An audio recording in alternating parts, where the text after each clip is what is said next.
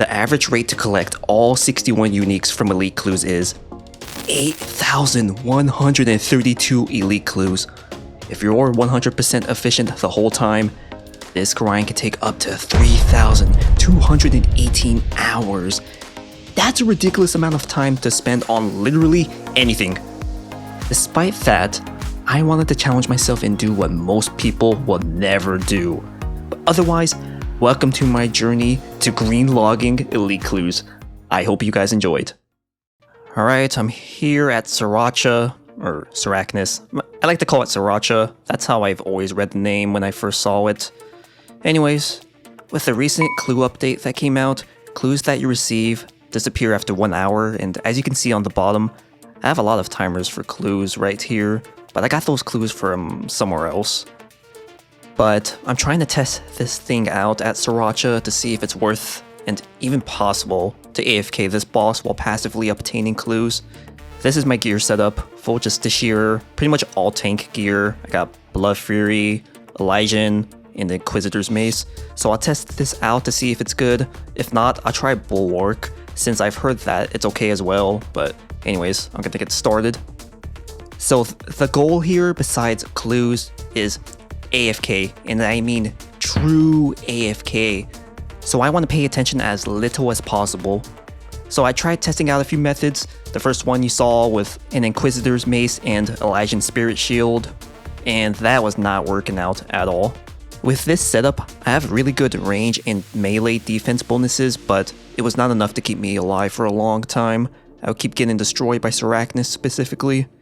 So I tried doing a couple of things. I tried using Din's Bulwark for even more defense bonuses. It did not work out. And then I tried using Scythe of Retur since it has really good DPS, and I was hoping that all the DPS would activate my Blood Fury more, but it was not the case. And keep in mind, this was tested before Arania Boots was in the game, so I wasn't able to use that. I mean, look at the screen. I'm playing on fixed mode. That's like ancient dinosaur times right there. But since these tests were so unsuccessful, I decided to ditch the idea of AFK Sarachnis until September 14th, 2024. Okay, I'm back at Sarachnis once again, but this time I'm here because there's a new boots that just got released not too long ago, the Arania boots. And with these boots, it should be able to negate Sarachnis' web effect, meaning I won't get stuck when she shoots her web attack. So I'm gonna test AFK Sarachnis one more time. So at this point you get the goal with Sarachnis. I'm trying to AFK this boss, and Arania boots was such a lifesaver. It really made this boss AFKable. So I tried doing a few setups. At first I tried having one piece of Missouri armor in my setups, and it was decent, but if anything I will last up to like 20 minutes at max before I probably end up dying. So in the end, I ended up going with Missouri top and bottom, and it was smooth sailing from there. With the setup I had, you can last up to 5.5 minutes before you have to restore prayer, and depending if you're lucky or not, you don't even have to restore health during that whole time as well. And if you do, you just use an SGS spec and you should be fine for the most part, unless you freaking miss both hits. But otherwise, considering this is a boss and you can AFK it, like I'm content with 5 minutes. That's pretty good for a boss, honestly. But yeah, the whole process with this boss is so simple. Just pray melee into AFK until you need to restore either your health or prayer. That's it, or collect clues. So at the beginning of day 4, in 1022 kills, I got a new collection log, which was Sarachnis Kujal. On day 5, I decided to test the new prayer regeneration potion, which was only in the game for a day during this recording, and it was amazing. My AFK time increased to 8 minutes, which once again, for a boss, that's really good. On day 11, in 2,948 kills, I got the pet. At the end of the day, I shoved her eggs back up her ass to make her change color. Don't demonetize me, YouTube, I'm just kidding. And then like any other good care owner, I stuffed her in my daddy daycare home.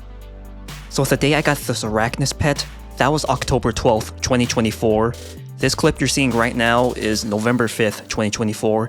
And the reason for having almost a month-long gap is because I really wanted to go hard on my hard clue grind, and November 5th was when I reached that goal. I told myself after I reached my 3000 hard clue goal that I was gonna go back to grinding out elite clues regardless if I greenlock the hard clue section or not, so November 5th also marked the official start day of my elite clue grind. As you can see, I have 399 elites and 102 masters stacked on this date. By the way, I did open those 3005 hard clues if you haven't seen the video yet, but anyways, with the 3000 hard clue grind out of the way, I decided to go back to AFKing Sarachnis. But then 8 hours later, I ended up greenlogging Sarachnis, getting the jar at 3,525 kills. So even though Sarachnis is greenlogged, I still wanted to AFK Sarachnis so that way I could get some passive elite clues. So that's something I'm going to be doing for a long time. And it's going to be nothing new, you've seen everything, so that's the end of Sarachnis. So with that grind out of the way, we're going to go back in time again to July 2nd, 2024, which is the beginning of my Callisto grind. Oh, I almost forgot, but in total, I bought 15 blood shards, and while all of it wasn't strictly used at Sarachnis, in the end, I spent 184 mil on blood shards alone. So it was a bit pricey, but it was well worth the AFK, honestly. So here's my Callisto log. I'm pretty much missing everything. I got a dragon pickaxe and two-hand sword from other pieces of content. But right now I have 64 Callisto kills and 204 RDO kills, which I did a long time ago, I don't know when. So yeah, I'm doing Callisto in particular. Callisto is the multi-combat variant, which also means I'm going to be doing it in teams. Tuna doing group content? Is he okay? What's going on here? Yep, that's right. I'm doing it with a team. So, since it's in the wilderness, there is quite a bit of risk as well. But that's the exciting part, right? Right? The beginning days of starting this grind was really rough. I joined a random Callisto Discord, and I don't know if metas were still unknown back in July of 2024, but the group I was in wasn't the most efficient, and whenever a PKer showed up, people would just run off. All that time spent running away probably wasn't worth it in the long run, and there was a lot of running away, let me tell you.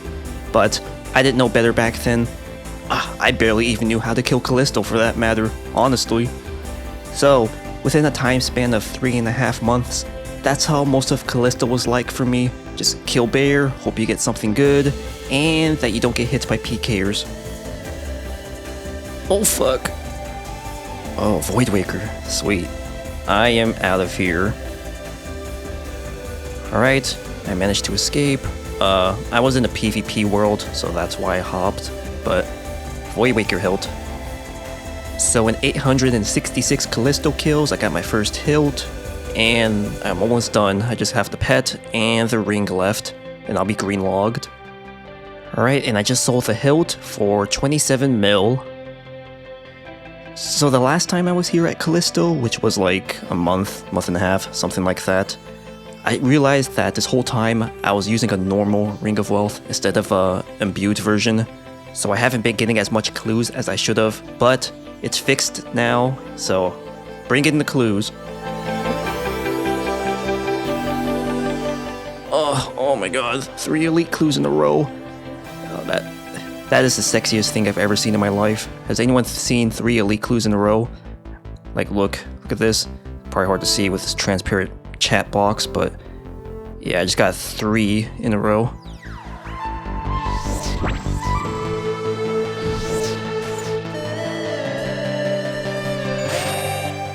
Ooh, another hilt. Alright, I am out of here. What's wrong with this? I'm tanking Callisto and I decided to leave suddenly. Don't leave suddenly if you're the tank. Make sure you get a replacement. Ooh, Tyrannical Ring. Alright, new collection log. So that means the only thing I have left is the pet. Earlier in the video, I showed that I had 3005 hard caskets and mentioned that I was gonna start grinding out elites, but long story short, I ended up changing my mind and just finished hard clues, but now that hard clues is greenlogged, I am now gonna hardcore grind elite clues, and all the clips from now should be in chronological order. But taking a look at my casket stacks, I went from 399 elites to 712. And 102 masters to 419, so that's pretty good progress despite mainly focusing on hard clues during that time. What's wrong with this? Yay! I'm a grown man. Holy shit, oh god, there's a lot of PKers here. Wow, I actually escaped.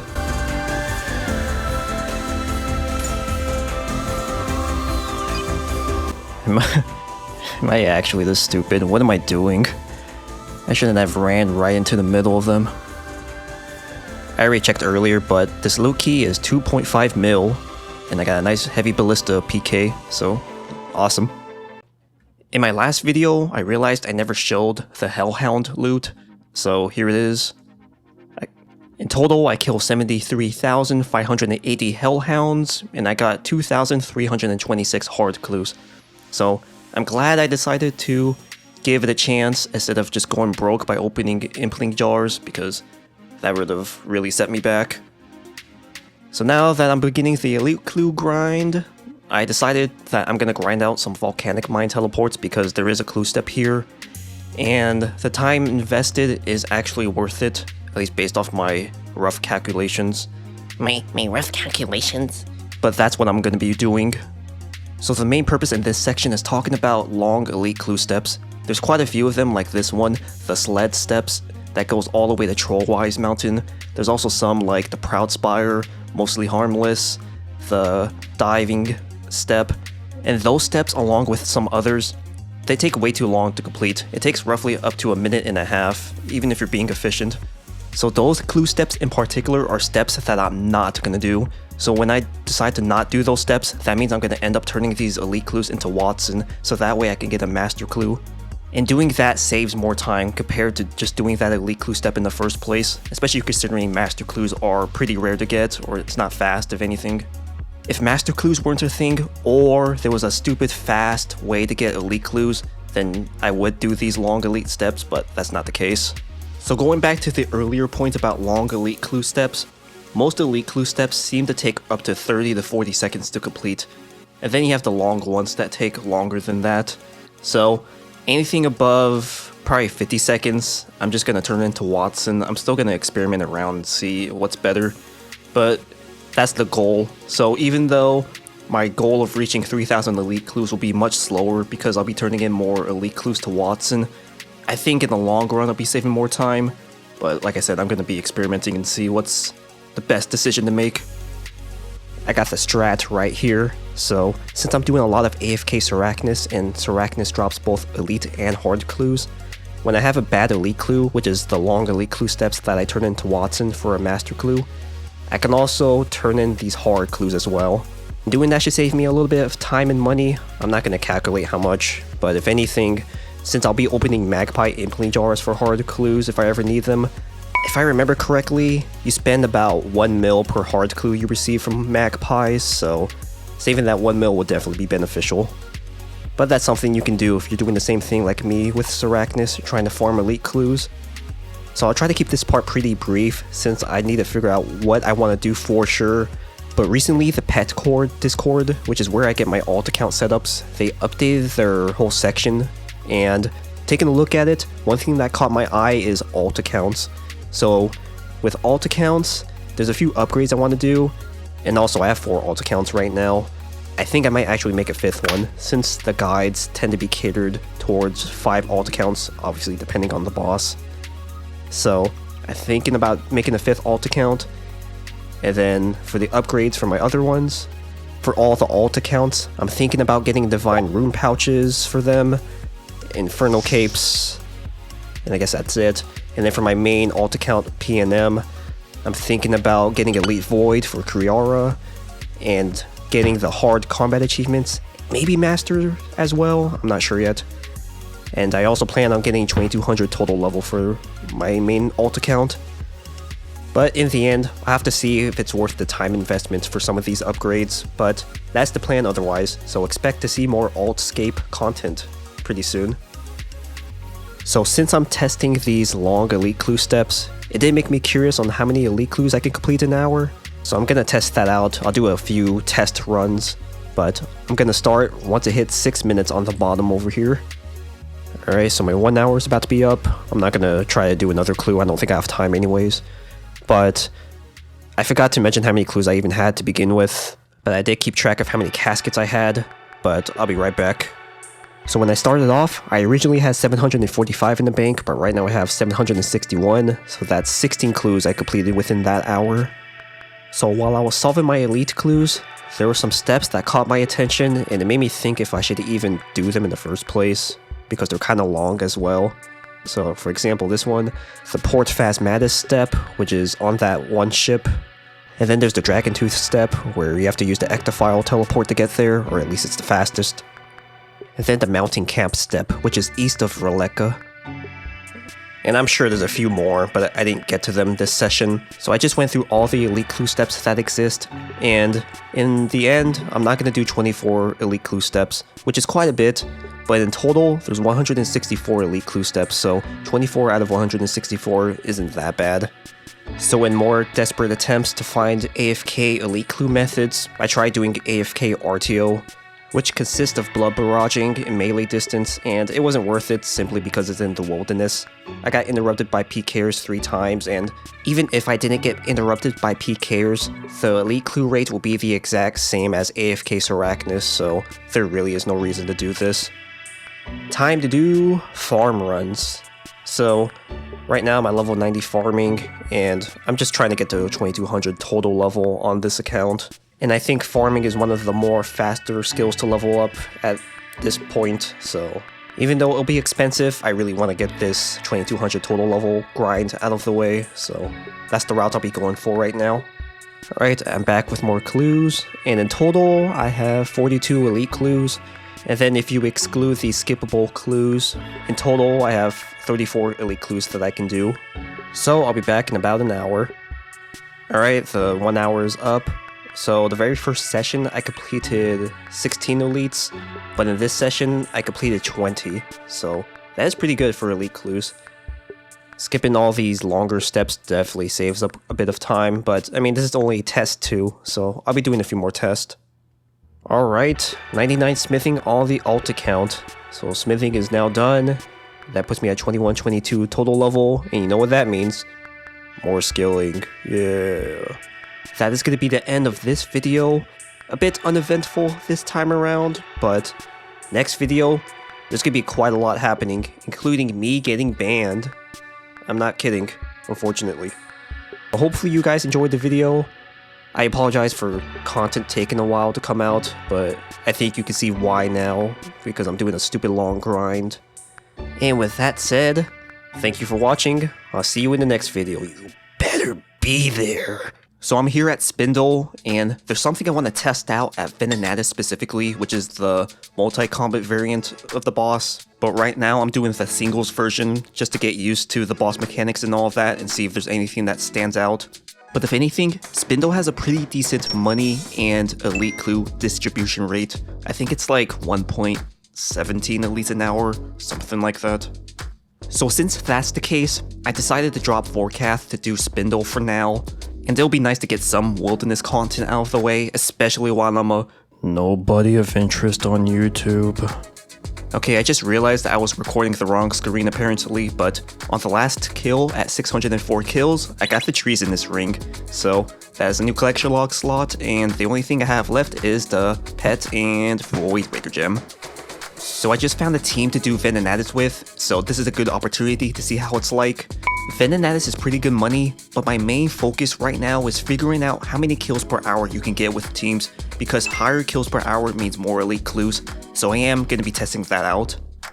Man, I gotta say, these Venenatis sessions are really nice.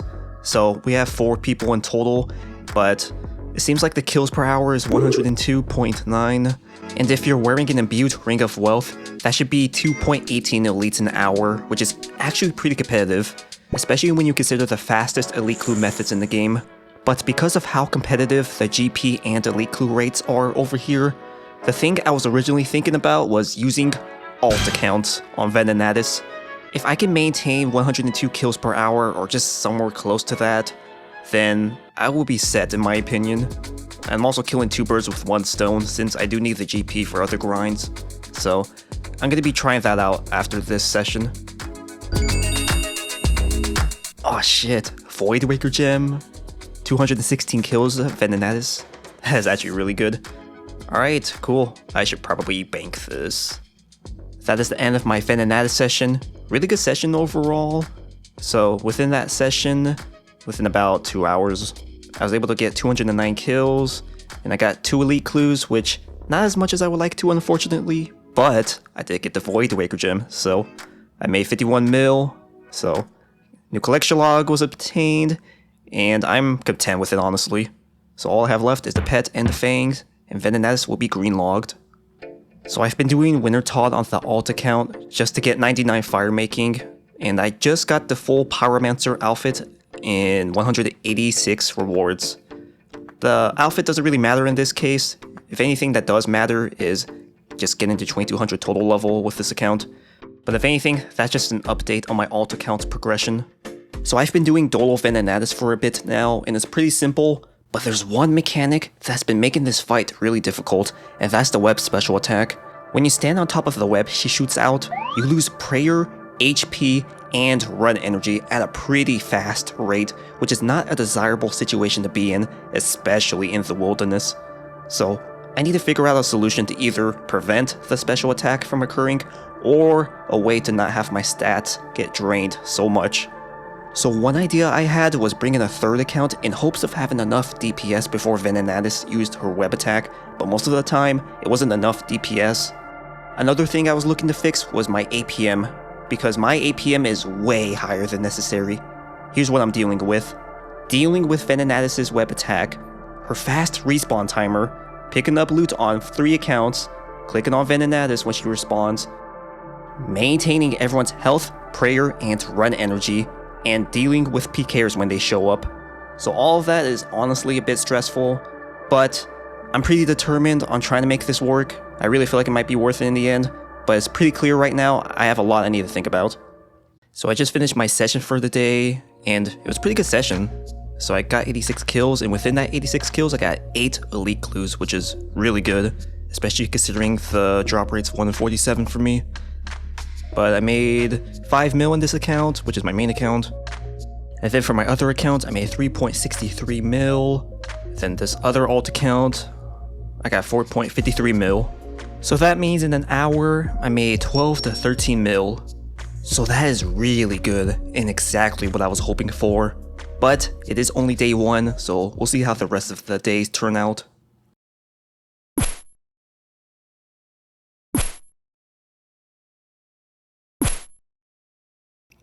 Dude, my freaking alt is destroying that guy. He's just running around all scared. That's kind of funny. Dude, this guy's friend just left him for some reason. I don't know why, because my alt accounts are long gone, but I mean, I'll take it. But it kind of sucks because I might actually die here because I'm running out of resources. Oh man, that's so sad. My teleblock was almost gone too. I had like a 5.6 mil looting bag as well. Alright, GG, you deserved it. Ooh, I think I have an idea. Hold on, watch this. Do it, leave. Yep, okay, good. He left. Easy escape. Okay, back with another 1 hour test run. In total, I have 30 clues and 2 of them I'm skipping, and I'm gonna start when it hits 12 minutes. So in 3 minutes, I'll be hitting the 1 hour mark, but all the clues I have left are the long steps, and I don't think I'll be able to complete another clue. Maybe I can, but I'll just conclude my session here. So when I first started my 1 hour session, I originally had 818 caskets in the bank, but I have 837, so that means I completed 19 clues within this 1 hour session. And keep in mind, I did have 3 minutes left until my run ended, but even so, 19 clues within that hour is still really good. And when you consider that if you did these long elite clue steps, you'll be able to complete 18 clues an hour, so being able to solve an additional 1 to 2, it's definitely a time saver in the long run. Alright, so I was taking a massive shit. I had some downtime, and I just came up with the greatest idea. So I decided that I'm gonna use this spell, which is generally used in content with alt accounts, and that is the lunar spell, Stat Restore, Pot Share. So with this spell, I'll be using it on the super energy, which should restore stamina for each of my accounts as long as they're nearby. I can also use it on the super restores to restore everyone's prayer, and the benefit of using this spell means less clicks overall, which is highly appreciated. So now I shouldn't have to really worry about Venenatis' web attack, so I think this will work out. I haven't actually tested it yet, but I can't really see how this will be bad. So for my main account, I decided to just put more brews, so I should have a higher likelihood of escaping PKers now. I also slightly changed the setup, so I have more defense bonuses now, more specifically with range and melee. And then for how much I'm risking with protect item, it's 575k, not including the Drover parchments, which are expensive for some reason, like a mil. I don't know why, but not too bad of a risk. And then also whatever is in my looting bag, I risk as well. So this new setup has been working extremely well. By countering one of the bigger obstacles, I was way more at ease despite the previous hassles I mentioned earlier. So I think this is the ideal setup right here. I've tried keeping it as simple as possible. I increased my odds of survival. I really don't think there's any way I can improve it. Now the last thing to talk about is, am I really profitable in the end? It's hard to have precise numbers since the amount of times I get PK'd or have to dip varies a lot. But if anything, I have some rough estimates. This estimate assumes my main account never dies, and this takes Blood Fury charges and Revenant Ether charges into consideration, and this also assumes I'm hitting non-stop for an hour straight. So, if no accounts die and I have between 72 to 80 kills per hour, that means I make 13 to 15.6 mil an hour from common loot alone. If both alt accounts die once within the hour, then I'm making 12 to 14.8 mil an hour. Beyond that is who knows, but in the end, it looks like I'll profit as long as my main account doesn't die. But like I said, these are rough estimates, I can't really give precise numbers, but that's still really good money in the end, that's for sure. Wow, I just got my second forecast pet at 5,804 kills. I literally just got on 2 for the day, but anyways, nothing really new to report for forecast, still missing the same 2 things. So I'm on my alt account right now, and I was looking at my total level, which is at 2148 right now. So I'm making pretty good progress for the most part, but this is taking a long time. Like, I really want to grind it out and get it over with, so I decided to change things up again, and I'm now going to do the most expensive 99 since they're typically the fastest. So now I have to think about money making since, again, they're expensive, so I need to make sure I can recuperate some of those losses. So I'm about to hit 10,000 kills at Callisto. This is so exciting that I'm going to end the clip immediately. Alright, Fangs of Venenatis, so I think all I have left is the pet, and that should be all for Venenatis. Greetings from Tuna's new life. I'm here at my new home, known as Firewatches. So, with the 2200 total level plan in effect for my alt account, I specifically want AFK moneymakers, and I mean true AFK moneymakers. And there's not much, apparently. I'm really limited, and the best I have is Firewatches. And I have 3 accounts that I'm gonna have AFK here, so it should help with the profits per hour. But if anything, my first priority is getting my alt accounts to have good enough gear, so I do want to prioritize that. I feel like the extra DPS will be worth it in the end, so I don't mind spending additional money for that first before I buy the buyable skills. But the bigger reason is that I actually believe the AFK money is that good to continue doing once I get the buyable skills out of the way. My thought process is that I'm trying to look at the bigger picture and take opportunity costs into consideration. So in short, I'm gonna grind out blood shards for a super long time so I can gain some GP. And I'll leave it at that before I talk about this forever. 1k Venenatis kills. We're making some pretty good progress. Right now I'm doing teams, and it is so much chill doing teams and not playing on 3 accounts at once. Alright, I got some more elite clues, and I'm gonna do more test runs. I got about 20-ish, and I'll begin once it hits 5 minutes on the bottom. So I have a minute left, but all I have left is the long elite clue step, so I'm not gonna bother doing any of them. So before I started this test, I had 872 caskets, but right now I have 890. So with this test, I completed 18 clues. I really need to remember and show the amount of caskets I had at first because I keep forgetting. But yeah, 18 clues solved this time around. So I just realized right now, but I have 502 master caskets stacked, and today is February 3rd, 2025. The goal for master caskets is around 1500. I'm not entirely sure just yet, but regardless, we're at a pretty nice milestone right now. Today marks the end of the week for AFK money making at Firewatches for blood shards. Now, I didn't really bother being hardcore and keeping track of how many hours I spent at Firewatches specifically, but if I had to assume, I would say maybe 40 hours in total among 3 accounts. But regardless, within that 40 hours altogether, I obtained 15 blood shards and made 201 mil, which is really good. Actually, that's super good for AFKing. But if you want to take bonds into consideration, since obviously I have to buy 3 bonds for 3 accounts, bonds right now are about 13.5 mil, so subtract that, my profit should be 160 mil, which is still really good regardless for a week of AFKing. So this is really good, I'm happy with it. So I almost forgot to show the loot tracker, and also in case there's just that one person that's like, you bought those blood shards off the Grand Exchange. But here it is.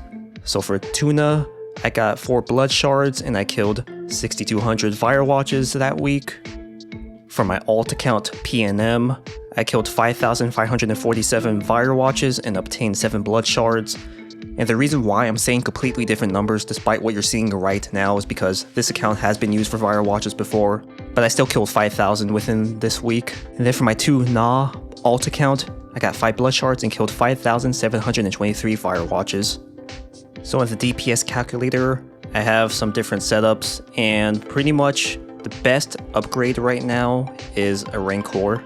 With the Amulet of Rancor, there's no max hit, but the kills increase by 2 seconds, which is definitely the better option. So I'm gonna buy a Rancor for both of my alt accounts. So I just bought 2 Amulet of Rancors for 185 mil, so there goes all my profit for the week.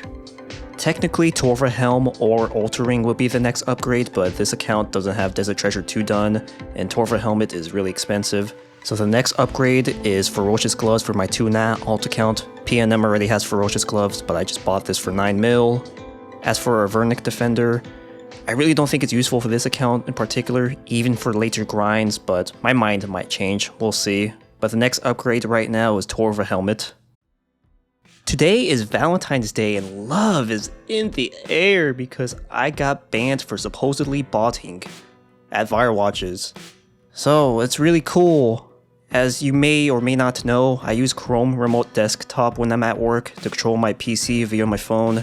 So I don't know if their software detected something stupid, but regardless, one thing I did notice during my grind so far is that I've had 2 different people like report my alt accounts.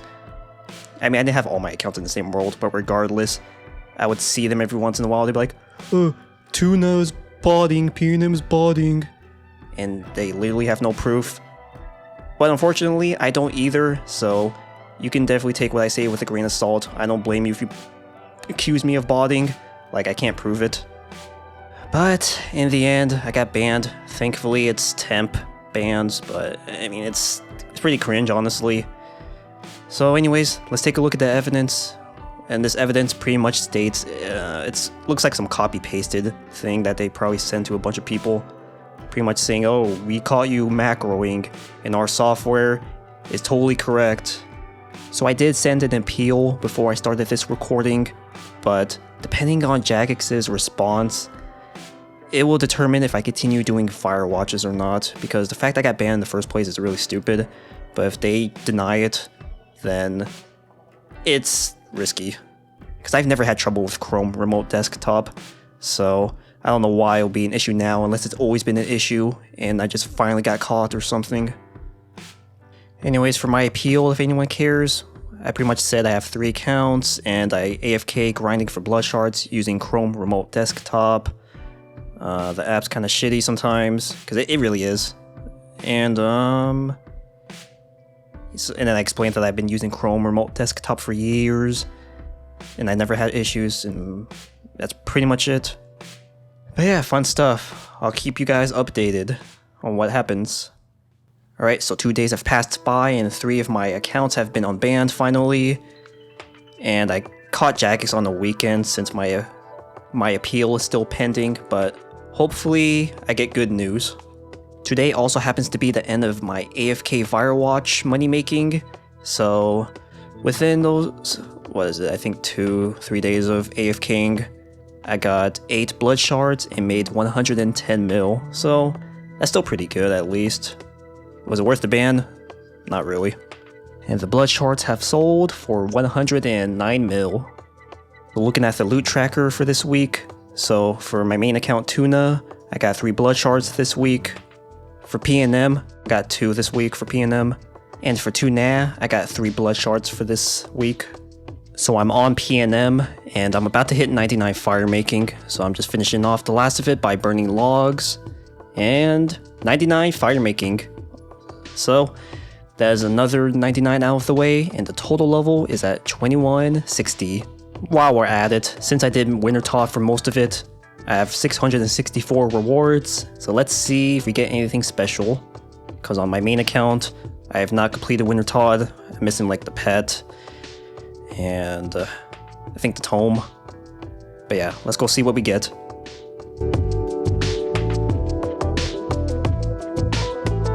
Alright, that's all the rewards, nothing special, but I'm gonna exchange the Pyromancer outfits.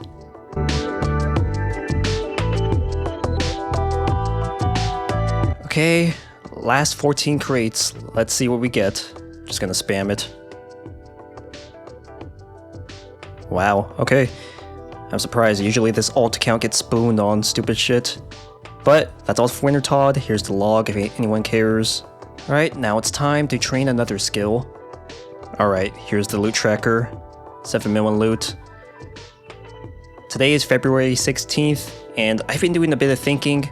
So, these days are going by really fast. So, while it's still winter, it's cold in general for that matter, I'm gonna take advantage of doing content that involves using many alt accounts.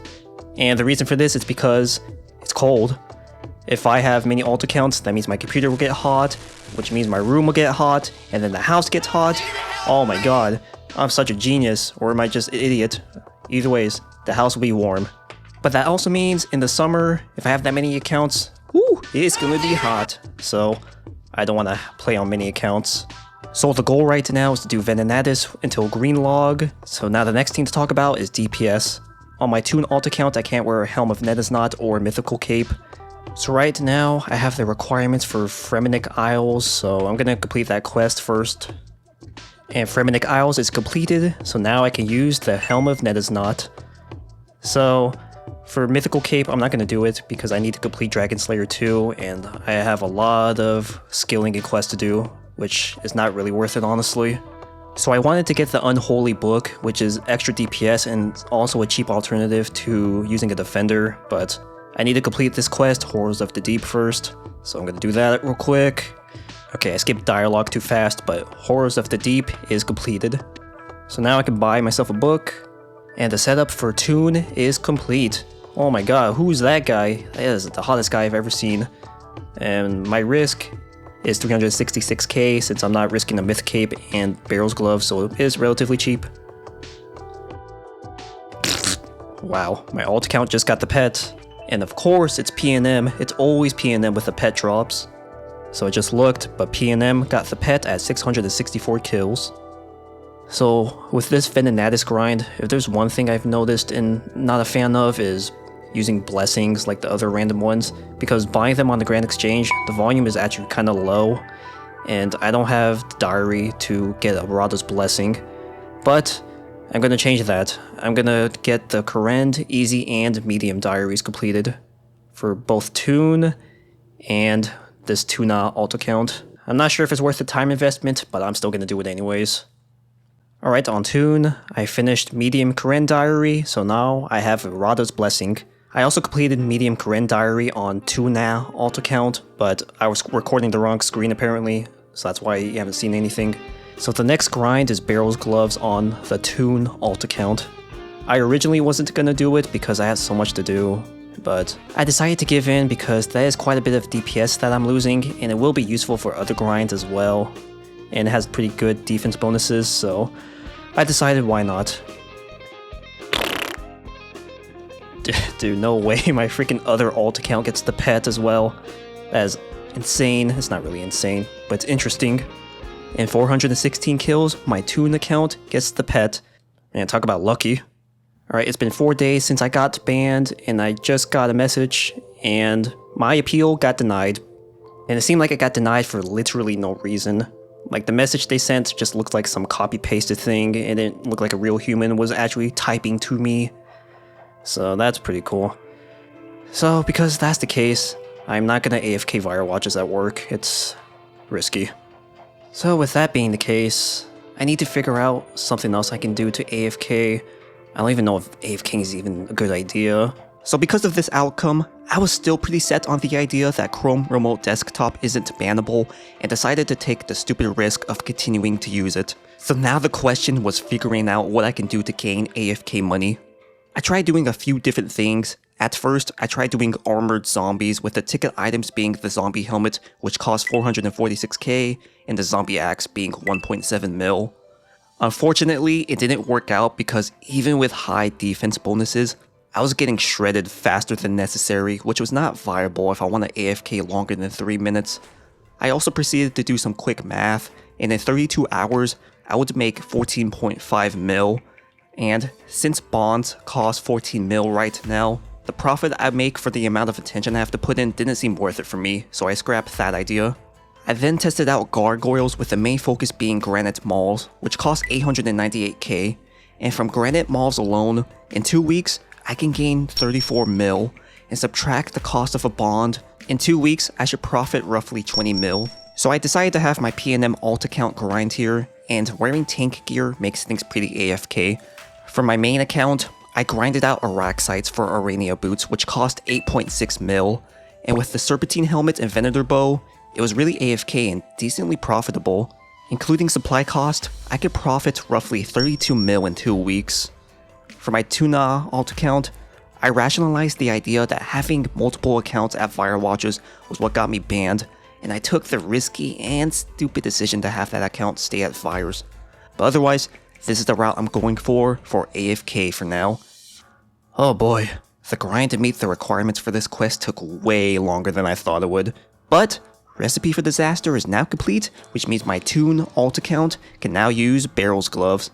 That's going to be a big upgrade for the account, especially once I start doing more alt-heavy content. You really can't pass up the big offense-defense bonuses. Gonna buy a few of these, and now I can continue on other things. Within that same day, I did another 1 hour elite clue run and completed 16 clues that session, and I also managed to get 99 wood cutting on my alt account. But then, a few days later, I decided to tackle a semi-long grind that I've been meaning to do for the longest time. Alright, the day has finally come. I've been meaning to make a new alt account and I'm finally starting it. So this account will be useful for alting, I guess? I don't know. I named this account 6 PM as SAT because it's 6 PM and a Saturday night. Yeah, well, sure I'm turning up on a Saturday night, huh? So, the goal for this account is to get Dragon Slayer 2 completed, so I do have a long grind ahead of me, and with this account, I'll mainly be showing updates when something big happens, like right now, I just burnt those shrimps. Yeah, it's great content right here. So with this account, I'll be following a Dragon Slayer 2 speedrun guide, which utilizes a lot of multitasking and efficient strats. For example, one thing I'll be doing the most is zero-time magic training, which is done by walking and enchanting bolts just like this. So doing stuff like this will greatly speed up the process for meeting the Dragon Slayer 2 requirements, so I'm quite excited about this. It also makes me curious how long it takes to complete Dragon Slayer 2 as well, so I will be playing pretty efficiently this whole time. So I only completed 2 quests so far, but now comes the fun part, which is training prayer through the Chaos Altar. With my account being so low leveled, the chances of getting PK'd is extremely low, which is why I'm getting prayer out of the way ASAP. I do have my main account here to help me trade bones when I need to, which will help speed up the process quite a lot.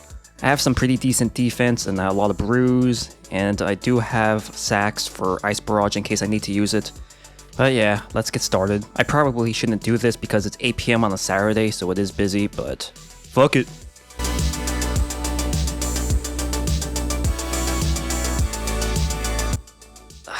Damn it. I was like 1 tick late from logging out. I also didn't expect to get PK'd in general. Alright, new rule. Log out every time you see a PK'er.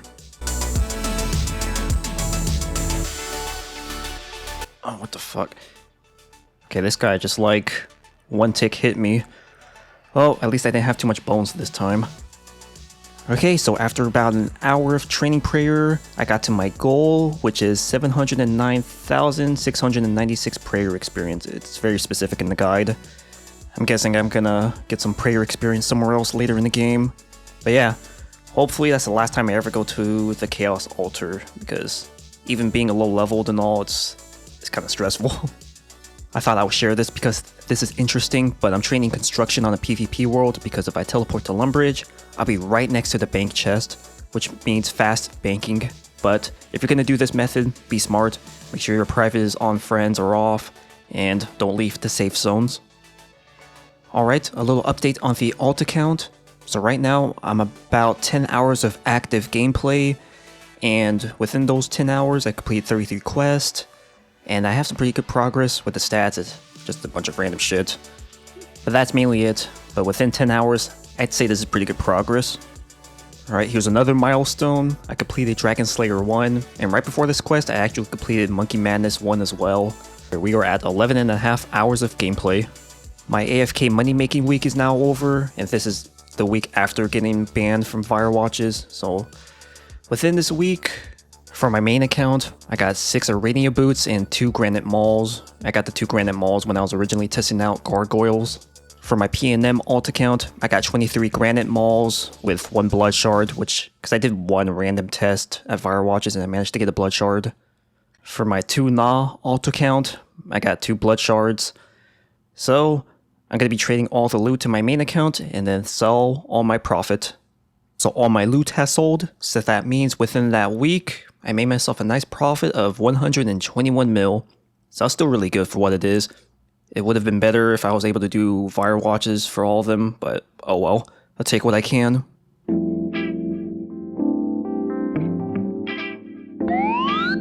Ooh, oh god, my alt account just got a Void Waker gem. Alright, gotta pick that up real quick. Alright, take a look at the looting bag. A nice 49 mil. Okay. Okay, yeah, I was debating about staying, but I had to see how much I'll be losing if I kept the Void Waker gem, and I'll be losing my mace, which I would prefer not to, so I'm glad I left. Wow, okay, so this is my Toon alt account, and yeah, he green logged Venenatus at 768 kills, so that's really spooned. So I just hit 2,000 kills on the main account, and making okay progress. I mean, even though the kills per hour is high, I'm not able to kill Venenatus as much as I would like to, since it's obviously in the wilderness. But a good milestone regardless so far. Damn, look how efficient I am. I'm trying to kill this one guy for a liar, but while I'm doing that, I'm training my magic at the same time. Oh, has efficiency gone too far? Oh yeah. Efficiency, magic, mining, smithing. All at the same time. Oh yeah. Oh my god, guys, look. I think I've officially gone crazy. I actually am 3-tick mining. Like, honestly, I've never been good with this 3-tick, 2-tick, whatever skilling methods. But I think after like however many years of playing this game, I finally understand how to do it. Finally. And I'm not a fan of it, honestly, but at least I'm learning. So with this Dragon Slayer 2 grind, all it really is just a bunch of questing and skilling, so we'll speed things up a bit. For a good while, I was chinning skeletal monkeys trying to get 80 range and 74 defense, which was really slow. And with chin champas, the attack style you use matters. In my case, since I was training both range and defense, I was using the long fuse style. But if you look at this table here, since all the monkeys are within 0 to 3 tiles of me, my accuracy was only 50% as opposed to 100, which made this grind take a few days. Despite that though, doing this was still more efficient in the end as I'm training 2 skills at once. After I reached my goal, I then proceeded to get a fire cape, and even with stats and gear like this, my skill level was way up there, so I was able to get my fire cape on my first try. Within that time, it was the end of week 2 for AFK money. My main account got 5 Arania boots, PNM got 30 granite mauls, technically he got 31, but I was AFK for that, so that was lost. And Tuna got 8 blood shards. So I proceeded to sell all of the loot, and I got 176 mil that week. A pro tip for anyone doing this quest, if they need goat weed for this section, you can get through the trolls really easily by doing the red X method. So when you click on the crate that has the goat weed, that click will be a red X, and when you click on that, you open the combat achievements tab at the same time, and by doing this, you ignore all the trolls you run past, even if there's one literally in front of you. So in case anyone's struggling with this section, that's what you can do as an alternative. So I continued with the grind, which consisted of skilling, really fun skilling. I completed some big quests like Desert Treasure 1 and Recipe for Disaster, and then I finished my main goal, which is completing Dragon Slayer 2. So now I could get Ferocious Gloves, which is the best in slot for melee if you want DPS, and that's also the main reason why I did Dragon Slayer 2 in the first place. But anyways, even though that's the case, I'm still not done with this account. I want to get at least base 90 stats for melee, and then for mage, I want to get 94 so I can use the lunar spells that I want to use. So there is quite a bit of work to do on this account still. And as for how long it took me to complete Dragon Slayer 2, it took me 4 days and 18 hours. So that's pretty good. That's pretty fast for what it is, considering how long it takes to get to Dragon Slayer 2. But from this point on, all this account is going to be doing for now is being stuck at Nightmare Zone for countless hours. So now that my new alt, 6 PM, is practically done, it is now time for me to go hard on the Elite Clue grind. At least until it hits the warmer seasons. So, what I had in mind was doing 1+5 Sarachnis for Elite Clues, and I'm about to sell my loot tab so I could get my alt accounts the proper gear. So with 1+5, you can achieve up to 130 kills per hour, which should be 2.28 elites an hour. Oh yeah, I almost forgot, but I recently hit a milestone with my elite caskets. Right now, I'm at 1,003 caskets, so we're slowly getting to that 3,000 goal, almost halfway there. Just sold everything from my loot tab, and I got back 448 mil, so that should be enough to fund my alt accounts. Today is the end of week 3 AFK money making. For this week, my Tuna alt account ran out of membership, so it was only my main and PNM who were AFKing this week. For this week, I did fires on Tuna and got 3 shards. Then on PNM, he got 40 granite mauls. Technically it was 41, but I was AFK for one of them sadly, so I didn't get to collect it. So I sold all the granite mauls for 32.4 mil, and for the blood shards, I'm actually gonna keep since I'm gonna do Sarachnis, so there's no point in selling them. So 32 mil was made this week. Ooh boy, does it smell in my room or what? Who's this virgin right here? Oh wait, it's me! So unfortunately, I'm still training my 6 PM account, so for now, it's just gonna be 1+4 Sarachnis. So there's not much to this boss when using alt accounts. My main account has max melee, so he has a lower chance of getting sniped to kill, and then my alt accounts potion share super combats and restores among each other, and give my main account spec whenever they can. I then have an alt account that heals everyone when they need it and resupplies accounts when they run low on supplies. That's all there is to it, so I'm not going to get that in depth since it is a basic boss overall. In 1 hour, I was able to achieve 127 kills, which is really good considering I was trying to get used to everything and made some mistakes along the way. Then within the day, in 5 hours, I achieved 651 kills. Since Sarachnis is already green logged, I'll only be doing monthly updates after this clip, but I just wanted to show how good Sarachnis could be for clues when using alt accounts. But anyways, I got 13 elite clues within 5 hours, which is really nice. You know, I've always been curious if I would still get notified that I got a clue if I was far away, so I guess that answers my question. Now I need to get it before it despawns. Oh, thank goodness I got it on time. I was worried I would be too slow. This is the end of week 4 for AFK money making, and I got pretty lucky. Now, from this point on, I'm only gonna show updates once every month, since it's really repetitive showing it weekly. But for my main account, I got 9 boots, which is really spooned. There was even one day where I got 4 boots in a single day. I also did a tiny bit of fire watches on this account, and I got 1 blood shard as well. For P&M, I wasn't logged in most of the time, but I only got 10 mauls this week. Then for Tuna, I got 3 shards. So, in the end, I got 128 mil, but I will be keeping the blood shards however, since I am doing Sarachnis now and utilizing blood furies for all the accounts, so in reality, my profit for this week is 71 mil. I have to admit, this grind got the better of me, and I will be giving up on doing Venenatis 1+3.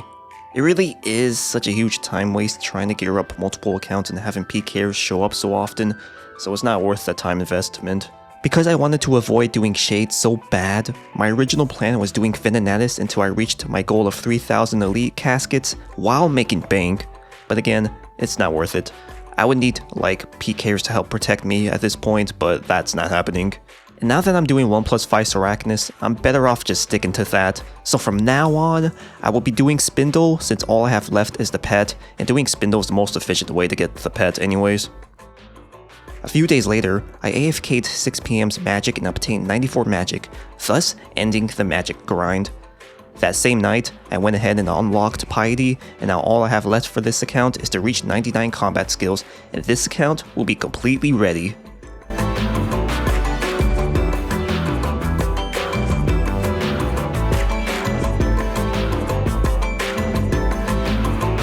Wow, I just got the pet finally after like, what is this? 15,263 kills. Alright, cool. I'm not that amused to be honest, but that's it. But yeah, finally got the pet, thus green logging Callisto at 15k kills and RDO at 255.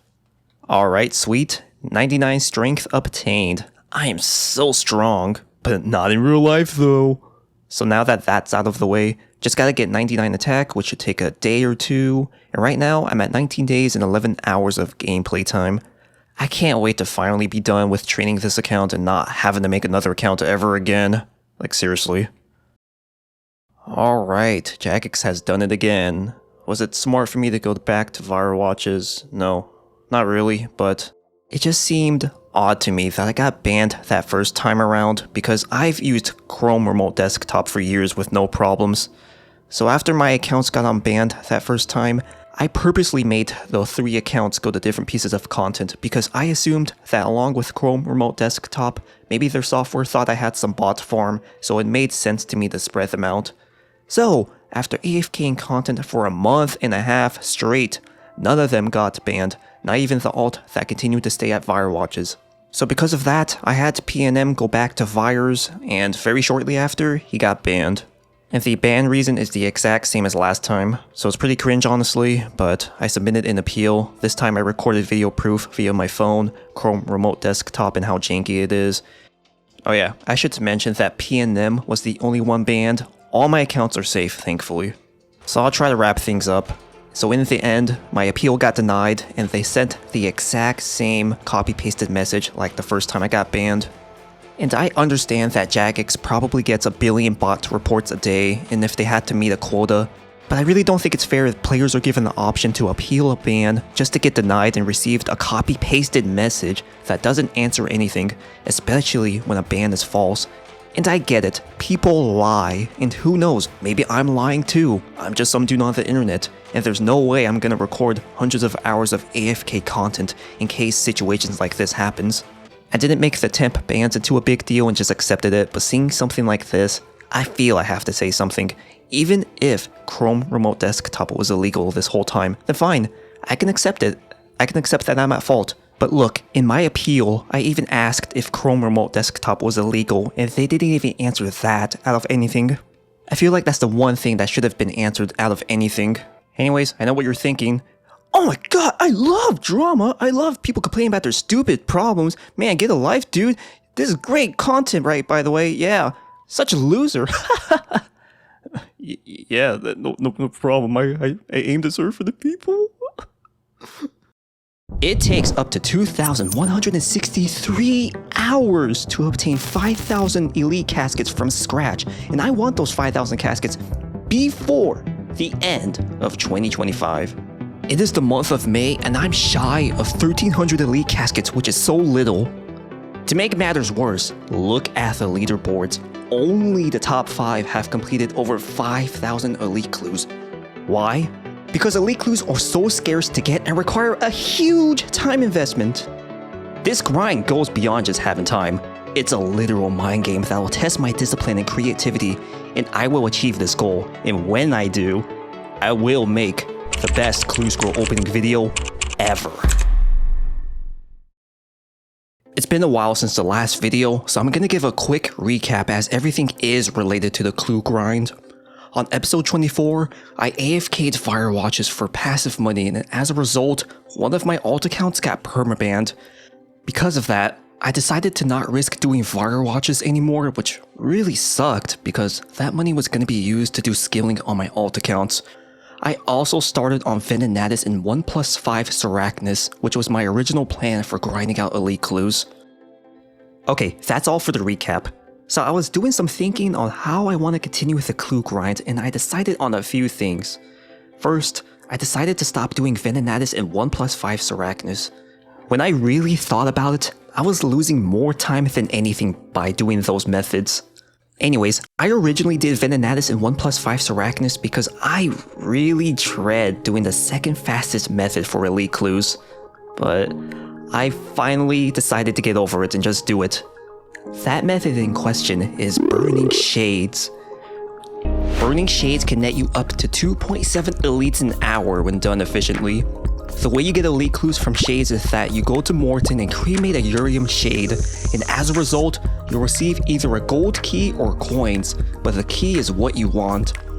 These keys are used to loot chests in the Shade Catacombs just north of Morton, and all the way south of the dungeon is the gold chest, which contains a chance to get an elite clue at a rate of 1 in 132.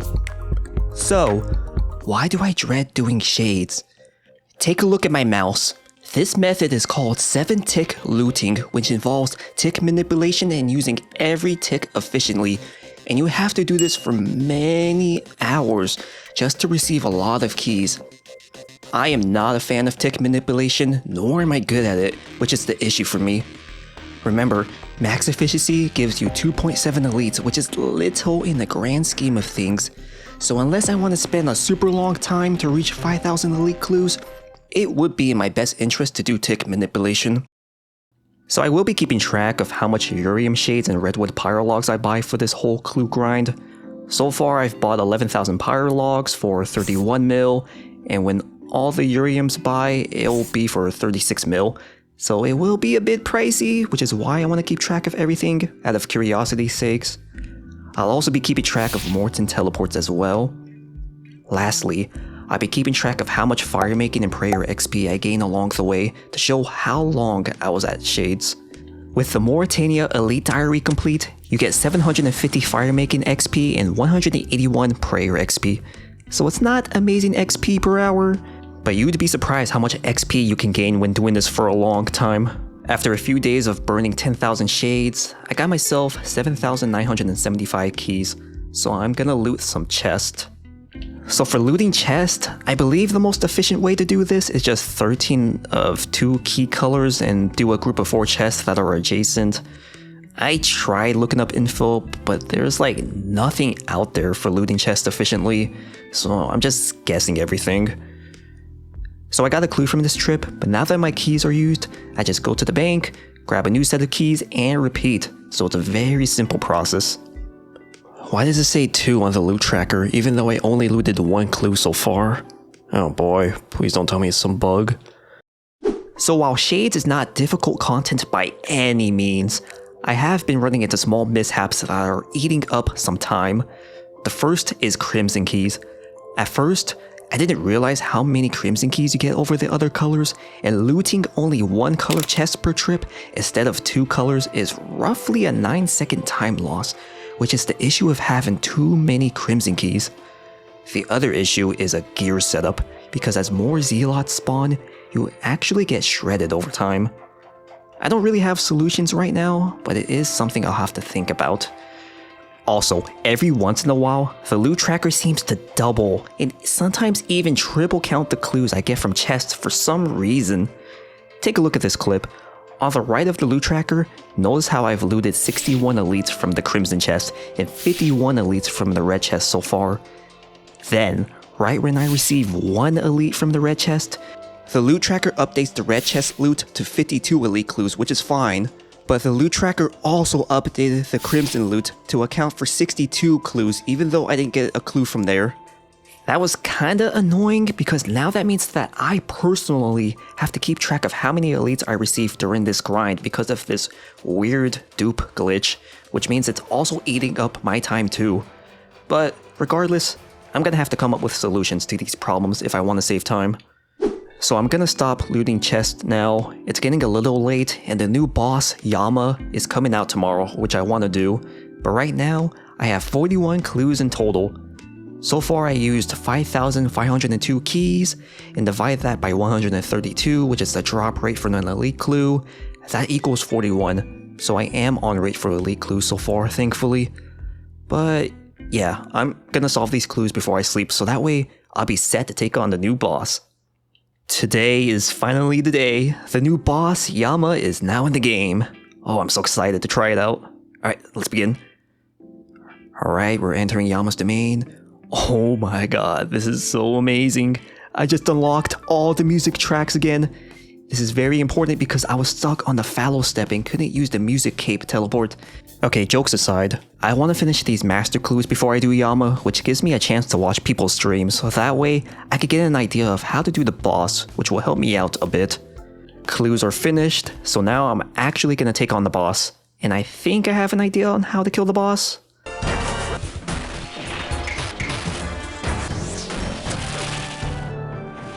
Yeah, that went way worse than I imagined.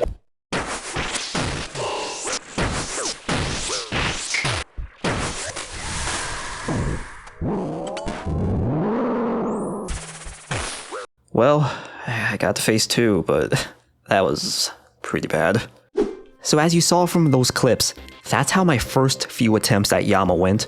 Even though I watched streams and it was day 1 of Yama, I clearly didn't know how to do anything right. There was so much going on that I was overwhelmed.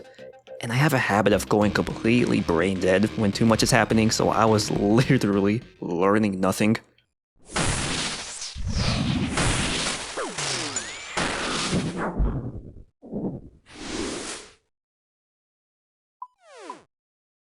The first kill, 6.5 minutes for 40 rupees.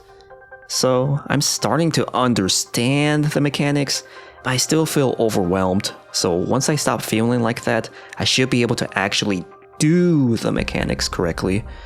But I'll get there, I just gotta keep going at it. So I kept on trying and I was slowly getting comfortable with everything. The biggest issue I was having now was phase 3. The Shadow Crash special and the Shadow Waves was rough.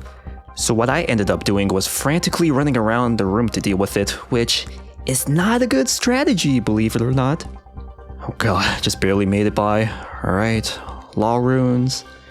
Even though this is only my 3rd kill, I'm debating how long I want to do this boss because I do want to get back to the clue grind, but with new late game PVM content, I usually like to camp it for a little because the money tends to be good, so I'm not too sure yet. Amazing, best loot ever. So I'm at 10 KC now and I've been using the mage setup, which is helping me feel less overwhelmed, so I'm actually learning and making progress, which is great. Alright, got our first collection log here, which is the Chasm Teleport. It's probably decent money, so I'm gonna sell it now.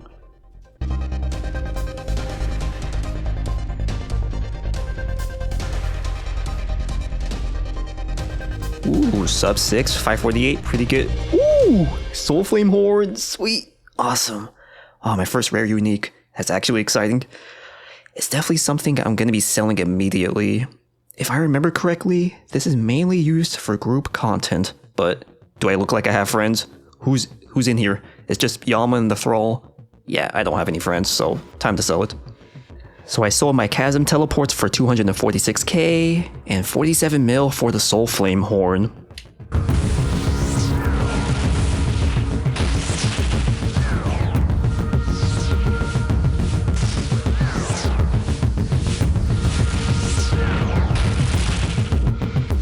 Can't believe I made that. 1 hit point. Am I rewarded? Yes, I'm rewarded. Collection log. Awesome. Can't believe that worked out. Barrel of demonic tallow. I have no idea what this is used for, but regardless, I'm glad to have gotten something. Collection log, Dowsier. What is this? Isn't it for the contracts? Right of vial transference. Now what is this? What are these things? You can make out some faded words on the ancient parchment. It appears to be a demonic learning on spell efficiency. Did you say efficiency? I'm all about efficiency. Oh my god. I think I'm in love.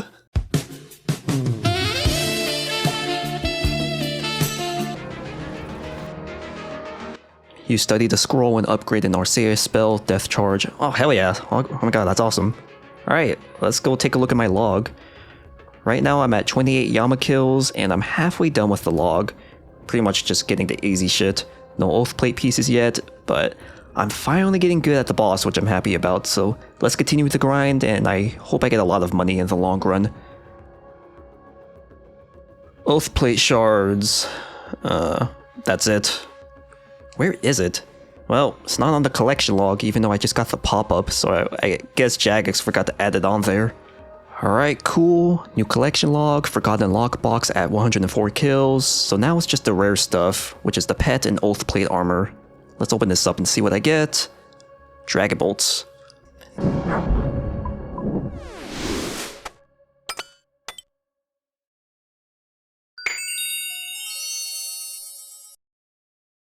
Nice, my second soul flame horn. How much is this worth? Because it's definitely not 11 mil. Actually, you know what? I'll keep it. I think it'll be useful for my alt account if anything, whenever I can make use of it.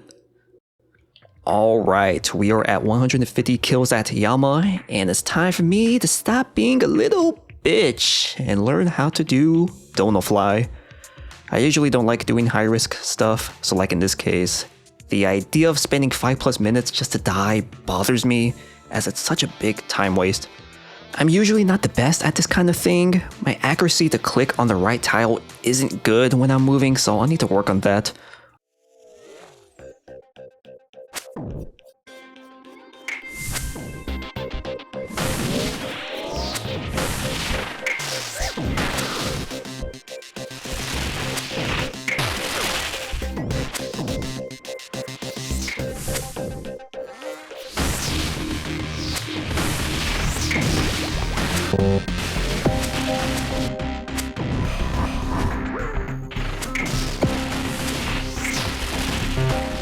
So you know you did Donofly right when you don't get hit by a single mechanic from Yama in P3. But that was not the case for me. You have to be tick perfect when doing Donofly, because if you're a tick too early or too late, that completely messes up the cycle. And let me remind you, I am not good at doing tick perfect stuff.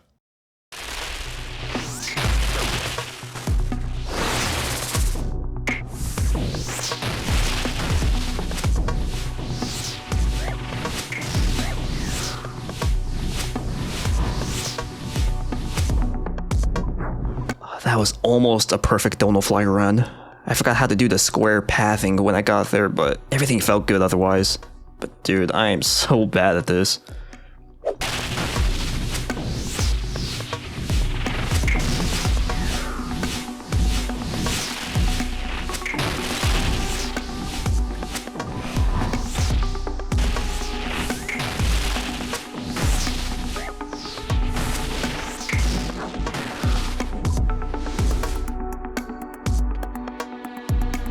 Ooh, new personal best, 422. But man, I got hit by the flame wall at the very end, so I'm not gonna count that as a perfect Donofly. But man, it's really satisfying when you do it right. That's right, it's even more satisfying than sex. Okay, whatever, shut up, good joke.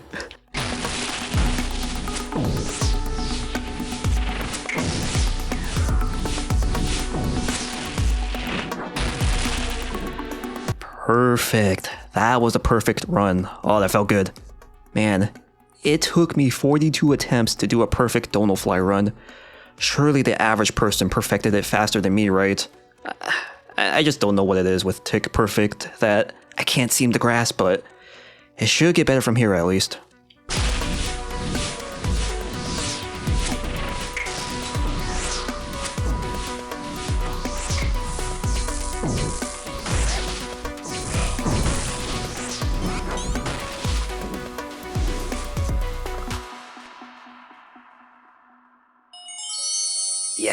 finally, my first piece. I'm picking that up. Finally got an oath plate piece at 240 kills, which is the legs. Now I can finally use it because I cannot afford it right now because I'm broke. Look at those red legs. That is some fashion. Alright, so that is some progress. 8 out of 11, 240 kills. Hopefully I can get the chest next because that's the one I really want. But let's continue the grind. Alright, I gotta admit, it's really hard to not do Yama because it is fun. But one of the reasons why I wanted to do Yama was for the money. But I don't think it's that great or not as good as I would want it to be. But otherwise, me hoping that Yama would drop elite clues at a good rate was the other reason for doing the boss. But it's not even dropping any right now, so it's kind of a waste of time. So for now, I am back here at the Clogger Retirement Center, also known as Shades. Also, what is up with these bots? Why are they burning shades? Because there is no way they're making that much money doing this. Or unless the bots are going into retirement soon, I don't know. So I changed my mind and I decided to sell the oath plate legs. I really have no idea what the price will stabilize to, so I'm just gonna take profit. I'm not losing much DPS without these anyways, and I really need the money, so 162 mil for me. The new updates for Yama is out, and elite clues are on the drop table for a rate of 1 in 66, so it's even worse than I thought it would be, but I'm still gonna go back anyways. So kills at Yama take a while. Obviously this is a dual boss and meant to be killed as such, but I usually don't do group content, but honestly, it would be in my best interest to do it, so I'm gonna actually do it. I'm not antisocial. I'm not afraid of talking to other people. It's so easy. I'm gonna do it. I'm gonna talk to someone to be my partner. Wanna do it? You can't make me! Look at the time! It's song time, baby! I really do love being efficient for group content! Fuck that shit! Conversation skills, non-existent, son! Social anxiety, all day long! Dude, get out of your comfort zone. No thanks! I'd rather be alone! Run away from my problems, because I am so damn dumb. Breaking down so much bitch. Thanks on the two, you're the shit. I didn't need to make this song. It has gone on for so long. At least these rhymes are so sick. I have a really small dick. Alright, I'm here with my friend, my alt account, Tuna. So, I'm gonna try something and I don't know how viable it is, but pretty much, I'm gonna horn spec my main account, so that way, I land a guaranteed Eldamol spec. Then the alt account chills there while my main account does all the mechanics, so more DPS being inflicted means the kills should be faster. So I'll cut to the chase. Trying to dolo Yama was just trolling myself. It's not even worth getting into detail because I didn't do this for long, but if anything, it was way more effort than it was worth, and all for 11 kills an hour, which is literally 1 kill faster than doing it solo. So I quickly scrapped the idea. That passive collection log, KBD heads, while doing the elite clue steps since I'm stacking up keys right now. Love to see it. I'm hoping I can green log KBD just by passively doing the elite clue step, which is possible. I got a lot more opportunities to do this clue step since I'm stacking up a shit ton of elite caskets, so we'll see if that ends up happening. Okay, so I was originally not gonna do anything related to Yama contracts until I finish my elite clue grind, but apparently there's some cheese method you can do with the glyphic attenuation contract, so I'm gonna take advantage of it because they're definitely gonna patch it. This method involves just ranging the boss the whole time instead of using melee, since Yama is only weak to crush on this contract. I'm here to impress in some categories, and I'll be honest, this is not one of them, so no shame. Thanks to the increased damage the higher your prayer bonus is, we can use this to our advantage by utilizing enchanted ruby bolts. When the special attack for enchanted ruby bolts activates, you deal damage up to 20% of your enemy's current health, up to a maximum of 100 hit points. But with this challenge and using enchanted ruby bolts, you can deal a max hit of 218 hit points. So, the strategy is just to rely on this max hit, which makes things so much easier compared to doing it the intended way, especially in P3.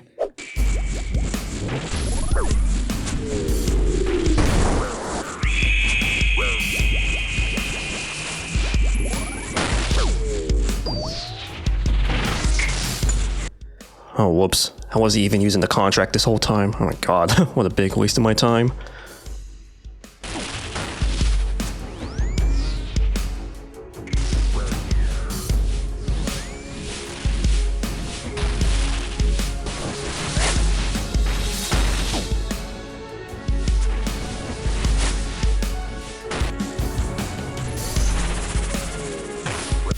Oh no, I forgot about my clue. I need to juggle that.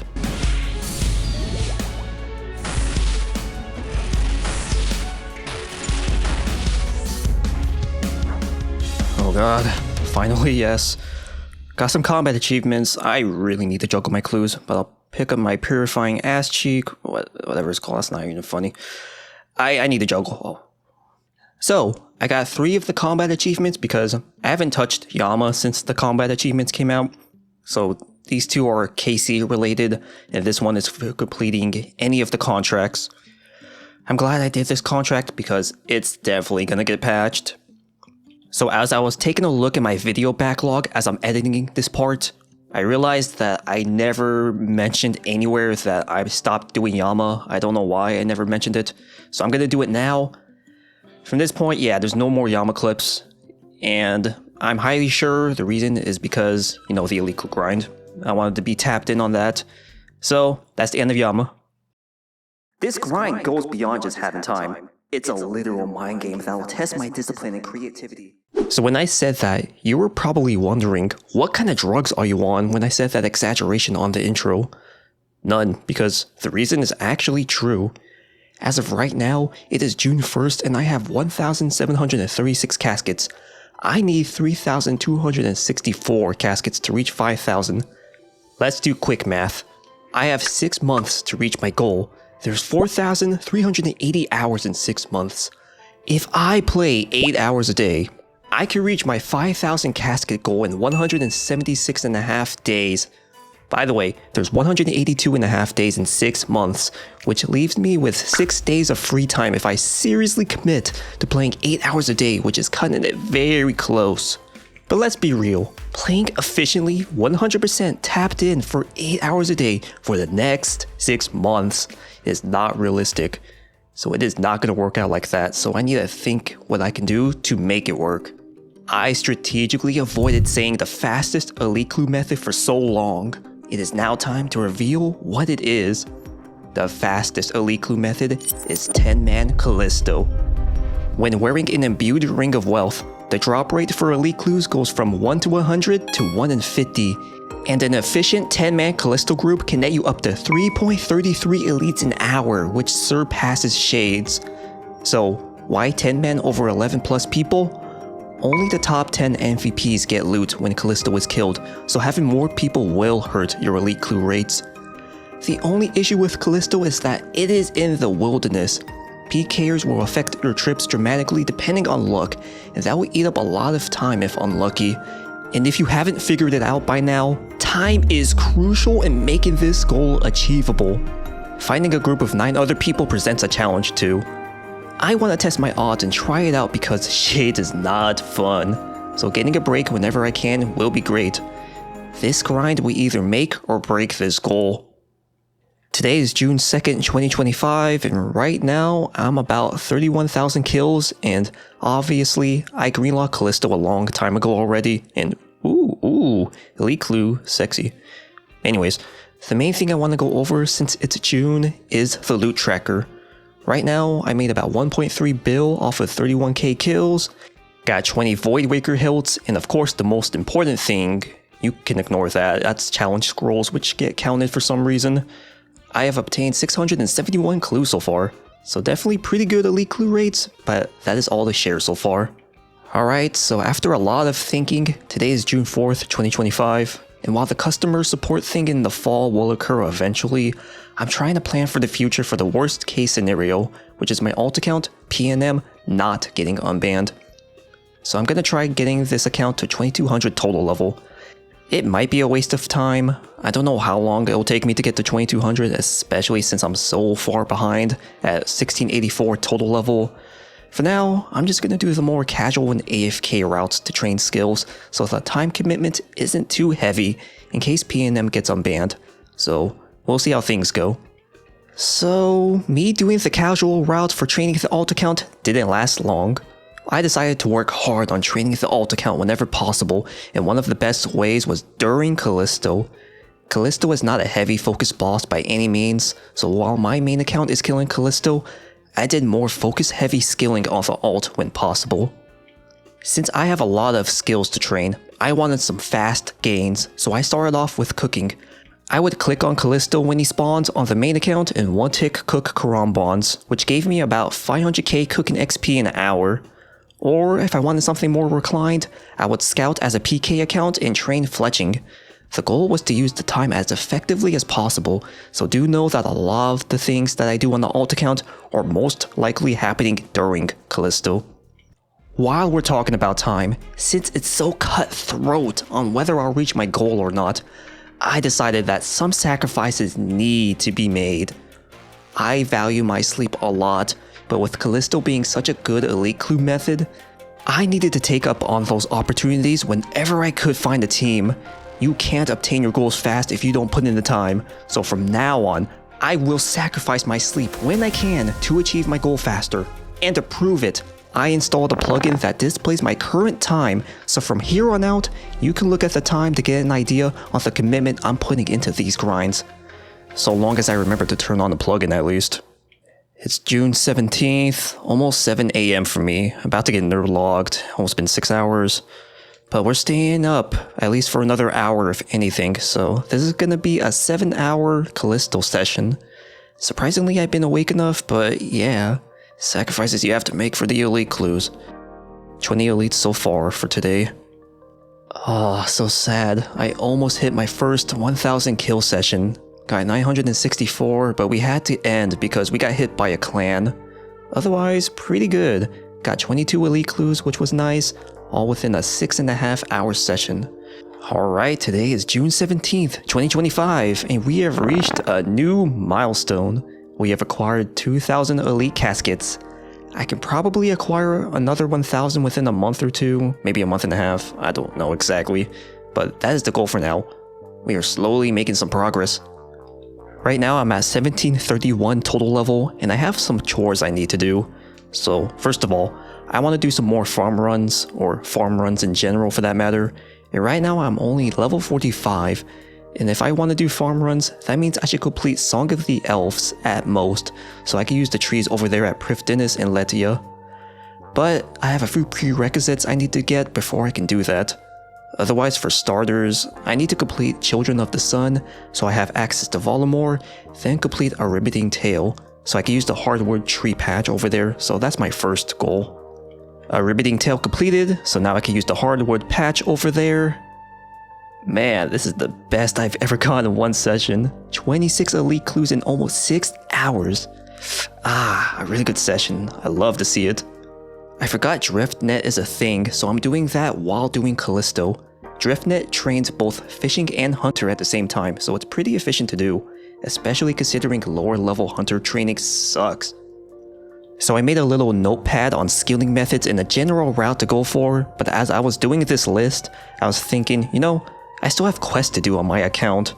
Like, right now, I have 129 out of 170 quests completed, so I have a lot that I can do. So I decided I'm better off doing these quests, since these quests can give pretty good experience. I don't think I'll do all of them, most likely just some of them. Another thing is also diaries.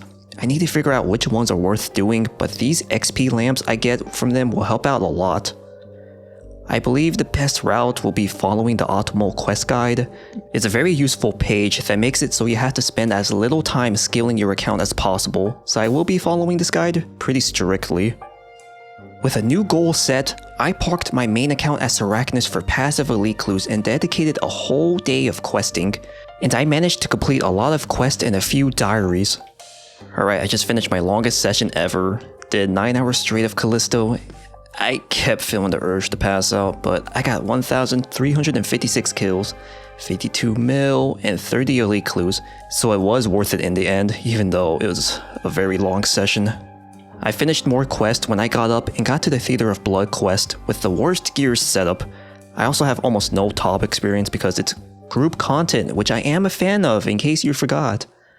Oh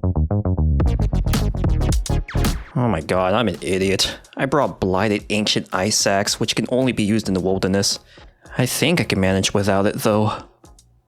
Yeah, this wouldn't have been possible if more than one Nilo spawned, so I'm glad I didn't need to barrage technically. Okay, I have no mage spells at all, so Nilos may be where the run ends. But I'm hoping quest mode will be easy enough that I can get through without it.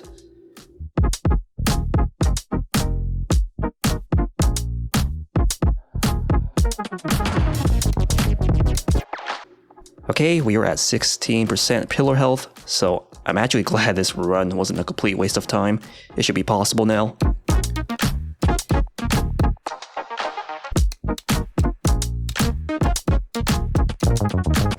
Yeah, I didn't think this is gonna work.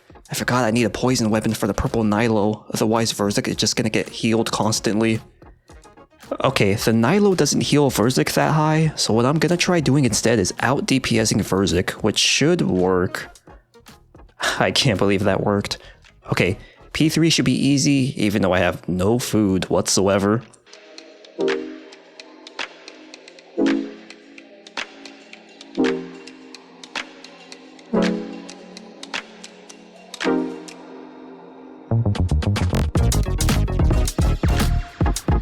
God, that was awful. No, please tell me that counts. Did it count? Does it count? Got a combat achievement. Oh god, biggest cock tease in the world. Alright, we did it, first try. There's no way that should have worked out like that with how many mistakes I did. But I'll take it. Alright, night at theater completed. So I can use these antique lamps, and I think I'm going to use it on range. Range training is more expensive, I believe, so it's probably the best decision. Alright, 80,000 range XP, and then once again, night at the theater completed. So I'm almost done with questing. Troll romance complete. Quest so cute I got a boner. Song of the Elves complete. Alright, we got the big one out of the way. We got a lot of experience, and we can now make an Eternal Crystal Teleport. Alright, the Eternal Teleport Crystal now obtained. So now we can do some efficient farm runs. We got a permanent teleport to the Ledia fruit tree patch, which will save a lot of time. Here on the alt account, right now I'm at 1860 total level, and I don't have too much AFK options for work. So I was looking at my skills, and the thing I want to do is get my Slayer level up. So right now, I need a point boost for multiple reasons. One reason is because I don't have a block list, so I need that. Secondly, I want to buy some things. I want to buy myself a permanent Slayer ring, and also a Slayer helmet. So those are my 3 priorities right now.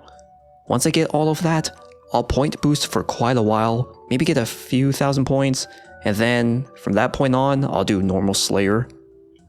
Once I do normal Slayer, then I can begin AFKing it, since I'll have the points to skip tasks. But for now, I will be doing Wody point boosting when I'm doing Callisto. So I just bought Mavalet Masquerade, which leaves me with 215 points, but Slayer Helmet is unlocked. And now we imbue the Slayer Helmet and we are set. Time to grind more points. So I am 1 farming level away from being able to plant a spirit tree in my POH, which is useful because I'm tired of having to go to my main account's house for that. The problem now is that I need a spirit seed, and it seems like the easiest and fastest method for me is turning in mole parts to Wyson the Gardener in Falador for a 1 in 171 chance of getting the spirit seed, so I'm gonna do that. So I give him some mole parts, and in exchange I get bird nest. Okay, giving him noted mole parts is better since he'll give you a box of nest. And now I loot these bird nest in hopes of getting a spirit seed.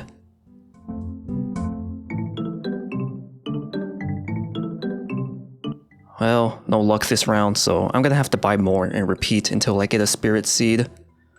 At this point, let's speed things up because there's a lot to talk about, and the content would be really repetitive if I didn't. On the same night of the spirit seed hunt, I unlocked the Slayer ring and officially started my AFK Slayer grind at work. I improvised with a setup that I've changed over time, with the main priority being to touch the alt account as little as possible. I proceeded to grind out more quests and diaries and got 300 quest points, which unlocked another block slot for the Slayer. On the same day, I did the most saddest thing I've ever done in my life, which was 13 hours of Callisto in a day. I almost got 2,000 kills in one day and got 49 elite clues. I know you internet trolls are licking your lips ready to talk shit, but please don't. Actually, go ahead. Your comments will help the YouTube algorithm. So, who's the loser now? Yeah, it's still me who's the loser. Later that day, I got myself a spirit seed and finally planted a spiritual fairy tree in my house, which makes transportation a bit more convenient. I reached a milestone of 50k Callisto kills. I got the Stackable Clues collection log filled when Stackable Clues officially came into the game. I did a lot of sweaty skilling during Callisto, which I honestly loved. There's something about being super efficient that really amuses me that I actually enjoy, and it really changed my perspective about grinding out skills which I used to really dislike and dread. Having goals and me naturally being a competitive person really kept me motivated. In fact, I was so motivated that I kept on going when I could have stopped. Karamja, Desert, Karend, Falador, Varrock, Mauritania Hard Diaries, complete. 99 cooking, Abyssal Needle so I can finally train runecrafting. More sweaty skilling such as Demonic Offering plus rooftop courses for prayer and agility training. Werewolf agility plus fletching, which sucked. ZMI plus fletching, which also sucked. Thieving plus fletching. Man, I hate fletching. I got 99 construction, 2,000 total level on the alt account. I went from 1684 to 2,000 in only 43 days. I wanted to optimize my AFK Slayer as much as I could, so I went and completed every quest, so that way I could get rid of Draymond's staff and free up one inventory slot. I grinded out Temperos for a fish barrel so I can maximize my AFK time, and...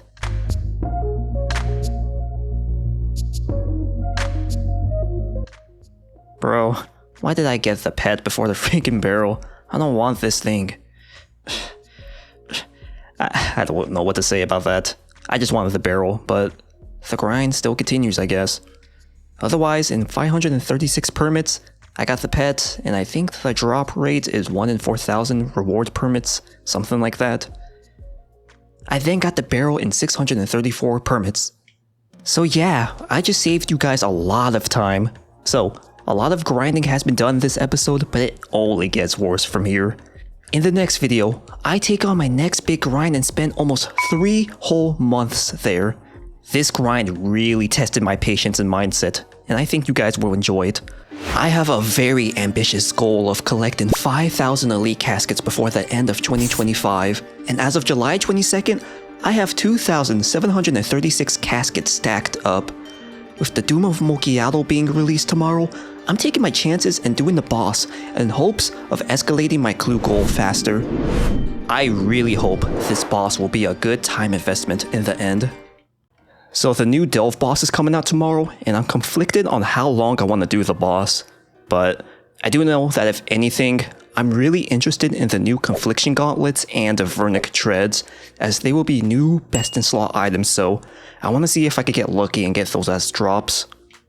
Otherwise, I'll consider doing the boss for a long time if it becomes a very competitive way of getting elite clues, or if the money's that great. But I'll be honest, I'm really coping. I've been doing that for a while, like since Yama came out for that matter, so we'll see what happens. The day is finally here. Part 3 of Volamore is out, and we got a lot of new content. We got 3 new quests, got the new Delve boss, we got other stuff. And you know what that means, right? Yeah, neither do I. If anything, I'm still doing shades for now. Right now, I'm gonna wait for quest guides to come out since I'm trying to use my time as effectively as possible with the whole elite clue grind. One thing I did notice though was that I was gonna do a tree run on the alt account and saw that there's 1 new tree patch, 1 fruit tree patch, and 1 new Colquat patch, which is really nice as it's more XP per hour. Even though at this point, I'm almost at 99, but hey, I'll take the additional XP. Alright, so I just realized this, but my dumbass was recording the wrong screen the whole time. So, I finished the 3 new quests, so those are done on the main account. So now I'm recording the right screen this time, but yeah, now I'm doing the quest on the alt account. The final dawn is complete on the alt account. I got some pretty good XP from this. And I could use this lamp on, let's see, prayer. Yeah, that's good, prayer. Hey, brother, I don't appreciate you staring at my ass like that. And the final quest, Shadows of Custodia complete. Alright, I'm gonna take a few shots at Mocha. I'm not gonna do it too much, I just wanna try it out if anything. But otherwise, I watch some streams and I get the mechanics for the most part, and a lot of it looks like it involves having good reaction times, which I highly doubt will be the case for me, but we'll take a shot and see how it goes. Alright, good for start. I am not surprised I died the first wave. Wow, look at me, I just completed wave 1. Can you believe it?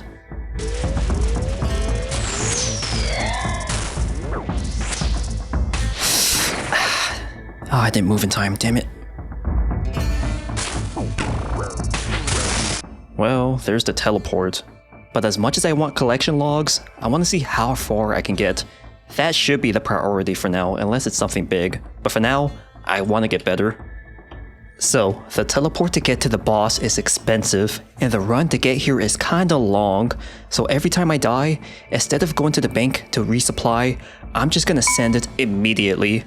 I think it'll be more efficient that way, so that way I have extra time to get some practice on the boss, since I'm sure I'll be dying a lot anyways.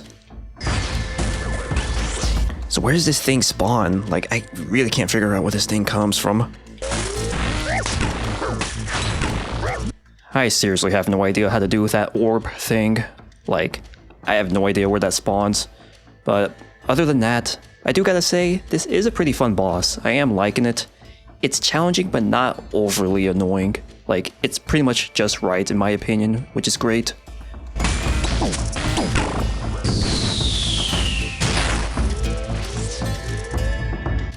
Yes, oh god, yes. Oh my god, I beat wave 7. Do I do wave 8? Do I... I'm not gonna learn unless I do it, so I'm gonna go right in. Oh gosh, it's gonna be rough.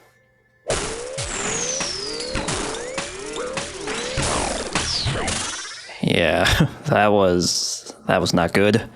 There's a little too much going on, but new personal best at least. Maybe made it to wave 8. Oh, never realized I never collected this, or got this collection log, but we got the teleport. So another thing to add to the collection log, probably the only thing for a good while for that matter.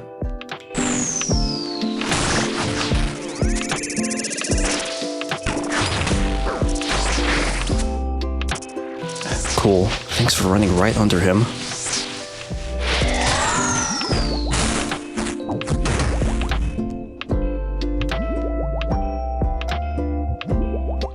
Yes, there it is, dude.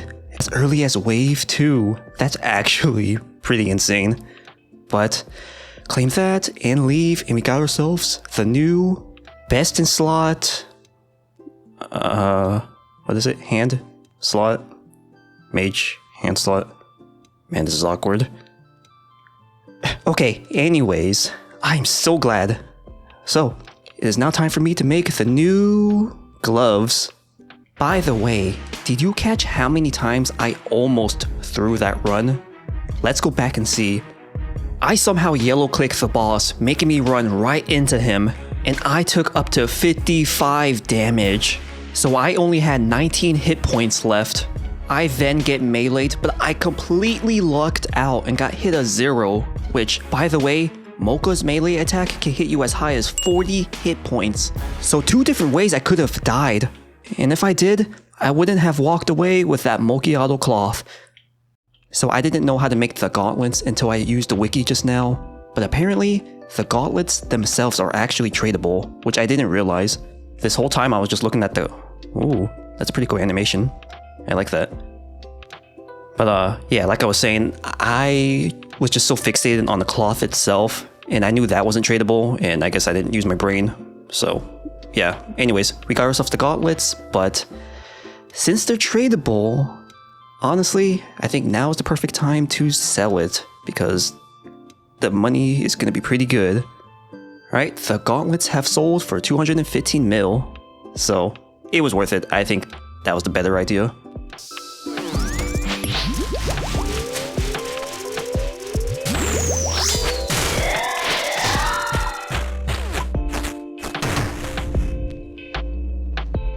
Ooh, yes! Wave 4 complete, and we got ourselves another cloth.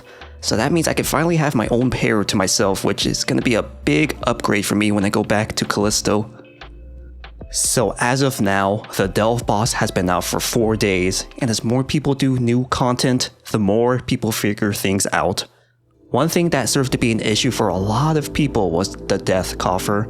With max gear, every time you die, you pay a max of 500k, which is really pricey, and a big reason why I never wanted to push myself hard to go past wave 8.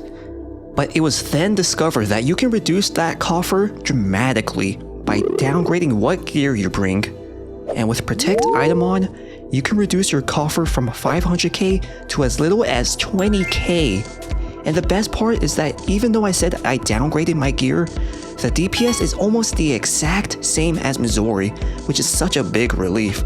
So, because of this 20k death coffer, I became motivated to actually push myself to wave 8, which is theoretically the hardest wave for the boss.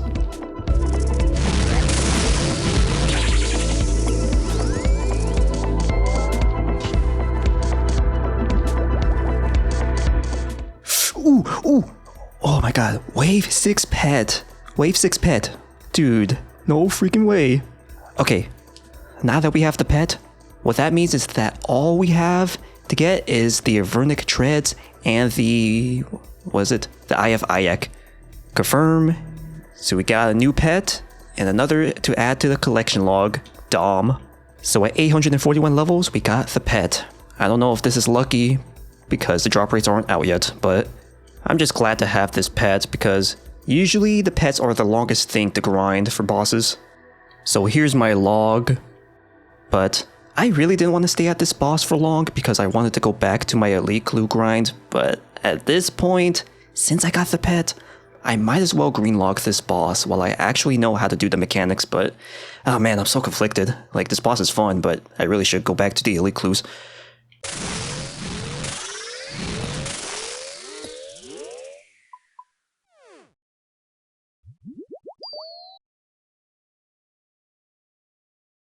So the reason why I wasn't saying anything was because my mic wasn't plugged in. Because of that though, I'm gonna recreate what happened when I got the treads as accurately as I can.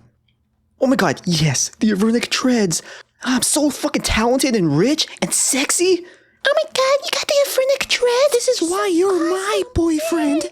I can't do any other girlfriends, this is the best I got! Okay, but on a serious note, besides being excited, I mentioned I'm at 1,047 total delves with only the butt plug left, and drop rates aren't out yet, but my log seems to be pretty healthy looking. That's what really happened, I swear. Damn it, I was so close!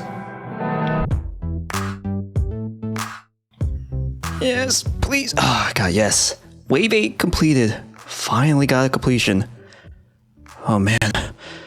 New PB, 9 minutes for 1 through 8. Man, wave 8 is really rough. So I died 114 times to get to wave 8, which could be a lot better. But otherwise, no more. I really don't think it's worth doing wave 8 for drops. Alright, just sold the Avernic Treads for 658 mil. I ended up changing my mind and just selling them because I'm really not going to be doing any PVM content until my elite clue grind is done. So having that money will be way more useful since the price for these will definitely be way down by the time I do need the boots, so I'm sure this is a good decision.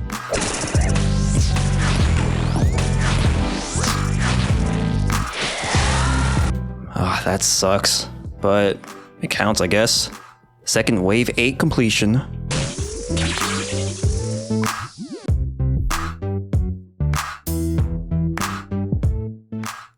I gotta admit, I've been struggling, I've been planking so bad on the early waves, but we just got ourselves another pair of Avernic Treads, so I'm content with that at least. That's the second one, and I still need the anal bead item, and I'm about 1200 waves in. Wow, another pet. I really see no reason to claim it. It's not gonna benefit me, so I'll just keep going. Actually, you know what? I guess it'd be interesting to keep track of how many pets I get, so I'll claim it. So that is my second pet. Bro, this is the same night, and it's only been like an hour since the last pet. Am I just lucky, or is this thing really common? But I can survive another wave, so I'm gonna claim it anyways. But 2,292, we got ourselves our third pet. Whoa, hold on. I just got myself another cloth. I almost went too fast and went to the next wave. And this pair is sold for 131 mil. Oh my god, dude, get out of here. I don't need another pet.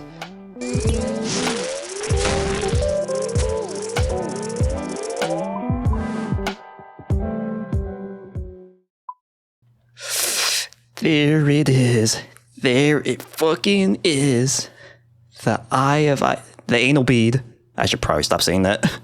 Anyways, I am claiming it, and with that, I am now 100% green logged at Doom. Ah, what a great night. So in total, I've completed 3,328 total delves, with the deepest delve being at 350, and the farthest I went to was wave 15. So assuming all my death coffers were 120k, within 296 deaths, I've spent 35.5 mil on deaths alone, which is pretty pricey, but I'm glad that I profited in the end. So the loot tracker said I made 1.1 bill. I definitely made more than that since prices have dropped as time went on. I only claimed 141 times, and the cloths have no GP value since they're untradeable, so I definitely made more than 1.1 bill. And we sell the Eye of Ayak for 95.7 mil. So now my cash stack is looking pretty healthy now compared to before. So with Mocha being green logged, that means I could get back to my elite clue grind, right? That is the original goal after all. Well, there's something I need to talk about first. During this whole Mocha grind, I mentioned a few times how I want to get back to the elite clue grind and how I shouldn't be doing this boss for long because ultimately, it's a distraction. But here I am, green logged, with my next goal, which is to keep doing the boss. So two questions present themselves. Why did I get sidetracked for so long, and why am I still doing this boss? The reason is because there's an obstacle interfering with me, and it's interfering way more than necessary. That obstacle is my mindset. It interfered to the point where every time I thought of the idea of doing shades for hundreds of hours, I kept dreading it. I really don't want to do shades. So Mocha became my distraction, all because of my mindset. My mind was speculating that Mocha would be a good way to get elite clues. First of all, it didn't even drop any for the first 2 weeks, but literally the day after I greenlogged Doom, the drop rates for the boss came out and it now drops elite clues, which means I decided to set out and theory craft and test to see if it's a good way to farm elite clues. This boss became a distraction because I was hoping the money would be really good because I have an idea, which answers the question on why I'm still doing the boss. And don't get me started on the 6 different recordings I had of me debating on whether I should do deep delves or not, which pretty much boiled down to my mindset. You see the trend here? I'm walking on thin ice of meeting my clue goal before the end of 2025. I know that shades is one of the best methods for farming elite clues, but here I am taking detours doing things that are probably just gonna delay my goal. Will my mindset work in my favor or really complicate things?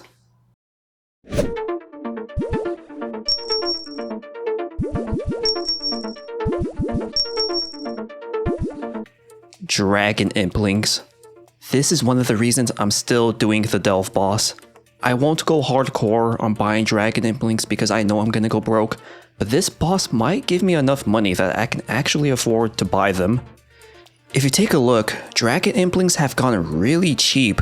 They used to be about 600k and they are now hovering around 357k, so this might be a great time to buy some. So I did some 9-minute long explanation on theories I came up with, but I'm gonna voice over and summarize everything since I was probably wrong anyways. So I assume doing waves 1 through 8 can give you 1.1 elites an hour. to get 2 elite clues from Dragon Implings, that would cost around 35.8 mil. So that means I could get 3.1 elites an hour, which is competitive to Callisto's elite clues. I also recently saw this post on Reddit on how much GP per hour you can get doing certain waves, and with my skill level, I can get about 30 mil an hour, and I can earn more money if I do deeper delves. So I was convinced this was the way to go, which meant I needed to get better so I can do deeper delves. Again, I was probably off on my math, so don't take it as if I am right. My new goal was set in place, but remember, are these things I'm dedicating the time to really helping me with my elite clue goal, or is my mind just messing with me?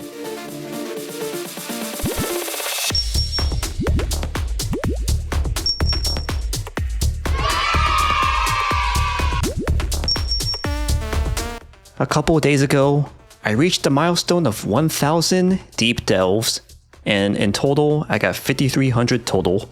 And here's my log. So, in total, I've seen 10 pet rolls, but I've died 4 times. And otherwise, this is a pretty solid log. So here's the loot tracker on what I have so far. Made roughly 1.8 bill, and the prices for the items are still pretty good. The treads are still around 300 mil. The Eye of Ayak is going down a bit. And the Confliction Gauntlets are still at a pretty good price too. And more importantly, I've received 22 elite clues ever since this boss started dropping them. For the stats, I've died 404 times, so I'm still pretty garbage at this boss. I need to get to a point where I actually claim my loot more often. The reason I don't is because I have supplies, so I keep pushing, which is the whole point of the boss. But because I keep dying, not only am I not getting any rewards, but I have to pay the 120k death fee. So I do need to claim my rewards more often, but it's complicated because at the same time, I really want to get better and push deeper delves. So I need to figure this out.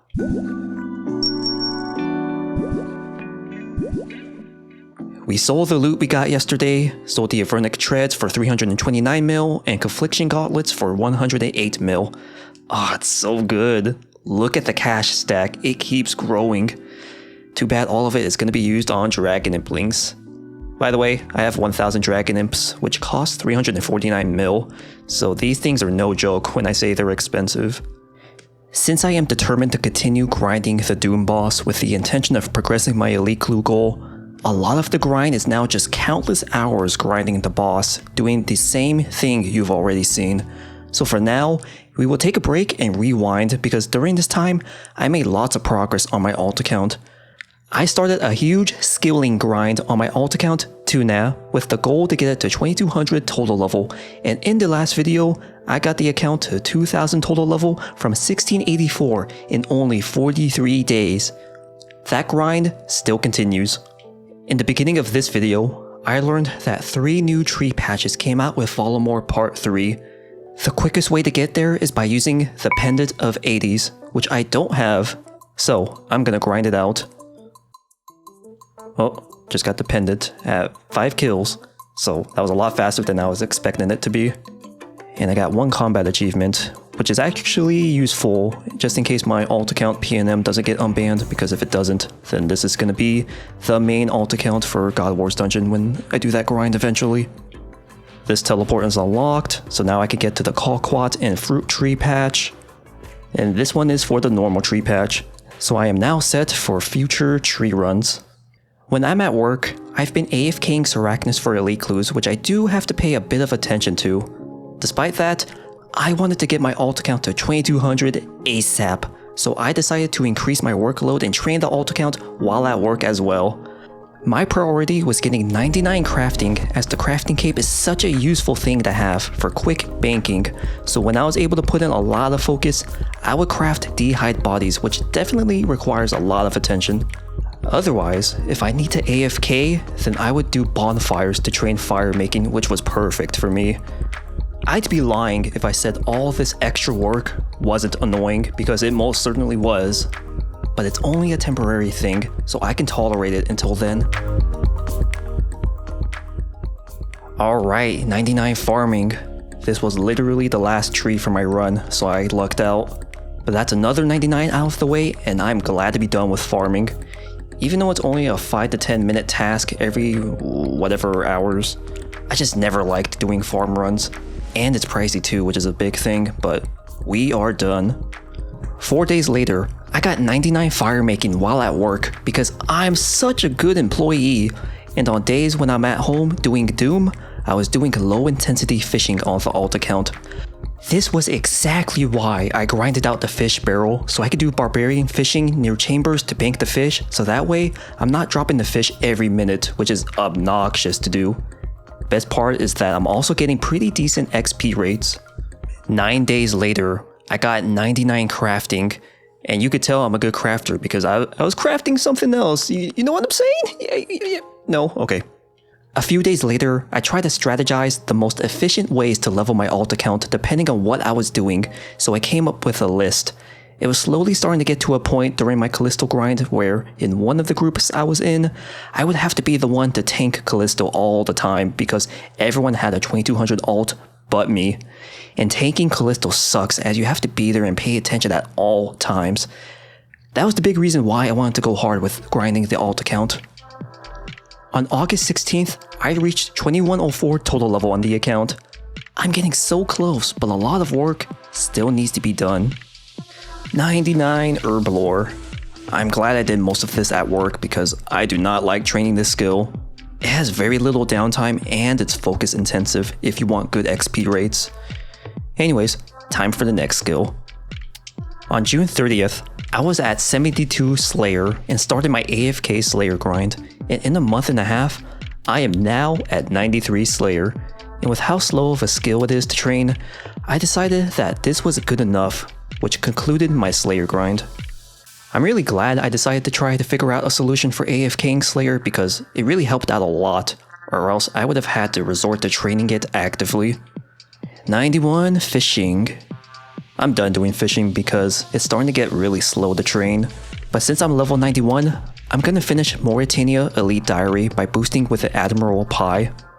By eating an Admiral Pie, I'll gain a temporary +5 boost in fishing, which will allow me to do the task, which is fishing for a shark barehanded.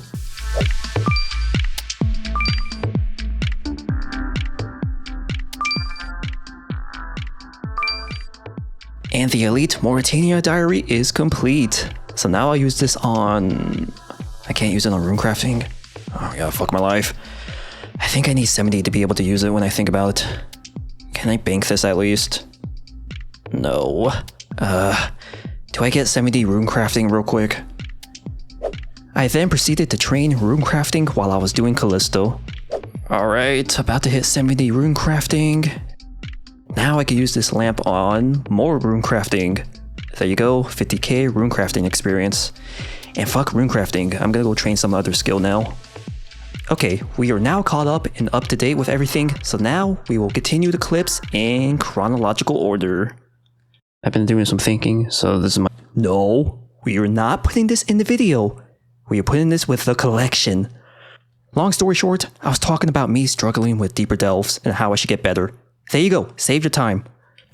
Boy, I tell ya, after doing so many skilling methods that give slow XP, it's nice to be able to do a method that gives really fast gains.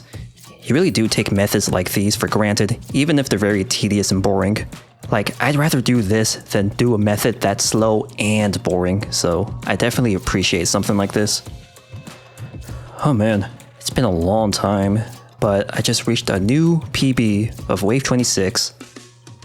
And I cannot continue on because I don't have any more anti-venoms, and also my clues are about to disappear, so I need to juggle that. But otherwise, it's nice to make some progress for a change because I'm just not consistent. So I don't know if this is worth it, but if anything, my prayer level is at 96, and I just want to get prayer over with, but if anything, I feel like my time could be used more effectively instead of doing Sinister Offering at agility courses. And the reason why I say this is because I'm getting really close to 2200 total level, and I don't think agility is worth training. I feel like all the other skills I can train are more faster. But if anything, 99 prayer is very useful, and I'm gonna finish the last 3 levels at the Chaos Altar. So I don't know if a PK setup will help, but I'm still gonna bring it anyways, so that way I look a little bit intimidating. So just some rag gear to freeze, and then a simple range switch, just in case I need to use it. And assuming I use no bones, I'm only risking 457k, so it's not even that bad. Most of the risk is the bones, of course. So I'm done with the Chaos Altar for the day, but it was a good session. I did hop worlds a few times, but I never died. Even though, to be fair, it is dead hours right now. But even so, me and my gear definitely scares some people, which is why I wanted to have some form of PK gear, since there are a lot of newbie PKers at the Chaos Altar. So I continued doing more of the Chaos Altar while tanking at Callisto. It was pretty simple to do for the most part, though honestly, it was not fun. Spam clicking the altar has never been fun, but it's a sacrifice I'm willing to make.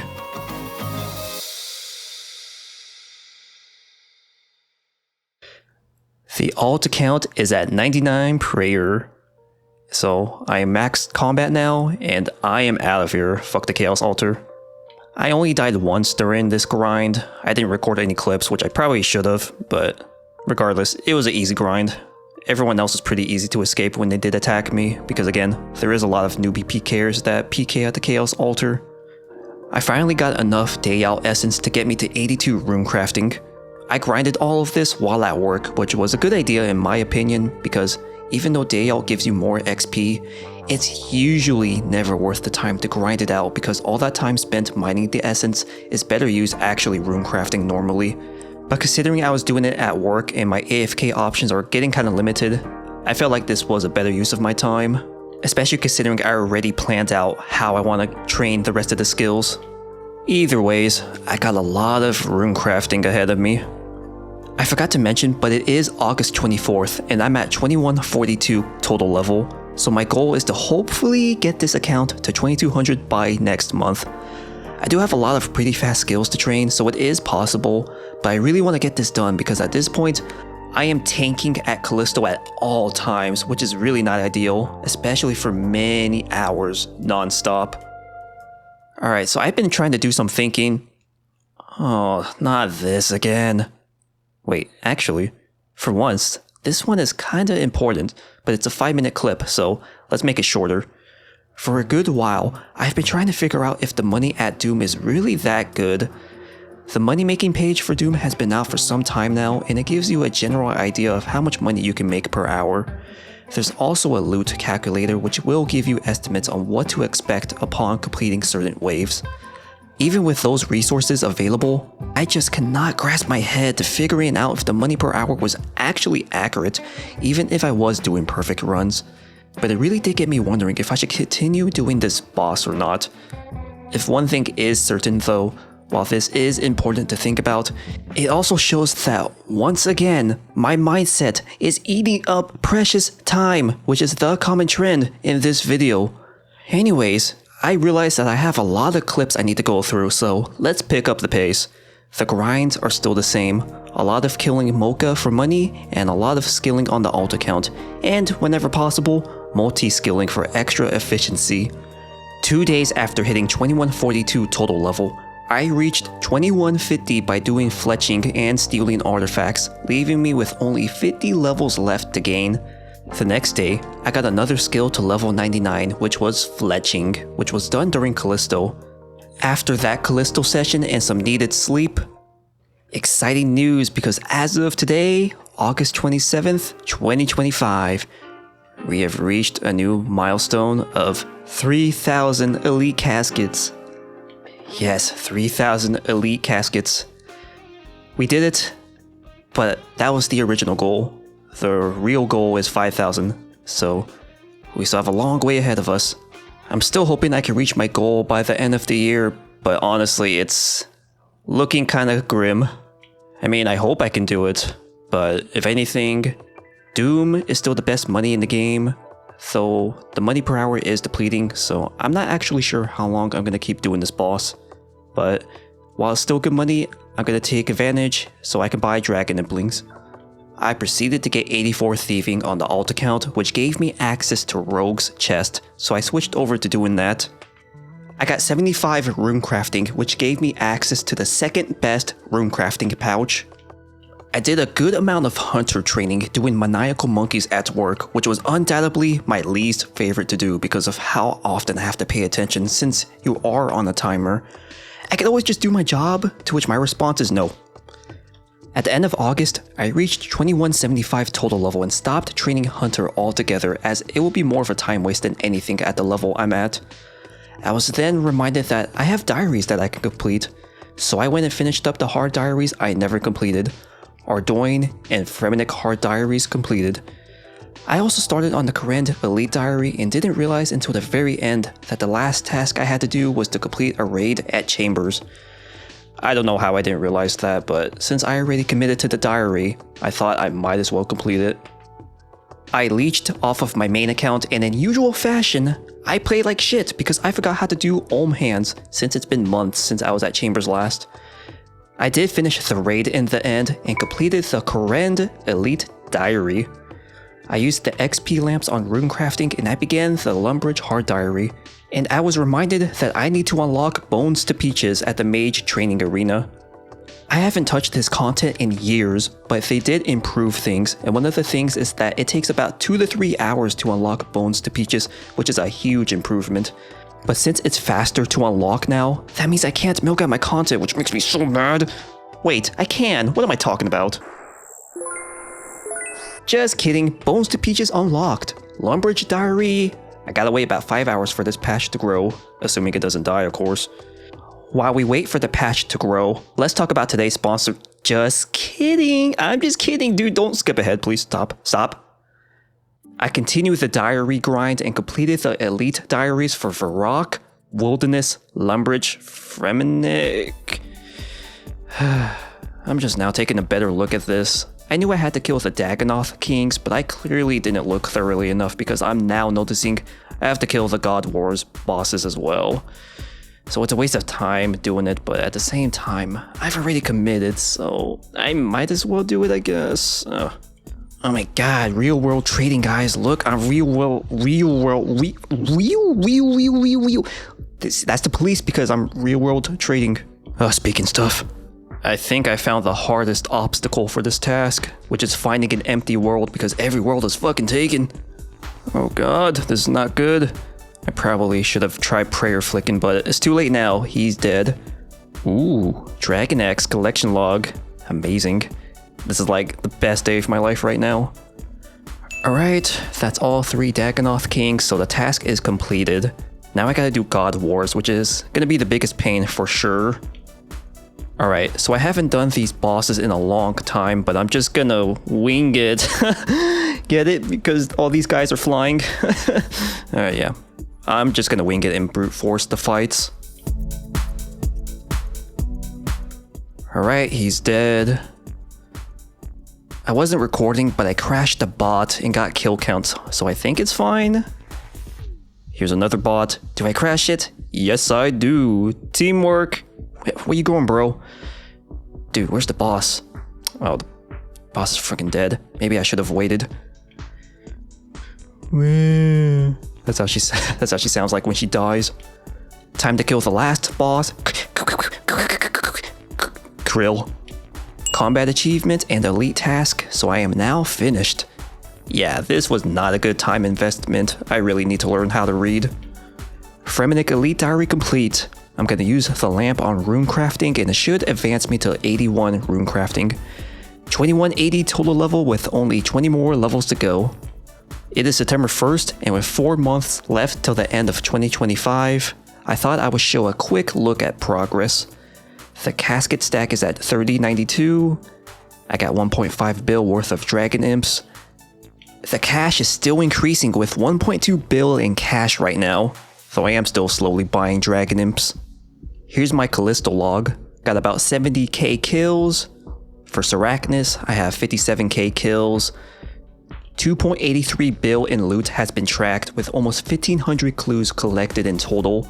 You can ignore the challenge scrolls right there, those got counted accidentally.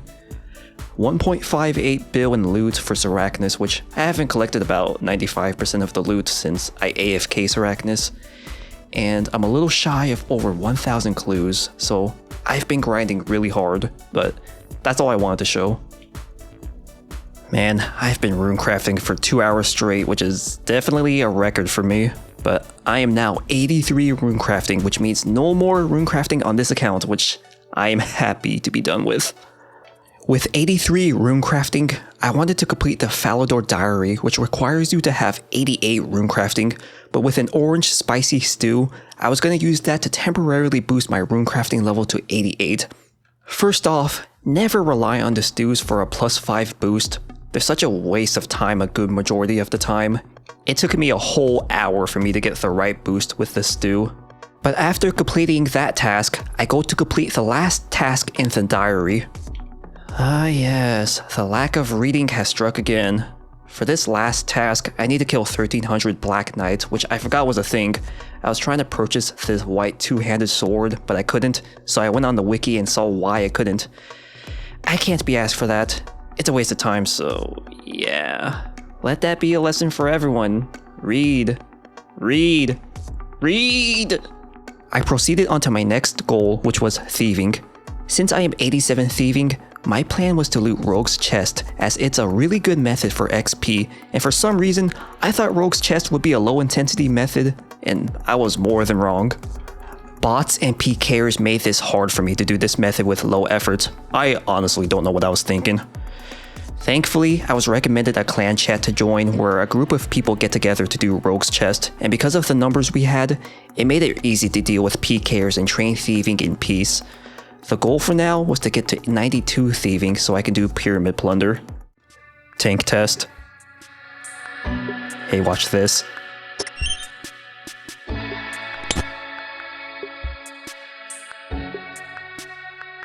Oh my god, I think I actually have gap. Dude, I love when I escape by closing gates or doors. It's so satisfying. God, I'm so epic, huh? You know what else is epic? Picking up the pace again, because this video is seriously long. Does anyone even watch this shit?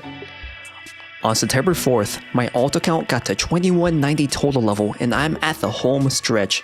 When taking XP rates and how long it'll take to level up certain skills, I did some math on how to approach the last 10 levels, and in 20 hours, I can get to 2200 total level by grinding 2 thieving levels, 2 rune crafting levels, and 6 smithing levels, so my path was set. I'm here at the Taverley dungeon near the Black Knight's base, and I decided to kill the 1300 Black Knights for the Falador Elite Diary, and I plan on only doing this while I'm at work. But Tuna, you're on the computer right now? Yeah, no shit. But I plan on specifically doing this at work, so I can do this AFK and use that AFK time effectively. So a few hours later, I go to work, hide in the storage room to play RuneScape, and kill the 1300 Black Knights for the diary. Did I ever leave that storage room? I'll never tell. Later when I got home after a hard day at work, I received my reward and used that antique lamp on rune crafting. Because I was so close and really wanted to finish this alt account, I decided to park my main at Seracnus for elite clues and train the alt actively. I did pyramid plunder for my last 2 levels. I managed to snag a Pharaoh Scepter a little before reaching my thieving goal, and an hour later, I got 93 thieving, which concludes the thieving grind. 6 more levels to go, and the next is smithing. I felt my time wasn't being used efficiently enough, so while I was doing Blast Furnace, I did a lazy shade method on my main account, which was better elite clues than Seracnus, ironically enough. After grinding for many hours that same day, I got to my goal of 96 smithing, leaving me with only 2 more runecrafting levels to obtain. It felt so good to know that I am right there from reaching the finish line. I originally tried getting my other alt account to 2200 many months ago, and after I got banned, I really didn't want to bother training another account, but look where we're at now.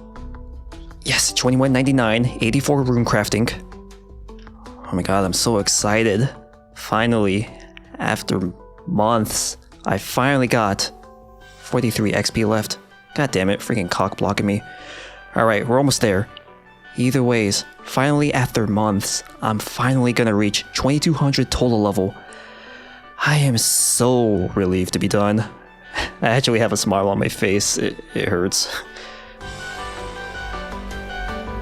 Oh, wait, 85 runecrafting, 2200 total level? Finally did it! Finally got to 2200. No more of this shit. Until sailing comes out, because I think it's gonna fuck that up, which I actually was thinking about, but regardless, if they change the 2200 world to something higher, then that'll be tomorrow's problem. Otherwise, I'm gonna take it easy and stop doing this. It is September 8th, and I definitely reached this goal way faster than I was anticipating. I began this 2200 total level grind on June 4th, 2025, and today is September 8th, so a good 3 months to get here from my original level of 1684. That's pretty fast when you think about it, because my total level was way back there, so I definitely went hard. More harder than I would like to. That's what she said. No, she didn't. Not to me, at least. The big skilling grind is finally over. No more permatanking at Callisto, and oh my god, look at my alt account. He's just sitting there doing nothing. I'm truly living my best life. Now I can finally give my main account all the attention again. What makes things better is that I'm genuinely getting good at Doom now. I've been consistently doing deeper delves as early as wave 20, and I've been breaking new personal best. Wave 32, wave 35, wave 42! I passively finished the perfect Doom combat achievement, thus finishing all the combat achievements for this boss. I've gotten so good at the boss that my inventory mainly consisted of prayer pots. When there's almost no food in your inventory, you know you're really good at a boss. I got so cocky that I even started risking elite clues, and let me tell you, stupidest decision I could have done because I lost a few clues doing that. But besides that, things were starting to look good for me. Making good money, getting better at the boss, all the effort is paying off. But then, the most surprising thing that I genuinely never expected to happen occurred.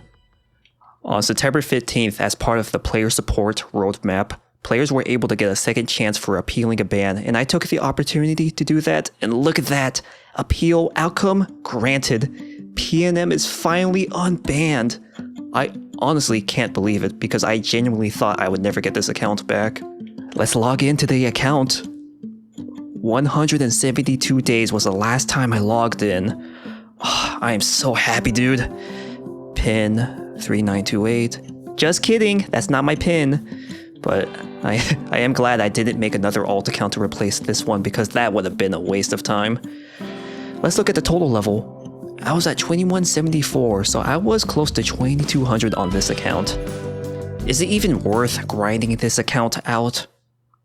Yeah, obviously.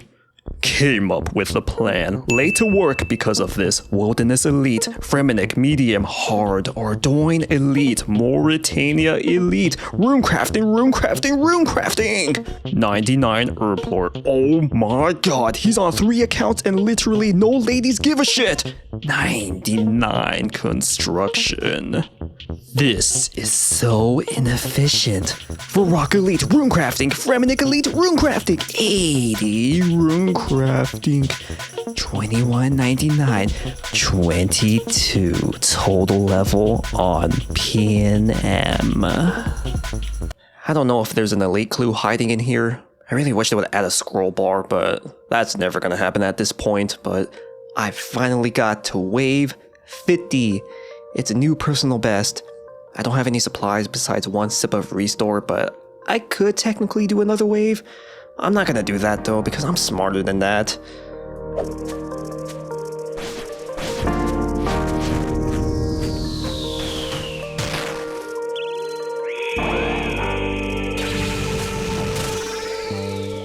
Of course I die, of course. I mean, I figured I would, but I felt like my clicks were off for some reason. Looking at the clip, I definitely clicked on the mage grub, but instead of killing it, my character literally ran up to it, so that means I lagged, unfortunately. Rest in peace, elite clue, if there was one hiding in there. So remember when things sure looked like they were going great? Honestly, it's not as good as I made it out to be, and I really haven't talked about it much. Let's start off with Callisto. And before I start, I would like to apologize because during the whole Callisto grind, I pretty much recorded nothing during the time we got ragged in particular, and because of that, I don't have anything to show, which is kind of stupid on my part. Like, I really should have recorded stuff, so sorry about that. Anyways, about 1 to 4 individuals have been ragging us persistently. When I say persistent, I mean it. They'll literally rag us for hours non-stop, even if they literally never kill a single person. Sure, we have the numbers to overpower them, but because of this constant ragging, the group can't be asked to deal with them non-stop, so we end up disbanding. You're probably thinking, this isn't that deep, bro. But you're wrong. If you ever watch Wilderness Challenge series on YouTube, you might be aware of this, but if not, then it is possible to get tracked down. Thanks to XP tracker sites like the Wise Old Man or Temple OSRS, if anyone in my Callisto group logs out or hops worlds, those sites get automatically updated, and with the help of Discord bots, this info can be posted in a Discord channel indicating that, hey, Tuna is doing Callisto, let's gear up and hunt him down. Another issue is population trackers. If my group logs out and hops to a new world, a bot can easily mention that, hey, 10 plus people just suddenly logged in to this world. It's probably that Callisto group, so let's hop and check it out.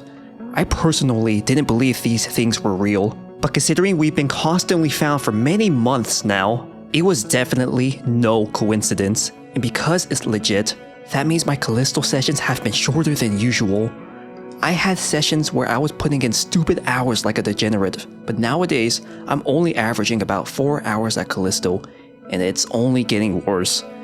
As for the Delve boss, way earlier in the video, I talked about my mindset, and what do you know? It's still been affecting my decision making this whole time. For a couple of months now, it's constant thinking on how I should approach the Elite Clue goal, and it finally became clear that I just need to shut the fuck up. With Callisto sessions declining and the money I'm making at Doom still being questionable, it supported my decision to finally stop doing those pieces of content. It was time for me to finally do the one thing that resulted in me complicating things in the first place, simply because I really didn't want to do it. It's time for me to put all my focus onto burning shades and to get over it. It is October 15th, and I have 3,605 elite caskets. I have 2.5 months to get the 1,395 caskets needed to reach my goal. I will make this happen, and I will commit to burning shades even though I really don't want to.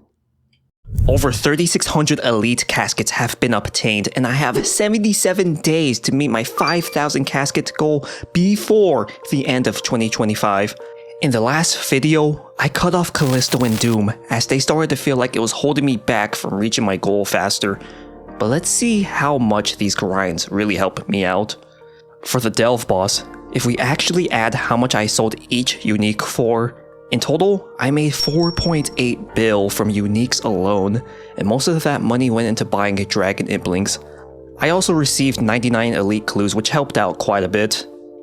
For Callisto, I made roughly 3.62 bill in loot, and the money was not used for dragon implings. But more importantly, I received 1,674 elite clues from Callisto, which is really big. There was also one point near the end of both grinds where I had my alt account do the Delve boss while the main account was either at Seracnus or Callisto, and I made almost 1.8 bill. I sold off the loot tab so I could buy more dragon implings, and I now have a total of 12,139 dragon implings, which cost about 4 bill, and it is time to finally open them. And with all these dragon implings, I'm definitely not pulling up a calculator right now, but I should receive about 242 elite clues, which I hope is the case. I'll be keeping track of that for sure, but otherwise, I will be opening these within the next few days, but for now, I'm gonna take a nap. Okay, I said fuck taking a nap. I don't want to take a nap. So, we are gonna loot the dragon implings. These 2 scroll boxes are from Seracnus, so you can ignore them. Alright, let's do it. The pain, the money, hurts.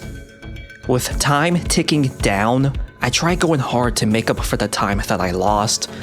I only have one clip where I recorded that I was up late to prove it, which isn't much proof, but you can trust me, bro. But 2 days later, the dragon implings have finally been looted. Oh, I really miss looting impling jars and just being able to send clues and increase the casket stack really fast. It is so much more convenient. The casket stack is at 3,830 and I have 38 clues on the ground, so once those are solved, the stack will be 3,868, so I'm getting really close to 4K at least. But the real question is the loot tracker and if I'm on the rate. First of all, I got 1.64 bill in loot back and I definitely didn't profit, in case you're wondering. Otherwise, with a 1 in 50 chance of receiving an elite clue from Dragon Implings, with the amount of Implings that I had, I should have received 242.86 elites, so I was just shy of 1 clue, which is a relief honestly, because I was underrated for a good while at some point. What better way to make money and maximize profits than to sell everything on a market crash? Dragon Bones, downtrend, baby Dragon Bones, downtrend, Dragon Dart tip, Snapdragon Seed, Dragon Arrow tips, downtrend. So let's do some quick math. I have 1,132 caskets left to reach 5,000, and if I'm max efficient, and I mean max efficient, it'll take me 482 hours to both obtain and solve the remaining 1,132 clues. Obviously, I won't be max efficient at all times, so maybe about 500 hours more realistically. It's definitely possible to reach my goal, but I might have to work overtime like what I did with Callisto, which is losing out on sleep. I really don't want to go down that route, but you gotta do what you gotta do. So, since I'm practically locked to Shades, let me tell you, I ain't some degenerate, which is ironic to say, but Shades is boring. I think when I first did Shades before Doom came out, I was pretty motivated, but I've been doing Shades again for about a week now, and I just find myself getting tired. Like, I want to take a nap because it's that boring. Does this look fun to do for hundreds of hours? But with any grind in life, and oh yeah, I'm making it unnecessarily deep and personal. But any grind in life, there's gonna be boring and monotonous parts. And I want to train my mind a bit. I want to train my mind to be fine with this, and if anything, I want to be actually motivated to do Shades, so I want to work on that. I won't have much ways to prove it, other than if I actually reach my goal by a certain date, but it'll be a nice challenge to myself instead of taking the easy way out all the time. So for the past few days, I've been selling off the loot I got from Dragon Impling jars, and the only thing I have left is baby Dragon Bones, mainly because it's such a low volume item. So from all the loot that I sold, I got back 1.58 bill, and that money will be used to buy more Dragon Implings. The original 4 bill I spent on Dragon Implings is money I considered lost, but since I got money back from the loot, I might as well spend every single coin returned back into Dragon Implings, which will help out a lot. Ladies and gentlemen, I have something to announce. First of all, no ladies watch my content. Who am I kidding? Who would watch someone like me? Secondly, as of October 21st, I have obtained 4,000 elite caskets, so a new milestone has been reached. I originally reached 3,000 elite caskets on August 27th, so within almost 2 months, I obtained 1,000 caskets within that time, so that means it is possible to reach 5,000 within 2 months. So, Dragon Implings are pretty expensive right now, so I'm not gonna buy them right now. But in the meantime, I put in buy offers for shade related things. 130k shades can give me about 800 elite clues. I only put 800 elite clues worth because I am still doing Seracnus, but otherwise, I am pretty much locked in. I might have to work overtime and sleep at stupid times like 5 AM, which is a time right now, which, by the way, I'm gonna go get some sleep. It is 3:30 AM and I've literally been doing shades non-stop for about 4 hours, but I have 20,000 shades left in my stack. Oh god, even the game is calling me out. The goal is to burn 4,000 shades, which equals 3 million fire-making XP, and I'm almost there as you can see on the top left. For the past 2.5 hours, I've been finding myself getting tired and even having a tiny headache here and there, but I kept pushing through. I had random bursts of energy and times where it just feels like, ugh. But I'm trying not to let those, feelings take control of me because it'll just work against me overall.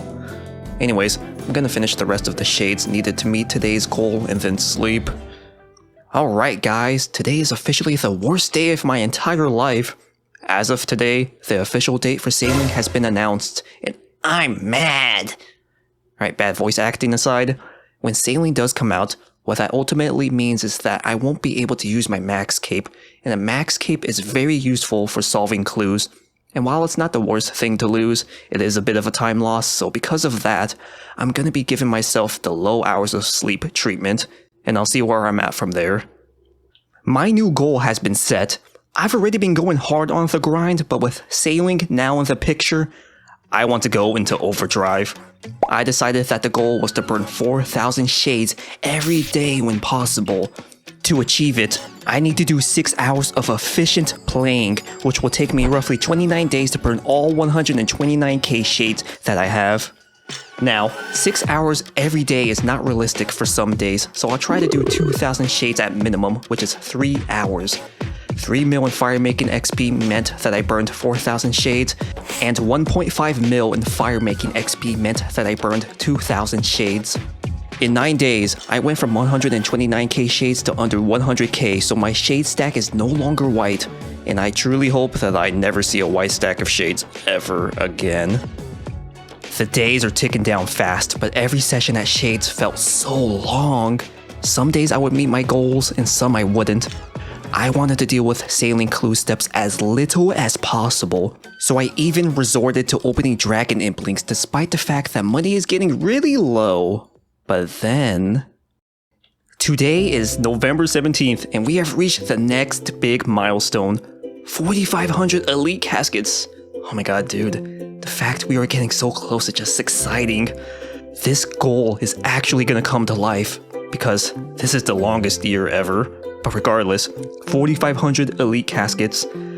I still have dragon implinks to loot, and that's gonna give me like 20-ish clues, which is not a lot. But every elite clue counts, especially before sailing comes out, which is in 2 days. With sailing being released soon, it was time I finally prepared for sailing. I went and got the 2 most important items needed for sailing, the crab helmet and the crab claw. Wow, look at that! Sailing prep complete. I continue with the clue grind, and in the end, I got 4,625 elite caskets stacked up, which was a lot of progress. Alright, sailing has officially been released to the game, and it did make me think. There's these new logs called Rosewood Pyre logs, which can be used at Shades, and you need 79 sailing to get to the island that it is at, so I imagine it'll be a day or two until some logs are in the game. But the point is that since Rosewood logs are a higher tier than Redwoods, I'm hoping that using the logs will give you a guaranteed key when burning Shades, because if so, that'll be huge, as it would increase the elites I get per hour by a bit, so I'm really excited for that. In the meantime, however, I really don't want to break my rhythm with Shades, so I'm gonna keep doing Shades until there's a good reason for me to actually do sailing, and I want to be efficient and have other people figure out strats and whatever, so that's what I'll be doing. I know what you're gonna say, and I don't want to hear it. I don't want to hear that shit talking. Yes, I did 12 hours of Shades today. 12 hours. This is what I did on sailing release day. Actually, do post those shit-talking comments. It'll probably help with the YouTube algorithm. Thanks, brother. Appreciate it. Since I'm so close to the end of this grind, I'm kind of getting into that impatient stage.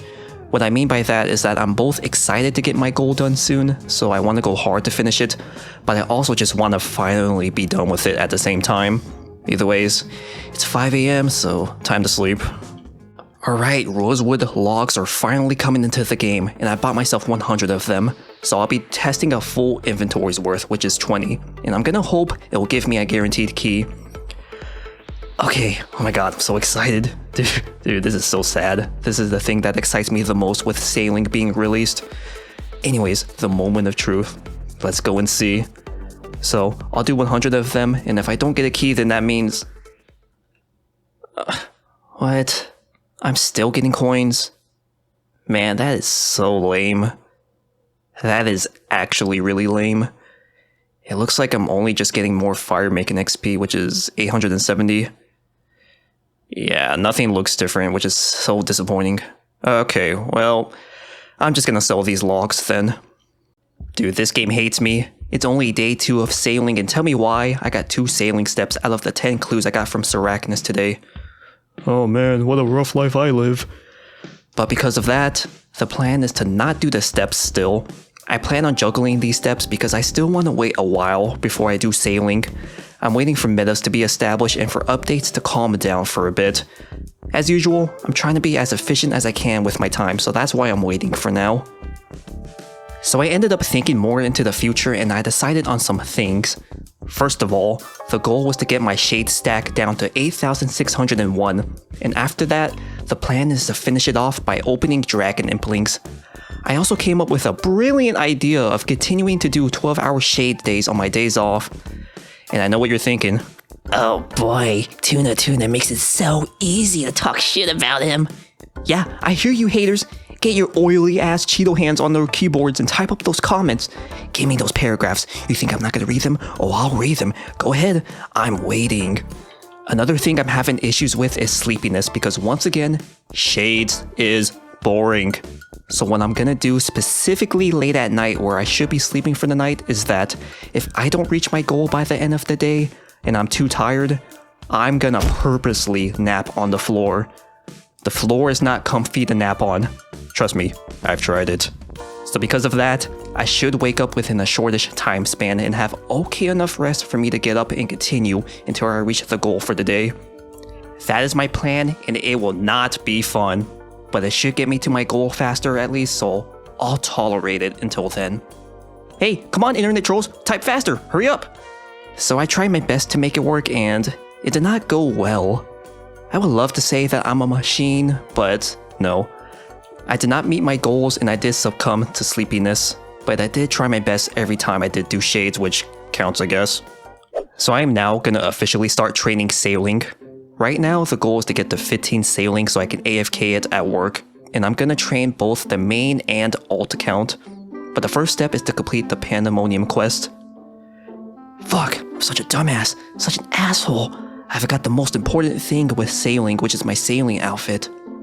Man, I can't believe I forgot the booty shorts. Oh, I am ready for sailing now. To get in the spirit, I got my alt account some booty shorts too. Dude, what is wrong with me? It's 2 a.m. in the morning and here I am getting amused by booty shorts. And the Pandemonium is complete on the main and alt account. So, I plan on doing port task all the way to level 12, and after that, I'm gonna do the Prying Times quest. Port task consists of transferring cargo from one area to another, and thankfully, it was easy to do on 2 accounts at once. In 30 minutes, I got to 12 sailing, and then completed the Prying Times quest. After that, I upgraded my boats to have a salvaging hook, and I am now set to AFK. The plan is to salvage at work instead of Arachnus, since I feel that'll be a much better use of my AFK time. Been doing a lot of AFKing, and I'm currently at level 36 sailing, but I'm gonna do a quick diversion so I can do the Temper Tantrum Barracuda trial. The goal is to get a barrel stand, and with that, I can build a keg, then put a Whirlpool Surprise in the keg, which will give me an invisible +2 level boost, which should improve my XP an hour when I salvage. I watched some videos on the trial so I get the general idea, and I plan on just winging it and see where that takes me. So I attempted the trial, and I wanted to do it legitimately without any ground tiles, and surprisingly, I succeeded on the second try and got the Stormy Key, which is a collection log. I also proceeded to try the Shark rank, but failed, and I didn't bother to continue after that. Alright, now I'm building a keg facility. God damn it. Okay, now I'm building it for real this time. Alright, now put this in here. I watch in disbelief because I wasted 3 hours doing sailing. Alright, back to shades for real this time. So we got the alt account to 2250 total level. So 100 more levels to go, and with how AFK salvaging is, I'll definitely get this to 99. There's no reason not to, honestly. So on the main account, I have 42 sailing, so now I can get the schematic on Chinchompa Island, so that way I can build a salvaging station on my boat, which will help a lot for AFKing. I already got the key for it, so I'm gonna go to the island. Here at Chinchompa Island, gonna open this chest right here, and I should get the schematics along with the collection log. So I got the salvaging station schematic, and now I can upgrade my boat. And the salvaging station is built, so now I should be able to AFK a lot more. And the last thing for the time being is hiring Jobless Jim, so that way he can do shit for me and help me with AFKing. On the alt account, we're also gonna get the schematic so I can build a salvaging station on my boat, and I'll hire Jobless Jim. Oh shit, on my main account, I just got the Sailor's Amulet. Hell yeah. Really glad about that. So now I can teleport to the Pandemonium quickly. During my time of testing AFK sailing at home, the main thing that's annoying is getting back to the salvaging spot simply because I have to juggle clues. It's really not ideal for me to do at work. So, I tried to get to 66 sailing as that's the max level needed to complete all sailing elite clue steps, and long story short, I didn't commit with the plan in the end because it felt like a waste of time for my clue goal. But because I tried actively training sailing for a little, I did the Temper Tantrum course and attempted the Marlin rank, and in 3 tries, I met the time and got the Ralph's Fabric Roll collection log because I'm so talented and not because there's ground tiles flooding my screen. A little bit after that, I got the Sailor's Amulet on the alt account, and on the main account, I got the Boat Bottle collection log while salvaging. So I realized to complete the rest of the quest, I need 45 sailing, and since I'm 47 sailing, I'm gonna complete the last 2 quests because the quest cape is really useful for elite clues. By completing both of them, I'll also be able to complete the clue step where you have to kill the Shellbane Griffin, which will be one less clue to deal with. Current Affairs and Troubled Tortigans complete, so I can use the quest cape again, and I'm gonna do that one clue step where you kill the Griffin. I proceeded to kill the Shellbane Griffin just for the hell of it, which was definitely not a good use of my time. But I was also low-key trying to test out the best way to approach this boss when I do have the clue step that involves killing it, since de-gearing would eat up time. I never figured out a solution since I was mindlessly killing the boss, but if anything, I did get a collection log, which was the Griffin Feather, which is a very common item. 50 sailing acquired. With that, I can now upgrade my boat to a sloop, which is the best boat available. So I just upgraded my boat to a sloop, and I am now set for AFKing at work. And I'm curious on how much XP I can get, so I'll be keeping track of that.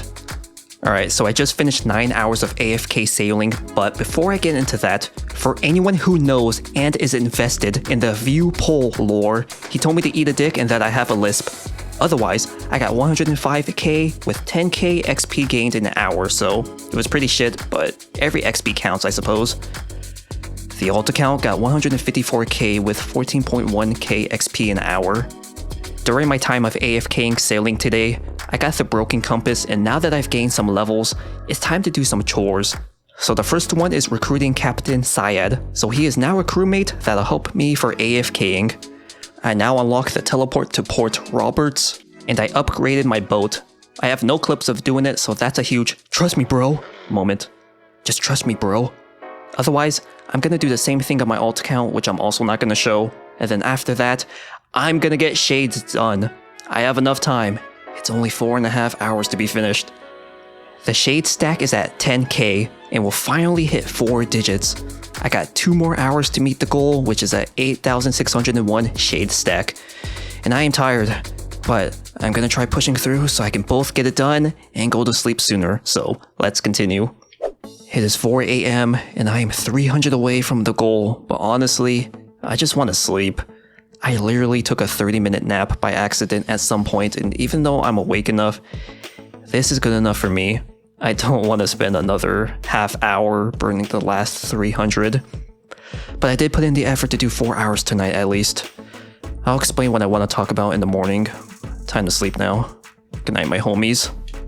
Alright, I'm awake. So, main things I wanted to talk about was, well, first of all, if I'm on rate for everything after all the keys and dragon implings are looted, I should have a casket stack of 4,991. So at that point, I'll just buy dragon implings for the rest of the clues. But man, this is so exciting. I'm finally able to see the end of this grind and I can't wait. So I've been done with Sarachnis for a bit, but I think it's time I show the log. So, 79,000 kills for Sarachnis. I got 26 pets, 36 jars, and 203 cudgels. As for the loot tracker, about 2 billion loot was recorded, but I clearly did not collect a good 95% of it since I AFK Sarachnis. Otherwise, the big thing is the elite clues. In total, I got 1,414 elite clues from Arachnis and 710 hard clues. This number is small because there was a time period where I always had a full stack of hard clues in the bank, and I did that because I already greenlogged hard clues, so there was no reason for me to collect anymore. But at some point, I thought it would be interesting to keep track, so I ended up changing my mind. But yeah, that is the log for Arachnis. I'm really glad Orania Boots came into the game because it helped out so much. Then for the high scores, I am rank 3, and assuming I did 55 kills per hour at Arachnis at all times, I was at Arachnis for at least 1,443 hours, so definitely a lot of time. So I'm gonna get to 66 sailing, and the fastest way is doing the Jubbly Jive course. So I was looking at videos last night and it looks kinda complicated, but if anything, I'm gonna throw in tile markers. Sorry, man, what a garbage player I am. Oh man. Anyways, let's go start. Can you only do this with a skiff? Ugh, you're killing me. Okay, be right back. Oh, I already screwed up. I was supposed to go to the green.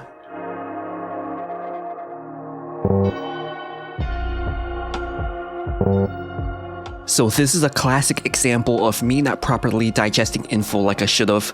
I just wanted to get this sailing stuff done ASAP so I could continue my elite clue goal, and as a result, I didn't properly watch the videos on how to do the course at all. Anyways, after 4 attempts, I successfully completed the swordfish rank and got the fetid key collection log, and it was time to take on the shark rank. The shark attempts went a bit better. Besides the servers shitting themselves and making me lag, I completed the shark rank in 5 attempts and got the captured wind mote collection log. I attempted the marlin rank and didn't do it for long because for some reason, I started feeling like complete shit, so I ended up being in bed for literally the whole day. I had no idea why that happened, but because of that, I decided to just do AFK salvaging whenever I could, and I ended up getting 66 sailing that way. Another outfit. Alright, let's take a look. Oh my god. Take that cape off, put those shorts back on. Oh my god. Oh, look at me. I'm practically naked. Oh. Alright, so this is the new outfit I'm rocking. Damn. Told you everyone, I have 6-pack abs. This is a waste of my goddamn time. Alright, let's continue. Oh god, look at me. I'm so fucking sexy. So buff. Dislocated arm. Perfect dream man. Who doesn't want this guy? Giant clam, get over here. Fuck, what do I put in it? Here, take this. Okay, fine. Take my money. Okay, there you go. Small pearl. First collection log in that section. What are these even for? So I decided that I wanted to get the Medallion of the Deep, and what this does is let you go underwater without any diving gear. There's an elite clue step that involves you going underwater in Port Gazard, and I figured this would be worth grinding out. Not only that, but it's 8 easy collection log slots to obtain. To get these fragments, you have to go to 8 different islands and do certain activities.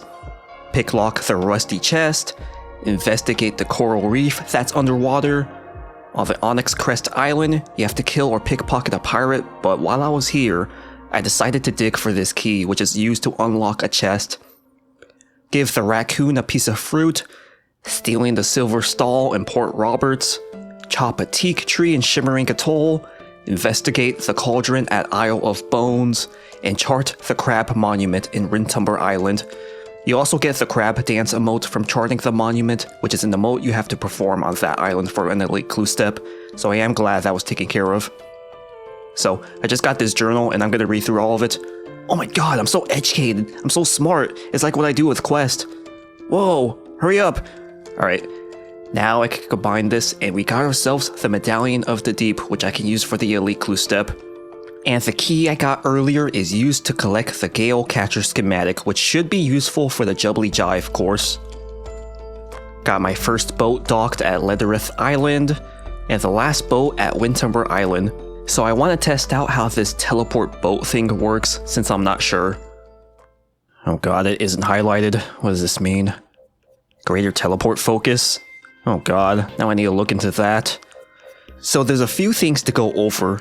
Pretty much, to be able to teleport to my boat, I need the greater teleport focus on both of my boats, but my dragon law is only a raft, and rafts can't have a greater teleport focus. So, I need another boat which is unlocked at 78 sailing, and the flying flyer is the boat I want to use for AFKing. So I don't want to use that since constantly moving the boat between the salvage and clue step spot won't be efficient.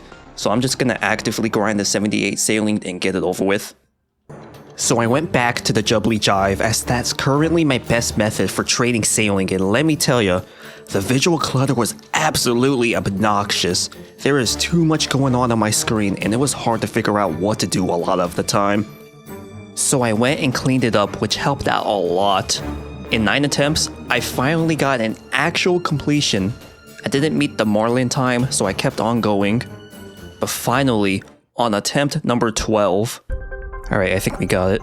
Hurry, get to your freaking nest. Bird. Oh my god, hurry. You sack of shit. Off by 1 second. Well, okay. Oh no. The double whammy. 2 seconds.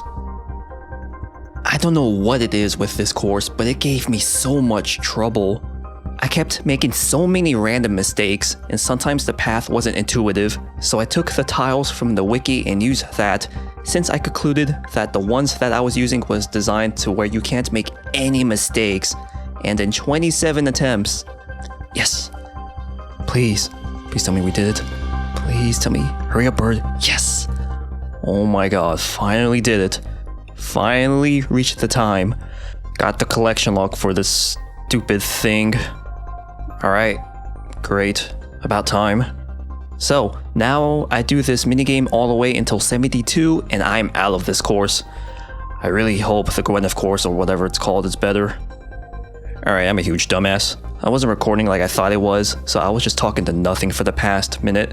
So, I just got 72 sailing doing the Jubbly Jive the whole time, and I was maintaining 82 to 83 XP an hour, with the wiki saying you could get up to 88k, so I did pretty good. But now that I'm 72, it's time to do the Gwyneth Glide, which will be better XP. I can also obtain the Crystal Extractor from this course upon meeting the Shark Time, which will be ideal to get. The Gwyneth course is the final Barracuda trial and is a lot more linear, which is a good thing. The main issue I was having was figuring out which direction to turn the camera after going through each portal, so I eventually just wrote the direction on a tile right before the portal. In 19 attempts, I met the time for the Swordfish rank and got the Serrated Key collection log. I proceeded to do the Shark rank, and in 47 minutes, I met the time and got the Heart of Ithel, which means I can now build a Crystal Extractor. I spent 64 mil on Bottled Storms, which is required to have to be able to build the greater teleport focus. I used the Whirlpool Surprise to give me a temporary +2 sailing boost to be able to build the greater teleport focus, so I can now teleport to 2 of my boats. Because of this, I changed my plan and decided to just AFK salvage to 78 sailing, so it is now time to finally start looting the Shade Chest. So I did some math because I was curious, but to both loot all the chests and solve my clues, that will take about 54 hours. So 54 hours and I'll reach my goal, and that's obviously assuming I'm playing efficiently. So hopefully I can get this done within the next week or 2, but I'm so close. Oh, I can't wait. With me looting Shade Chest, there's a decent amount of downtime during the run to the chest, so I took it as a perfect opportunity to do a slightly more active training method on my alt account. I ended up training runecrafting by doing ZMI while looting chests, with the main account being the priority, and it ended up working out pretty nice. I was getting about 45k runecrafting XP despite me not clicking that often, which was pretty decent since every bit of XP helps out. On December 3rd, I reached a new milestone of 4,700 caskets. I also looted all the black and purple keys the same day. The next day, while AFK salvaging, I got the broken broken sextant. Then the next day, 4,800 caskets obtained. I reached 80 sailing and also got the Salver's Paint while AFK salvaging, which saves a lot of time, since the drop rate for that is 1 in 24,000. A fourth boat was bought, so I now have 2 boats docked for the elite clue steps at all times. Since I'm 80 sailing, I can now salvage the Fremennik shipwreck, but first, I need the Eternal Brazier on my boat to be able to get to the Northern Ocean where the shipwreck is located.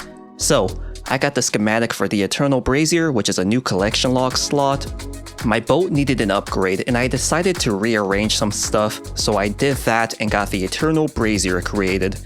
I then docked a different boat south of Hosidius for the elite clue step, and doing that saves about 17 ticks. Man, why is there so many chores to do for sailing? On December 7th, I got 88 rune crafting on the alt, which means I am officially done with rune crafting on the account. Alright, here's some progress. 4,935 caskets. I finished solving the clues for the Crimson chest, so now I only have brown and red keys to loot, which should give me about 42 clues. So I'll have to resort to dragon implings for the last few, but oh my god, I know I keep saying this, but I am just so excited. I've been doing this grind for about a whole year now, and it felt like I was yielding no results. But for me to finally reach the finish line, for me to finally complete this goal after waiting for so long is really satisfying. But I will be back after all the keys are looted. All of the keys have been looted, and I finished all the clues, and the casket stack is at 4,976. 24 clues to go, and I am done. And with the amount of dragon implings I have, it should give me almost 37 elite clues, so I can definitely get the last 24 with this, unless I get really screwed over. But we are set. We are almost done. It's so exciting. And I think it's time to go to sleep. It is 5:10 a.m. So yeah, I will officially finish this grind tomorrow or today, whatever. Oh god, I'm so excited. Yes. Can't wait. But yeah, good night. You thought I was sleeping? You guessed wrong. Yeah, I'm sure everyone saw that coming. Of course I'm going to stay up. But I am only going to stay up until I get the 24 clues that I need. Then I'll go to sleep and solve the clues in the morning.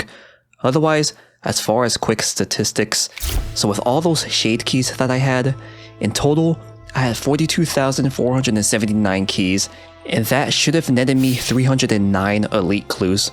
In the end, I ended up getting 323 elites, so the elite clue luck did turn around, thankfully. It is time to show the loot tracker. So, I mentioned this a long time ago, but when I first started doing shades, for some reason, the loot tracker would sometimes double count the elite clues that I got. And I think it was because I was looting too fast, but I don't know. But with the scroll boxes, I don't think it double counted, but I didn't pay attention at that point. But if anything, besides the loot tracker, I'm gonna quickly go over other stats too, and I mean quickly. For the shade chest loot tracker, 15k black chest looted, 121 clues, 70k crimson chest looted, 636 clues, 32k brown chest looted, 287 clues, 31k red chest looted, 276 clues, 9,480 purple chest looted, 65 clues. In total, the loot tracker tracked 1,385 clues, but I personally counted 1,158 clues, which is most likely accurate. As for shade-related things, I burned roughly 201,725 shades and received 136,254 keys. Now this whole time I've been doing shades, I've never been 100% certain on the drop rates for elite clues because the wiki says both the key and chest can give you an elite clue, which is confusing, but I assume the drop rate was 1 in 137.23, so that means I should have gotten 992 clues, but instead, I got 1,158, and that number sounds off, so if someone knows the drop rates, please correct me. As for how much money I spent on shade-related things, I spent 2.5 billion on Morton teleport scrolls, Urium shades, and Redwood pyrologs combined. Finally, for firemaking XP, I gained 151,293,753 XP from burning shades, and my final firemaking XP is 168.7 mil. As for prayer, my total XP is at 51 mil. So those are the statistics. A lot was gained and a lot was lost, is what it boiled down to. But the grind is not officially over. I still need to get the 24 clues needed, and it's almost 6 a.m, so I'm gonna finally get the clues and go to sleep. Alright, we have 25 on the ground because I cannot count. Okay, I could, but I was just clicking too fast. But I guess the end casket stack will be 5001 instead. But that's all for the Dragon Imp so let's take a look at the Dragon Imp loot tracker. Here's the loot tracker. I don't know what's up with these numbers, but in reality, I looted 18,976 Dragon Imp and the loot I received back was 2.10 bill, so I definitely lost a lot of money.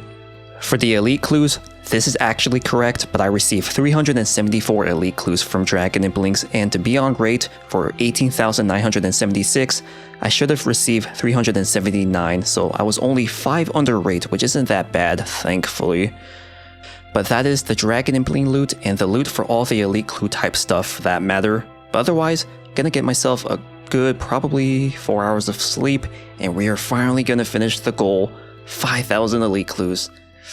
It's so tempting to finish it now, but no, I should probably get some sleep for real this time. On November 5th, 2024, I started off with 399 elite caskets, but on December 8th, 2025, I have reached my goal of 5,000 elite caskets, or 5,001, whatever. The grind is hopefully officially done. I say hopefully because there is potential for me to not greenlog elite clues even with this many caskets, but otherwise, the goal is finally done. I actually finished this a lot sooner than I thought I would, or quote unquote, a lot. I was expecting to be done with this grind within the 3rd or 4th week of December, but nope. We got it done within the 2nd week, and the week has just begun. It's a Monday. Oh my god, this is so exciting. It's finally done. But despite that being the case, we are not opening them just yet, unfortunately. I want this to be the biggest clue scroll opening video ever. So if I'm gonna do that, I need some advertising, and this channel has been dead for months now, and it's slowly declining because of that, so I need to think about things. Otherwise, my goal right now is still sailing and getting that to 99 so I can use my max cape again and do master clues efficiently, because I will be receiving a lot of master clues from the 5,000 elite caskets. I'm just so excited. I've been envisioning this day for a long time. Like the actual opening, the whole planning, the potential growth for the channel. Like, I've been thinking about this for so many months, and I've been motivated the whole time. It's a different feeling, and sorry, I keep repeating myself, so I'll leave it at that. For now, I have a lot of work I still need to do. So the big goal has finally been achieved, but I have a lot of chores I need to do. The first big one is uploading videos because I purposely did not upload anything, all because I wanted to put my full attention on the clue grind, so I need to work on my video backlog. I still wanted my main account to make some gains, so I had my account continue to do AFK salvaging, which was perfect. I achieved a lot during that downtime. I obtained the smashed mirror, I upgraded the cargo hold to an ironwood for more AFKing, I hired Jolly Jim as a crewmate as he had a high deck handiness level, I made some upgrades to my boat to make it stronger and better, I obtained 87 sailing, which gave me access to the last tier of shipwrecks, which is merchant shipwrecks. From the merchant shipwrecks, I obtained the dragon cannonball, dragon nails, moldy doll, and dragon cannon barrel collection logs. So I just got Soup, the skilling pet. I got it from salvaging at 95 sailing with 9.1 sailing XP gained. So I'm really glad about that because that actually saves me a lot of time since I imagine the pet is rare to obtain overall. Yeah, good stuff. Look at this guy. He has a Santa hat. I can't see. There's too much shit on my screen. Oh, and now my screen is flash red. Oh my god, it's the end of the world. So I'm at merchant shipwrecks and the drop rate for that is 1 in 160,000. So considering I got the pet at 19,600-ish, yeah, I got really lucky. But what's more lucky is that my pet gets to sail on this boat with all the stinky men until I get 99 sailing. What a great future for my pet. A few days later, I reached 99 sailing, so my account is now maxed out again. I'm really glad that Jagex added such a good AFK alternative for training sailing because it really helped out with me being able to put more focus into my clue goal. There are 3 items from salvaging that I haven't obtained yet, so I decided to pursue them so I can continue the AFK grind. I got the rusty locket at 162 salvages. I got the moldy block in roughly 2,560-ish salvages. Dull knife obtained in 2,102 salvages. Thus, green locking the whole sea treasures section. And we're gonna ignore the fact that I'm a dumbass and forgot to move my screen so you can actually see the log more properly. So I am now gonna retire my sailing outfit. Sorry, I'm getting emotional. This is a tough time for me, but it's time to clean this act up. Get these booty shorts off and hide those 6-pack abs. You know what? The memories. Gonna drop this shit on the ground. Oh my god, this is so deep and symbolic. Okay, this is so stupid. I'm going to bed. On December 22nd, I decided it was time to tackle Master Clue chores. I went and unlocked the 2 music tracks I was missing, and unlocking those lets me use the music cape teleport, which is extremely useful for Master Clues. I docked my boats in locations that'll help me save time, like Brittle Island, Drumstick Isle, and Buccaneer's Haven. I went and bought a new boat and built a greater teleport focus on it. I docked it at Yinzidil Island, and I docked my last boat at Witch Haven, so I am now set for sailing related clue steps, and that will save a lot of time. So I want to open as much elite caskets as possible, which means I need to stack as many master clues as possible. So maybe stack 300 clues at max, if possible. I want to open a lot of caskets, so that way I'm not streaming this opening for like 8 billion days, and it'll be more interesting for people to watch bigger openings. But to stack that much, I need to test the ground item limit to see how much I can realistically drop. So for starters, I'm going to be dropping hundreds of low ticket items, so I bought a bunch of vials of water, so I'm going to be testing it out. There isn't much info out there, so this is why it's important that I test this out, so that way my master clues don't despawn. The only thing I heard was that there's a 512 ground item limit. So I dropped vials of water, and once I hit 128 vials of water on the ground, that number did not go up. So I tried dropping on other tiles to see if it made a difference, but you can see that 128 stack go down as I dropped more items on a different tile. So I went 1 tile west, but the stack went up, and I highly doubt it was because of me using an empty vial instead of the vial of water. I was able to have 2 stacks of 128, but then I went up and the pile below me started depleting, so I tried dropping on other tiles thinking it could be a tile column thing, but the stacks would deplete, so this really complicated things. It seems like 256 is the limit if items are right next to each other, but it's very specific since I was able to drop more here. So I know what you're thinking. Boy, we sure have reached the golden age of RuneScape content creation. We have this dude dropping items. Oh, this is so engaging. Thanks for the great content. So, okay, I'll try to wrap things up. It seems like 128 is the limit for tradable items, but since clue scrolls are untradeable, I needed to figure that out, so I bought a bunch of impling jars and tested it out myself. Now you've probably noticed that I have a clue juggling timer, so why do I need to test this out? With master clues, they all share the same item ID, so because of that, if you have multiple master clues in one specific pile, the timer on the plugin will reset for that pile even though there's multiple master clues on the same tile. So in this visual, I have 3 different master clue piles, so the plugin timer shows 3 different timers, 1 timer for each pile. For this specific pile, even though there's 24 master clues on the ground, when I pick up 1 master clue from the pile, the plugin will reset the time for this pile, even though I literally only picked up 1 clue. This is the problem with having multiple master clues in one tile. One solution would be to drop clues on different tiles, but you're gonna waste a lot of time doing this, especially in my case where I have to juggle hundreds of clues, so that would be a nightmare. But this is exactly why I'm testing out the ground item limit, so that way I don't potentially have clues despawn, and so I can make a strategy for when I do juggle each pile.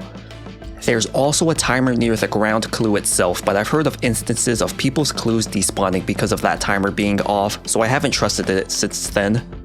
At one point, I had 257 clues on the ground, so I tried dropping tradable items to see if it'll make the untradable clues despawn, and it didn't affect my clues, it seems. In the end, I had 451 clues on the ground and none despawned. I stopped at 451 because I've been doing this for 2.5 hours and I had enough. I don't plan on having more than 300 clues on the ground at once, so this was a good test. So in the end, unless master clues specifically have some weird spaghetti code, I had confidence that I could stack hundreds of masters without them despawning, and this is why we test these things, because you never know what could happen. For an extra sense of security, I'll also be using the time tracking plugin so I know when to juggle each pile. This will help me be more at ease and keep track of each pile better because I'll be overstimulated during this opening since I will be streaming this. Otherwise, I am practically set up for opening caskets. Now, all that is left is to wait for the big day to open up caskets. While I wait for those days to come, I continued AFK grinds in the meantime. My alt account got 99 sailing and the total level for it is 2314. Tomorrow is finally the day. January 4th will be the day I finally open the elite caskets, and I think I am set up for the most part. So when I get master clues, I'll be dropping them within the respective areas, which should be organized enough. I also have other clue tiers that I'll be dropping on each tile, which will serve as another safety measure and will tell me when I need to juggle each pile specifically. I also rearranged the master clue layout so everything is now more organized and not as visually confusing. I got a separate bank tab for Sherlock and Fallow steps, which makes it easier to figure out what I'm looking for, and I bought enough supplies for Sherlock steps so I shouldn't have to grind for any while solving any master clues. Otherwise, this should hopefully be fine and I won't lose any master clues. And since I might forget, might as well show this now. For my elite clue log, I got 29 out of 59 items obtained, with only 191 caskets opened. I got the Ring of Third Age from a master clue a long time ago, and the rarest thing I do have is the light tuxedo jacket, which I got as early as 2023. The goal with this opening, besides it hopefully being epic, is the green log elite clue, so I'm hoping for the best. My goal is to complete the entire elite clue section and obtain any gilded and third age items. I have 29 out of 59 items obtained, and with 5,001 elite caskets, the possibilities are endless. Let's get this opening started.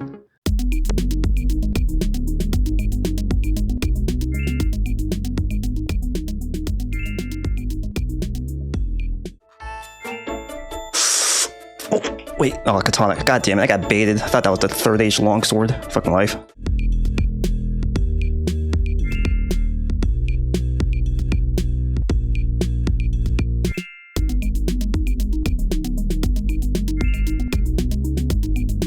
During the live stream, I was heavily overstimulated, so I didn't even notice, but the Ranger Gloves was my 1200 collection log item obtained, so I am now in the Dragon rank tier.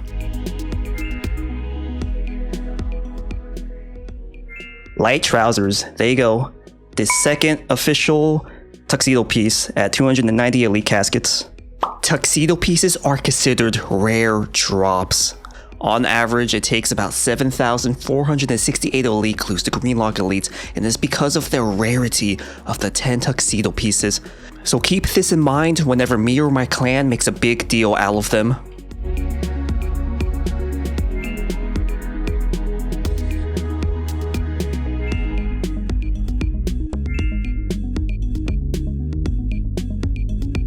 These potions are useless, but they are rare drops. In fact, there's 6 rare drops that are useless. They drop at the same rate as an elite gilded unique, so if you get these as a drop, just know that you've been scammed out of a mega rare. Ooh, mimic, is that? Alright, mimic number 5, let's do these mimics. There's a 1 in 35 chance of receiving a mimic upon opening an elite casket. The mimic is a simple boss that can be killed to drastically increase your chances of receiving any third age item, so it's a no-brainer to kill it.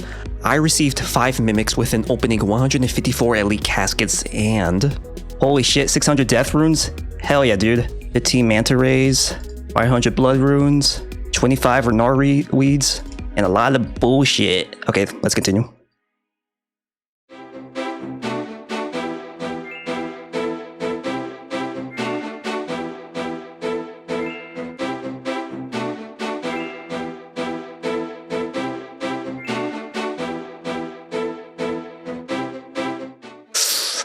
damn it, I have that already. I think I got a lot of that from freaking hard clues for that matter. But first gilded on the opening. Gilded plate body. Yeah, my third one. Oh, that's unfortunate, but let's keep going. Sure, let's send the mimics. Here you go, I opened the door, you go in first. There you go, such a gentleman. Oh, you shouldn't have. I didn't even bring my mimics, I'm fucking stupid.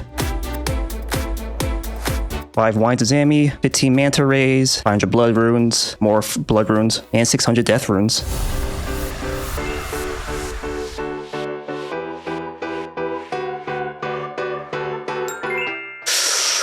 Oh god, that item was so small, I didn't see it for a second. Light bow tie, the third tuxedo piece, and specifically the second one for this opening, at 579 caskets.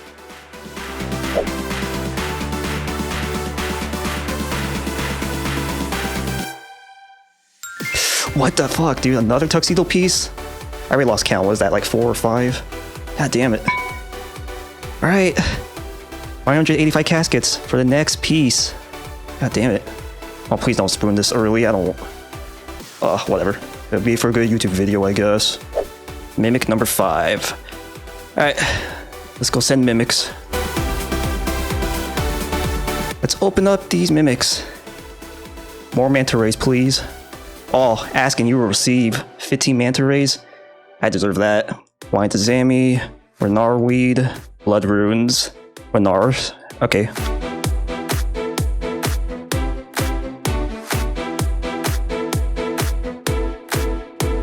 Gilded spade is.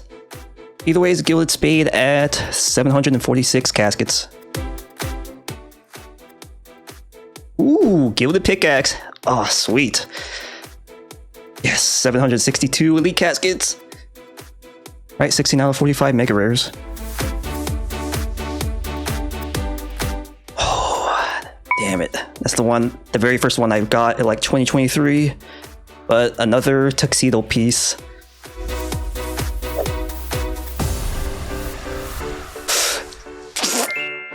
There it is. There you go. Oh, wait, that's not the longsword. It's still a third age. Still a third age. And I'm actually blind sometimes. I thought that was the one. Wait, it is the one. Alright. Oh, this would be good for the video, I guess. Next up, we have Tuna opening some clues. Watch this one with your eyes closed. There it is. There you go. Anyways, third age wand. Oh, God.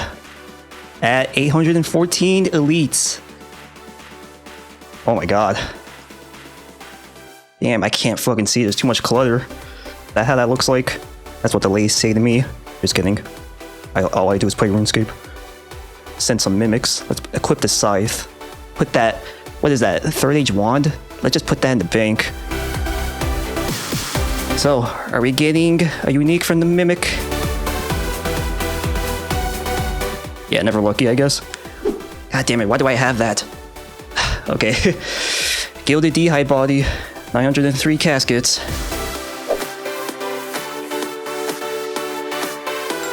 Ooh, yes! Hey, look, the first dark tuxedo piece. Dude, okay, I'm getting too spoon with these tuxedo pieces. It needs to stop. Like, what the hell? I've only opened like 800-ish. What the fuck, dude?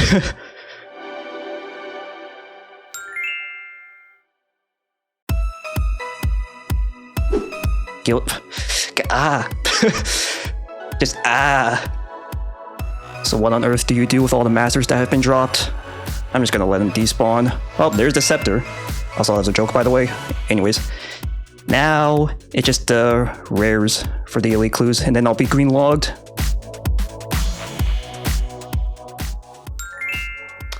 What? Just what? Why? Wait, there's 2 tuxedo pieces. Dude, why? What the fuck is this shit?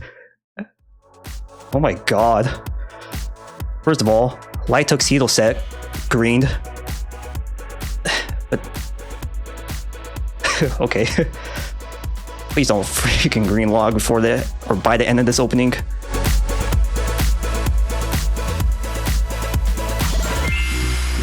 Stop! Just stop! Oh my god, freaking... No! I want this, but not really.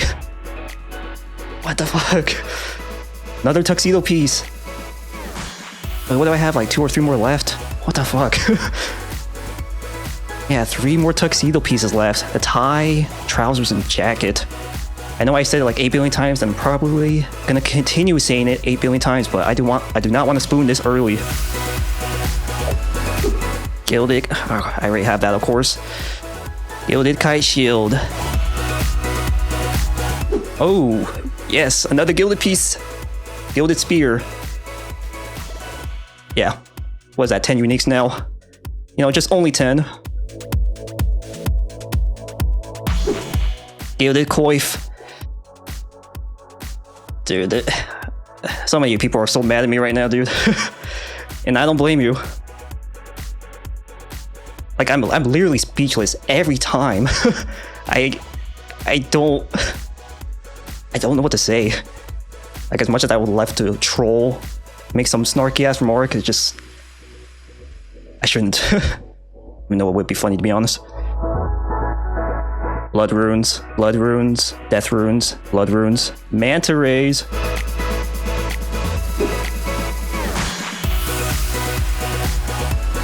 Honestly, I'm not thinking about it as much as I probably should. And that would either be... Ooh, yes! Lava Dragon Mask! Yes! 1,329 elite caskets. Oh, God, fucking dude. Oh, so fucking hyped. The Lava Dragon Mask and the Ring of Nature are the last pair of mega rares, and these 2 items are only obtainable from elite clues. They're slightly more rarer than the tuxedo pieces, but with 1 item out of the way, I am on a good path to being completely done with elite clues. So let's speed things up a little. So far, you've been watching day 1, and day 1 was actually nearing the end. I opened a total of 1,251 caskets that day and got no other rare drop ever since that Lava Dragon Mask. In the end, for day 1, I got 21 rare drops with 271 master clues on the loot tracker, with 2 of them not being tracked due to me opening casket fast at times. And these master clues are the exact reason why this opening was split in multiple days. You can complete up to 10 masters an hour, and after the opening, I spent over 27 hours to finish them. My master casket stack went from 695 to 965, and not a single clue despawned. I kept 4 clues for fast clue solving tech purposes. I simplified the clue stacking process because the visual clutter was absolutely obnoxious and overwhelming. And I was now ready to take on day 2 to open 750 caskets.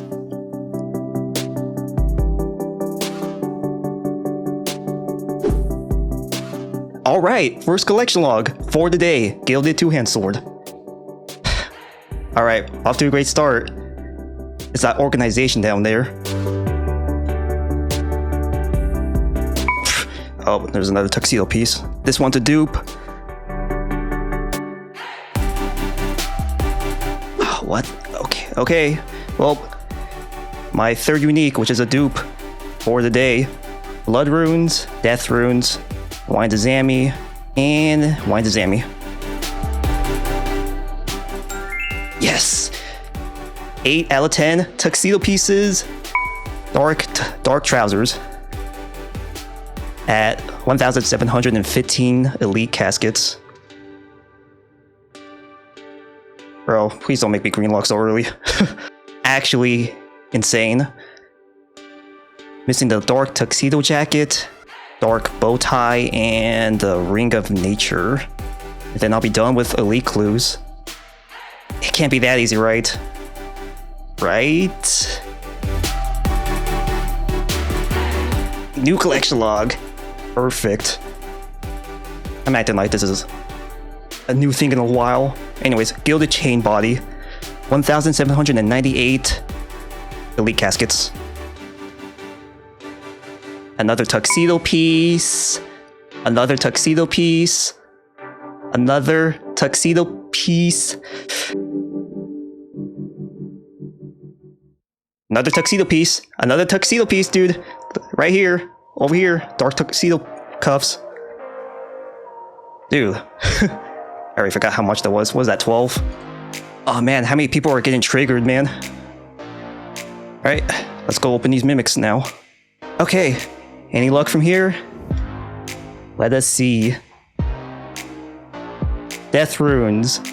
Death runes. Ring of Third Age. It's not that rare. Manta rays. Death runes. More death runes. Hell yeah, I'm loaded now.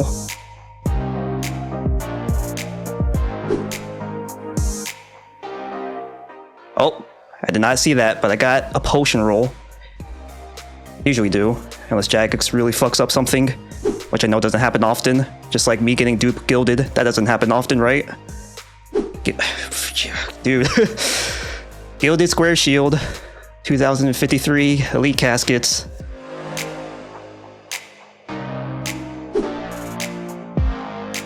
After day 2 ended, I was only missing 3 items needed to greenlog elite clues, and I got 180 master clues from the opening. So I went and solved all of them without having any of them despawn, and my master casket stack is now at 1,148.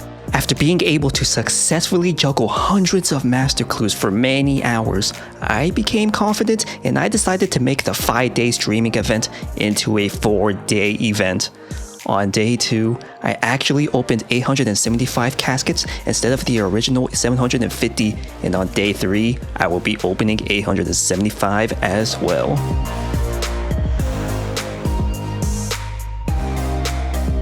Renarweed, Blood Rune, shit, ass, garbage, okay.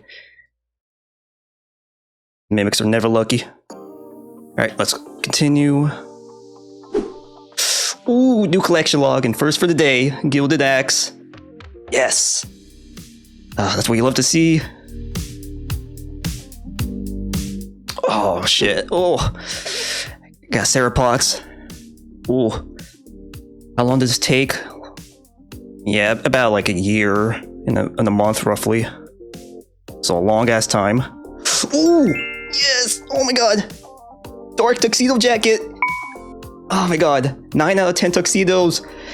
Dude, what the fuck? Oh my god. Green lug under 3k maybe? We're at 2,519 elite clues. Oh my god. Ooh, another tuxedo piece. It's a dupe. Okay. Yeah. Gilded plate body. Oh, another lava dragon mask. Okay, I think this is my 3rd Gilded Coif. This guy really thinks I'm botting over here. Funny guy. Yeah, you do that, you report me. Oh, fuck. I didn't even notice that, I was looking at chat. Thank you guys. Oh yeah, good times. He's gonna report all of us.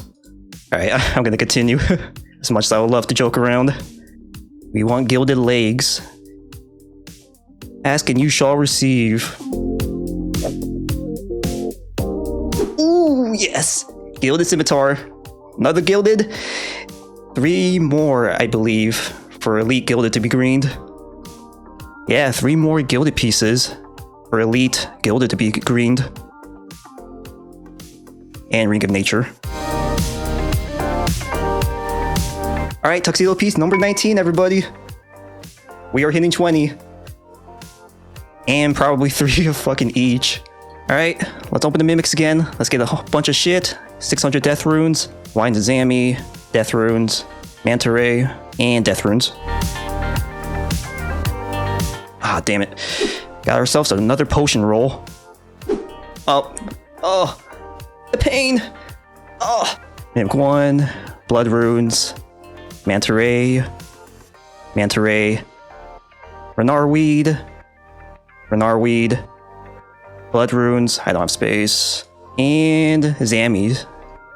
Yeah, never lucky. Nothing else really happened on day 3 after that. As usual, after the day finished, I solved all my master clues. And by the way, if you guys are interested in seeing a big master casket opening, please let me know in the comments because a huge master casket opening will be even better. I wanted to end the finale on a bang, and day 4 will be the last 2,000 caskets. A lot of crazy luck has already happened in 3001 caskets, but a lot of potential can still occur for the last 2000. Let's make this opening something to remember. And good luck to me.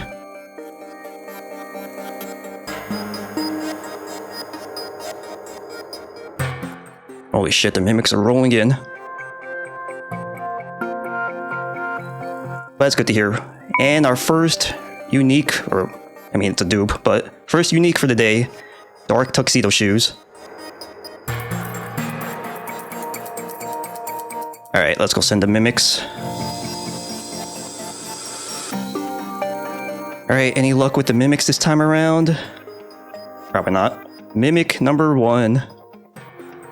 Wine to Zammy. Renarweed.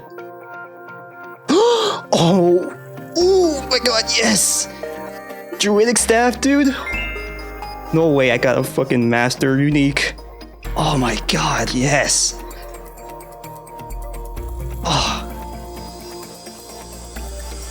Oh my god. Dude, oh my god. I am so happy. Freaking no way, dude. Oh my god, yes. Look at that. That's kind of ugly, actually. Alright, starting off strong. Like always, I guess. Yeah, the freaking... Wow, yeah. The Mimic actually gave me something good. Well, let's take a quick look at the log then. That's 24 out of 45 for the uniques. And that is my first Master Clue unique. Or Mega Rare. Hoping for more to come. Wine to Zammy. Death Runes. Renarweed. Manta Ray. Death Runes. Ring of Third Age. I got baited for a second. I saw that pop up in the clan chat. That's the third Ring of Third Age. And Wine to Zammy.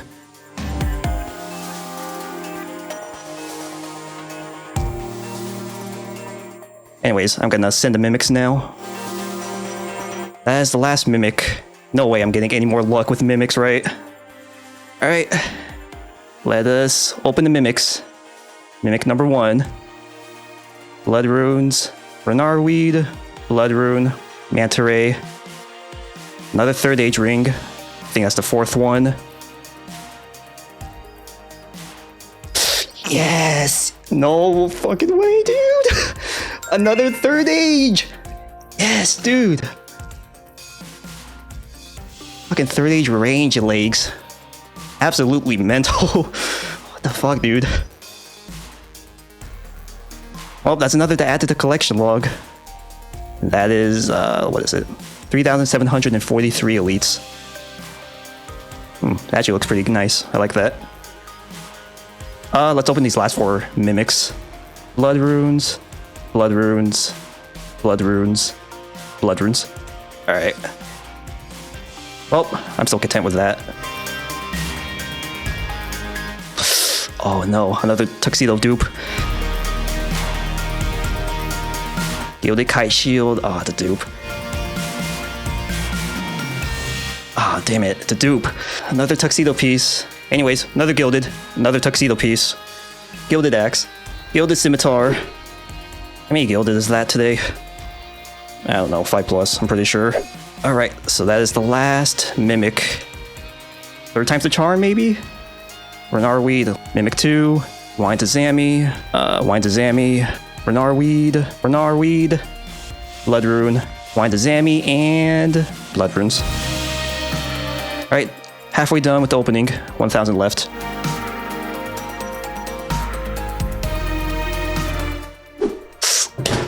Oh! Shit, I went by that too fast. Gilded Plate Legs, Gilded Plate Legs. You know what that means too, right? I know there's the memes. I'm not gonna say anything. But otherwise,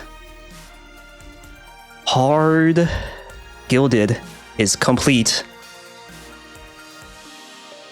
Hard Gilded complete. Hell yeah. 1, 2, 3, 4 clog. That is my 1,234 collection log. So I guess that's lucky.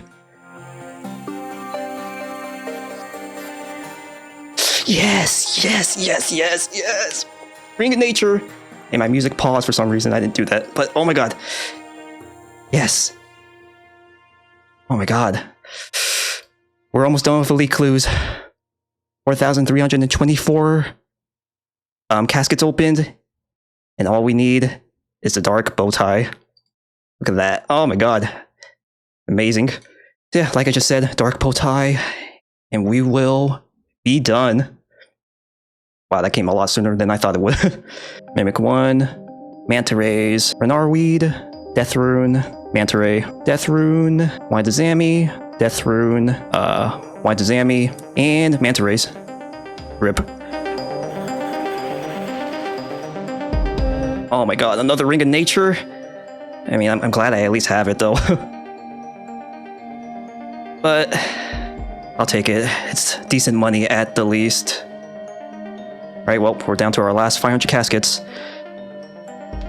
Still potential for something good. Is any collection log?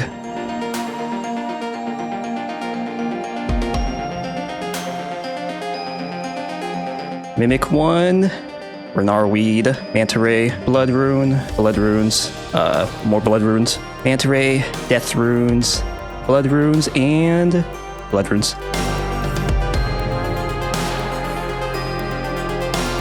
Oh, just got another tuxedo piece. It's been a little bit. Anything after the Druidic Staff? Exclamation mark today, which someone just did. Oh, yes! Oh my god, yes! Third Age Longsword! No fucking way. Yes! That's like one of the more expensive ones, too. Honestly, I was not expecting another Third Age, but holy shit. At 4,961 caskets. Oh, dude, that thing is so pricey too. Holy shit. I've never seen this weapon in game. I mean, decent, I guess. Alright, look at. Oh, wow. That is a really nice looking log. Holy shit. Alright. Well, we have 226 caskets left. Something might happen.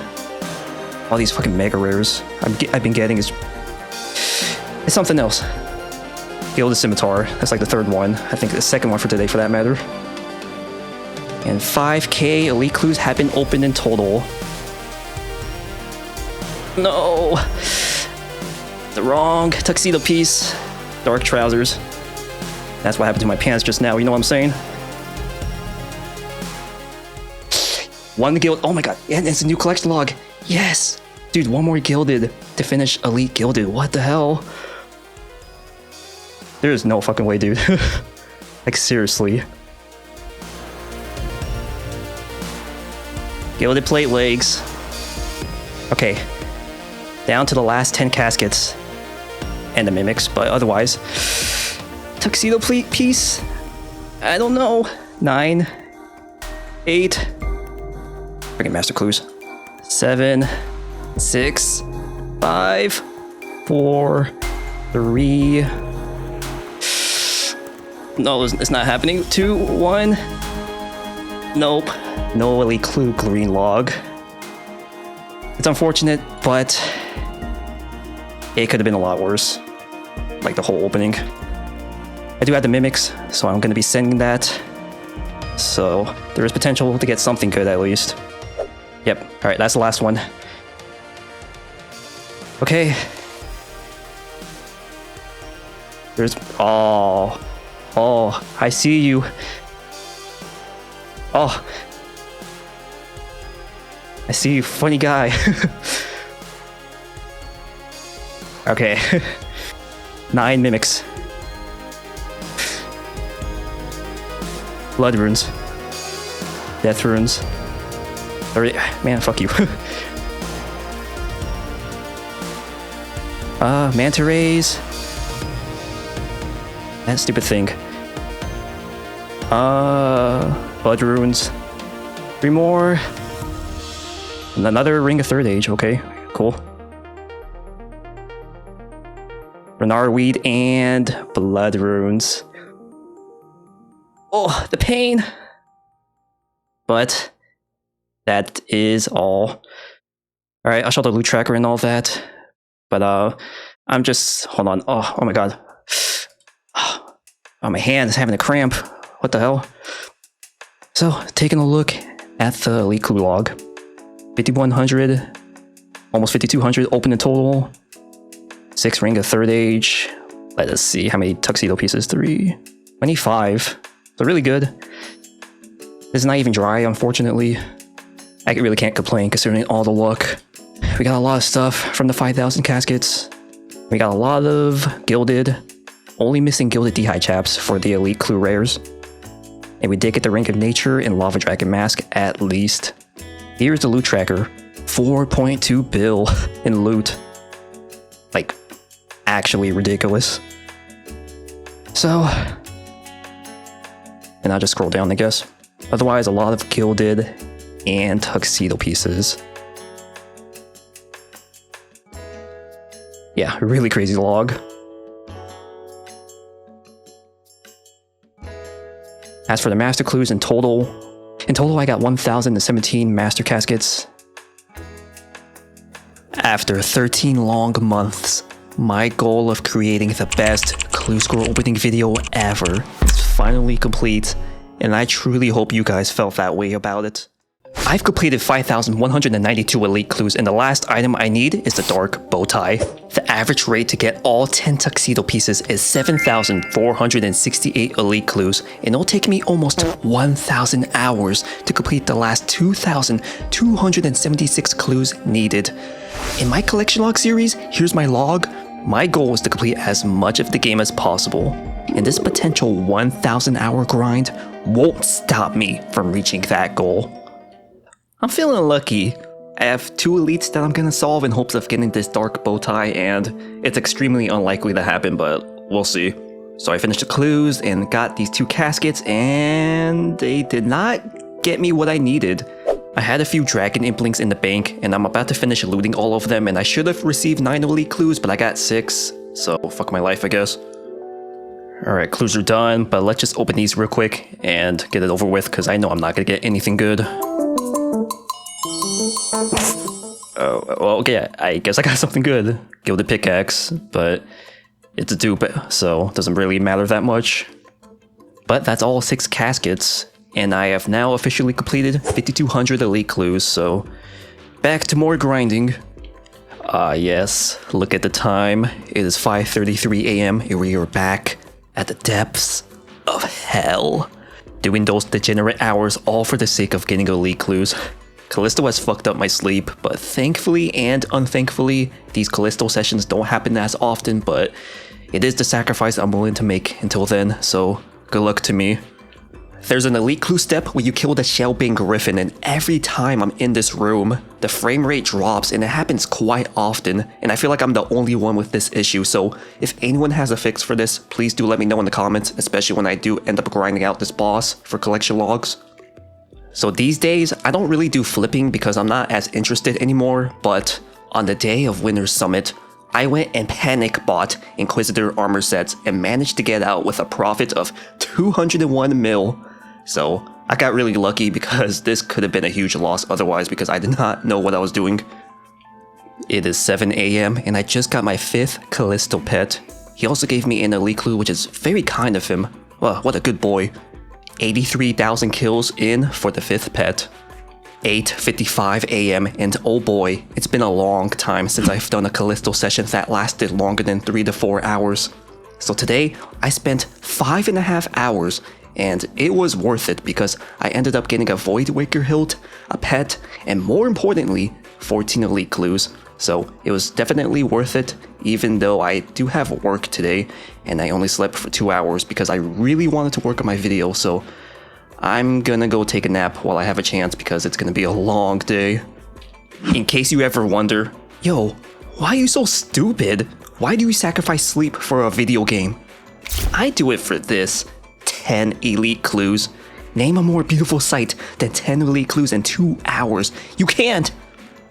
Seriously though, this Callisto session did start at 3 AM, which I could have attended, but I really needed to sleep because yesterday I only slept for 2 hours, but at least I was decently rewarded today. So with just one item left to green log elite clues, it's in my best interest to not stack up a bunch of caskets in case I get the dark bow tie. The reason for that is because elite clues are so scarce to get, with the best methods netting you about 2 to 3 elites an hour. So, for example, if I green log elites with 100 caskets left, that means I wasted about 43 hours both collecting and solving the clues, and that is quite a big time investment. So because of that, I've just been opening caskets whenever I feel like it, which is often. In the beginning of the video, I completed 5,192 clues on January 18th, and as of February 15th, I've completed 5,350, so I'm making steady progress so far. So it's been 2 months since I've been at the most depressing place in RuneScape, also known as Shades, and I am currently at 167 mil fire making XP. Shades is what I'll be doing most of the time when I don't have a team for Callisto. Otherwise, while I'm doing Shades, I'm going to be training the alt account on the side. My goal is to get it to 2350 total level, and I'm currently at 2317. My fishing level is 97, so I'm close to 99. Shades is the second fastest method for obtaining elite clues, but doing that for countless hours to obtain roughly 2.7 elites an hour is honestly a bit dreadful. Despite that, I'm doing my best to keep myself engaged and motivated. I refuse to let these slow and boring grinds be the reason I stop grinding out elite clues.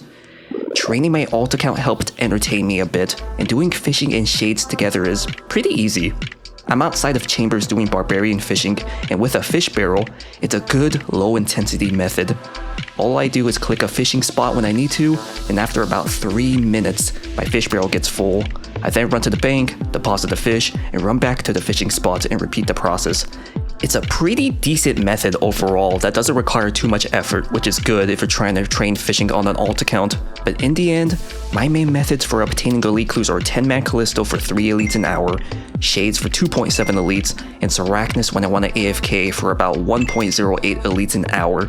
And the main thing you need to know is that many hours have to be spent to get a lot of elite clues.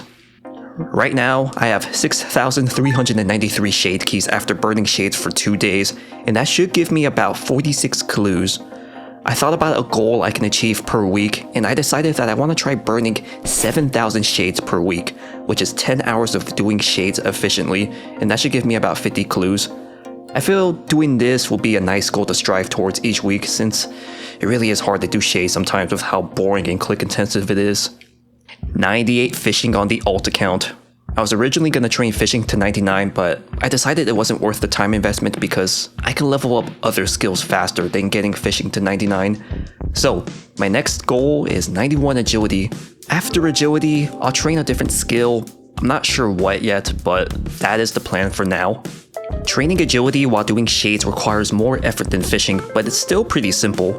The main account is always the priority, so I'm trying my best every time to not lose ticks, and even though my alt account will just sit there at times, I was maintaining around 40k XP an hour on RD rooftops, which is pretty decent. Dude, I freaking just got the giant squirrel on the alt account at 90 agility with 5.7 mil XP total. My alt accounts get really lucky with pets, I swear. This account only has 3, but it's just amusing every time I do get one. After looting all the shade chests from the previous day, I went and solved all 57 clues I received and proceeded to live stream the opening. I'm really not expecting anything for this opening, but we will see. Otherwise, good luck to me, and yeah, I really hope I can just finish this. Do it one and done.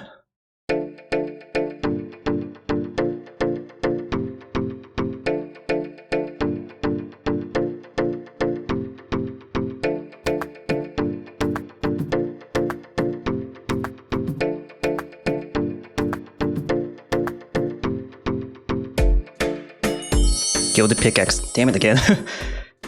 Alright, at least we got something, I suppose. Gilded pickaxe. It's like the 3rd one in total, I believe. Yeah, 3rd one in total. I got one off stream too, like a week or 2 ago.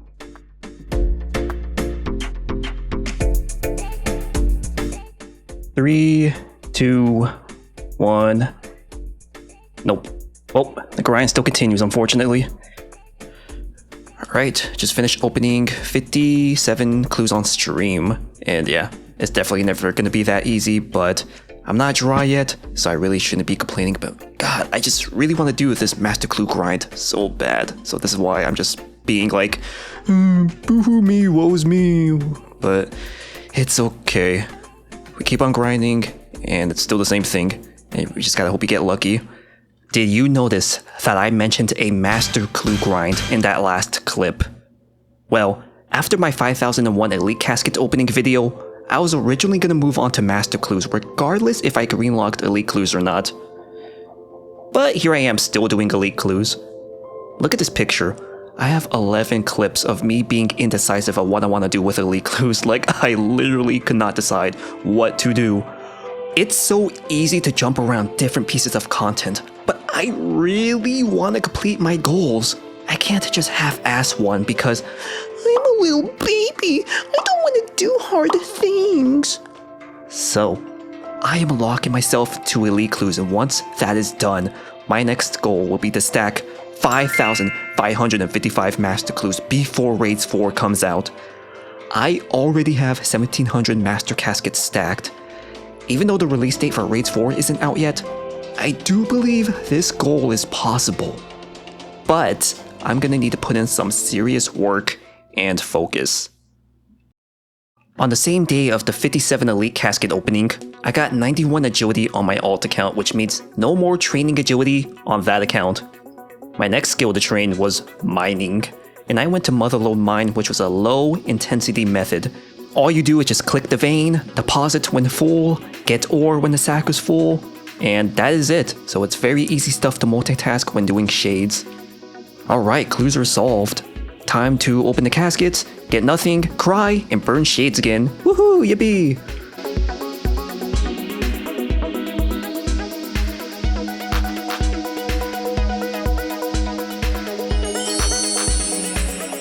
Ooh, this is my first tuxedo piece in quite a while. Probably in over a few hundred caskets, but it is nice to finally see something at least. Okay, it's really not nice, I'm just coping.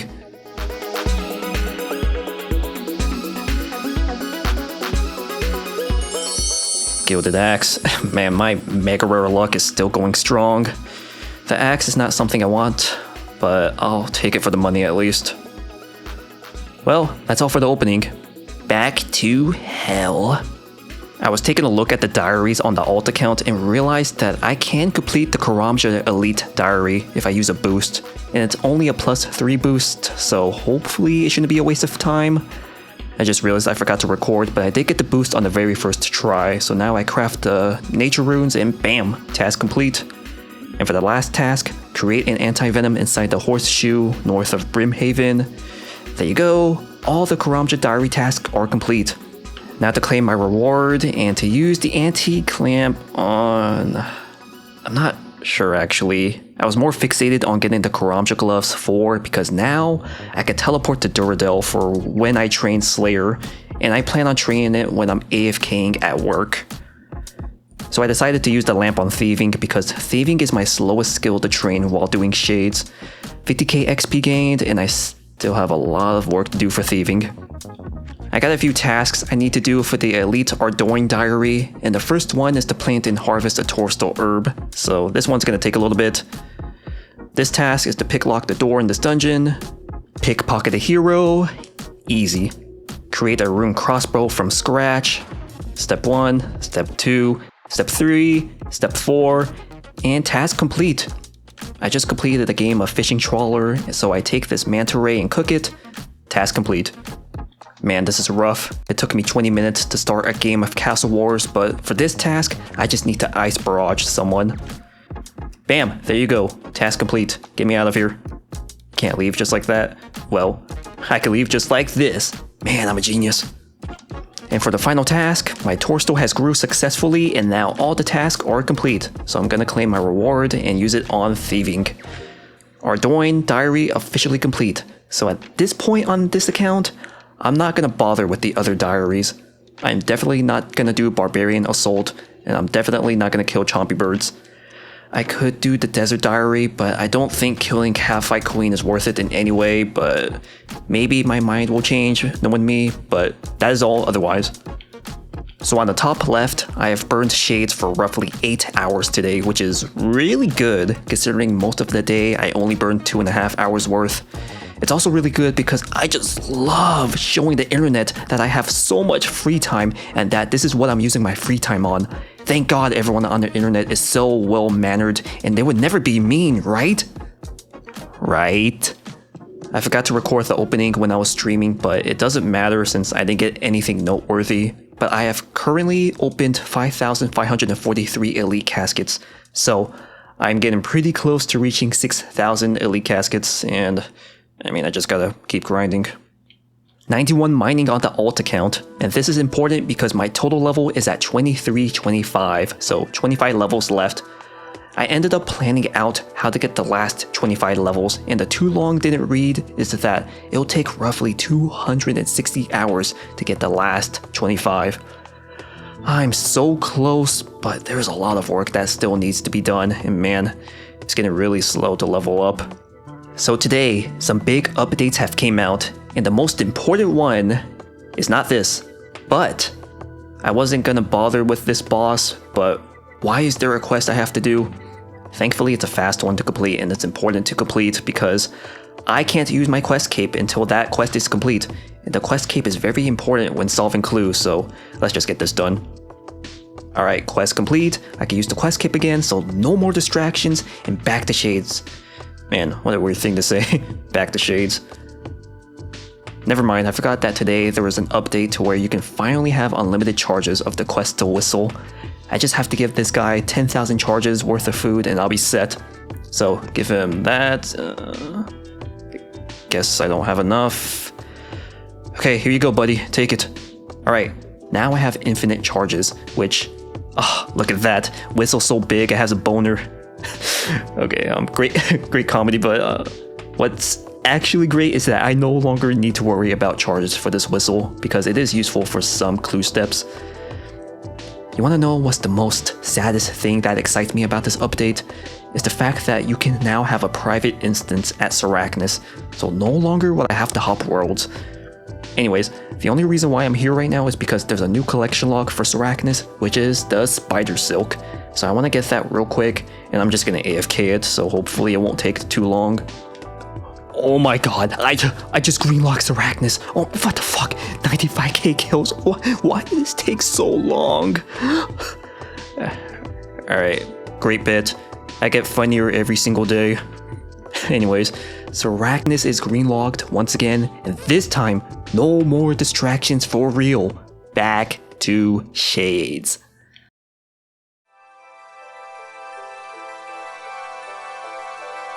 Otherwise, the plan is to solve half of this stack, open the 32 caskets, cry because I won't get the dark bow tie, solve the last 32, open the caskets, cry again. It's gonna be a fun time.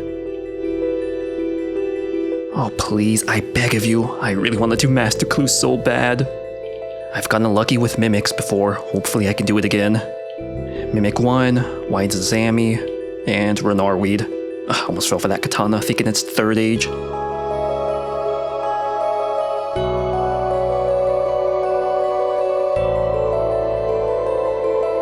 $15 left. Oh, it's not happening. I have no faith, honestly. Of course it's not. I really can't complain because I'm not even dry at all. I'm way underrate. Have you noticed a trend within those past few clips? I've been progressively getting weak-minded and desperate because I just really want to move on to Master Clue so bad. And I have been finding myself having the most useless thoughts that don't contribute to me reaching my goals sooner, which does waste precious time and energy. I will get this elite clue grind done, and I will try to be more resilient. But in case you're wondering why I'm so whiny, then that's why. And wow, what a great excuse for a grown man to whine like a baby on the internet. Man, this content keeps getting better. Nice, I just got the combat achievement that involves me killing this boss 50 times. All obtained by doing the elite clue step. And one day I will get myself a Zuck helmet, I swear. 1, 0, yeah. This is killing me. Like, I swear, I also need to stop obsessing over this, like, pronto. Anyways, it's 6 a.m. and I'm gonna go sleep. Ah, no, a ring of nature. Damn, that's more rarer than a tuxedo piece. Well, in 5,726 clues, I have gotten another ring. Damn it, I still need that bow tie. You know what, whatever. Anyways, it's the same shit. I'm not even close on raids, so I just gotta keep going at it, I guess. You know you've been doing shades for so long when you were about to hit 200 mil fire making XP. 200 mil fire making XP has been obtained, and I really don't have anything to say about it. I mean, if anything, I started burning shades again like a whole month ago, and I have gained 33 mil in fire making XP, which means I burned over 42,000 shades, and that's about 306 elite clues obtained in a month, so that is a lot of work. Real quick, if you're interested in hearing me talk and ramble about the things that go on during my RuneScape and YouTube journey, check out my second channel at Tuna Talks. Alright, back to the video. I looted a lot of shade chests and I'm feeling lucky. I'm definitely coping, but otherwise, I have 76 clues on the ground.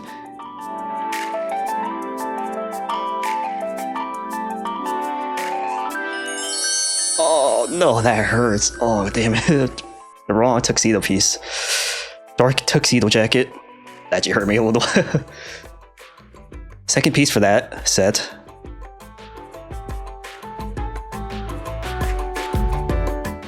Ooh, gilded.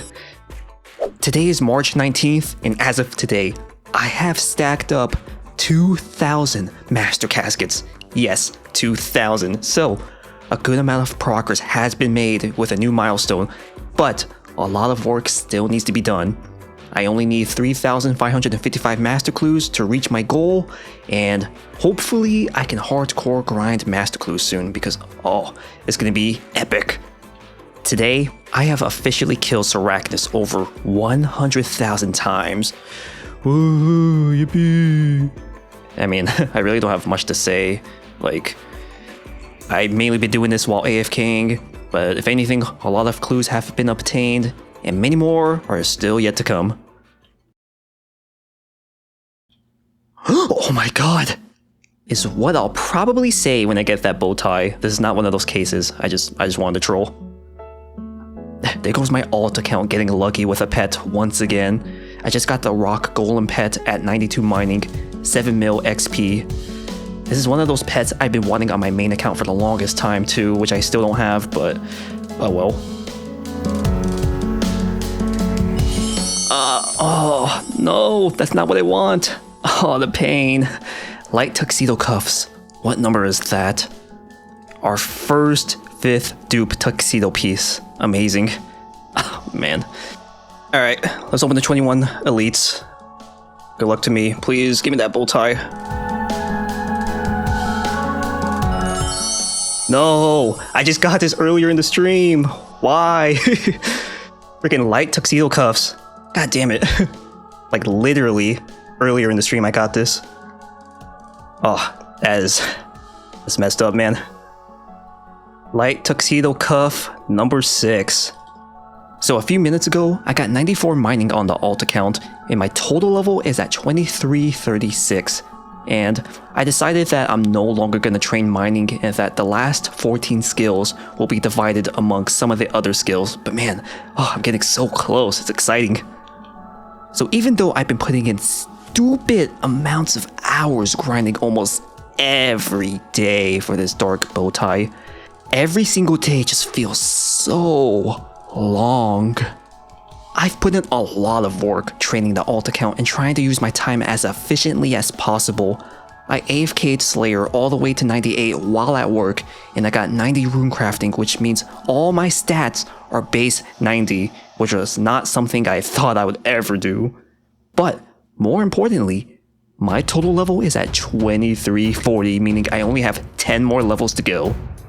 I tried my best to dedicate time to Callisto to make it work, even though the sessions took place during undesirable times, and despite the fact that there's potential for my Callisto sessions to be cut short due to PKers overwhelming my team and even some of them ragging us non-stop. And of course, who could forget the huge amounts of hours giving myself carpal tunnel thanks to burning shades? Man, there really is a lot of great methods for obtaining elite clues, am I right? Near the end of the month, I also received a dupe Dark Tuxedo Shoes, 5,926 caskets in, and a dupe Ring of Third Age from a Mimic, 5,972 caskets in. Then finally, on March 30th.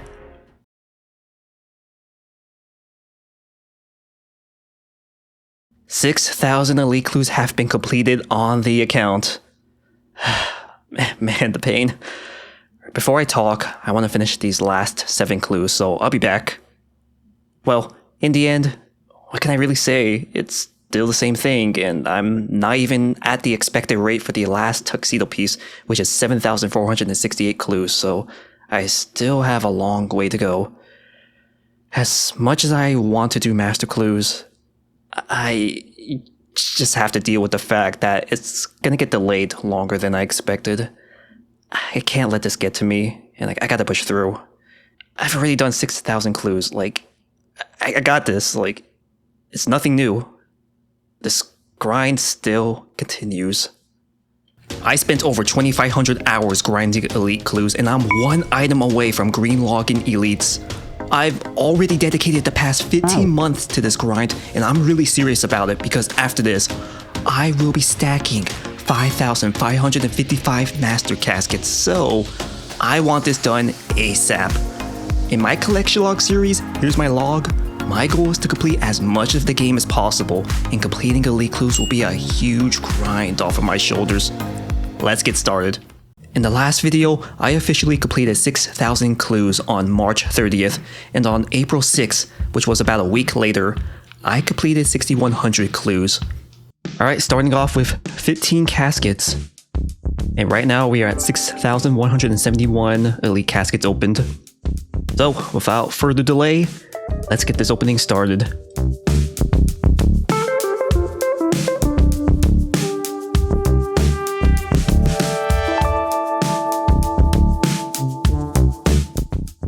On the next day, I managed to acquire 17 clues. What? How'd you get 17 clues in one day? You might be asking. To which my response is, I don't know, I kind of forgot at this point. But in 5 days, I went from 6,100 elites completed to 6,203.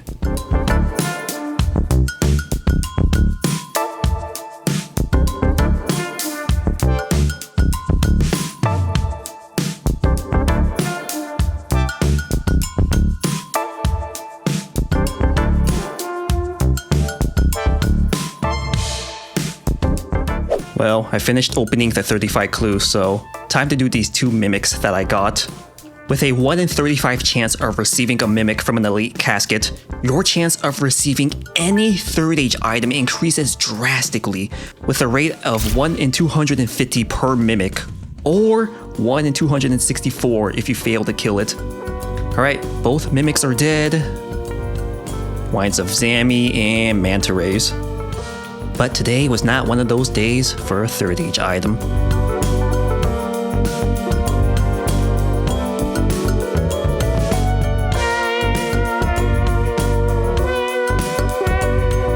$6,300 elite clues have been completed. Fuck.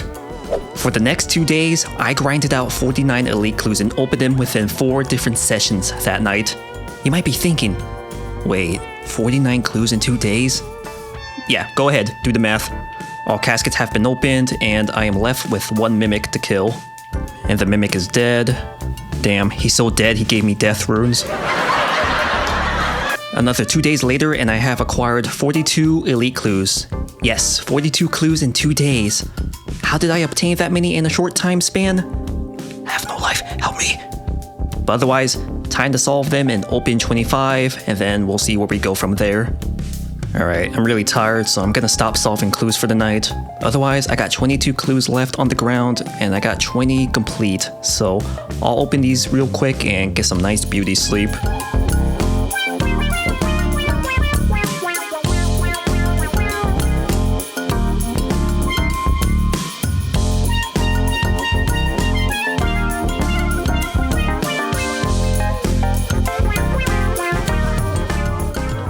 Alright, average.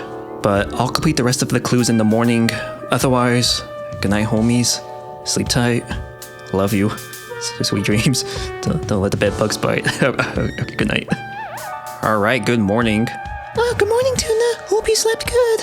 Oh, thanks guys, I appreciate it. Alright, cringe out of the way. I did get the rest of the clues done, so let's open these caskets.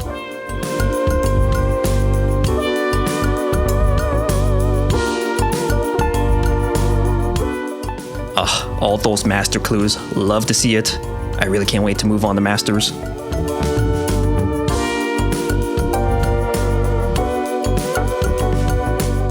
Well, alright, another uneventful opening, but we still got a long ways to go.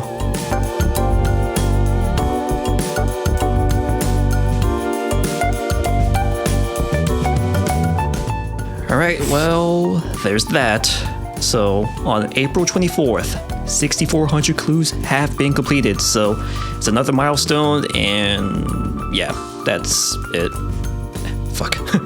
One day later, I got 12 elite caskets stacked, and at this point in the video, it's pretty clear that I'm capable of grinding out a lot of clues, because man, the perks of being unemployed. Am I right, guys? Guys? Hello? Is this thing on?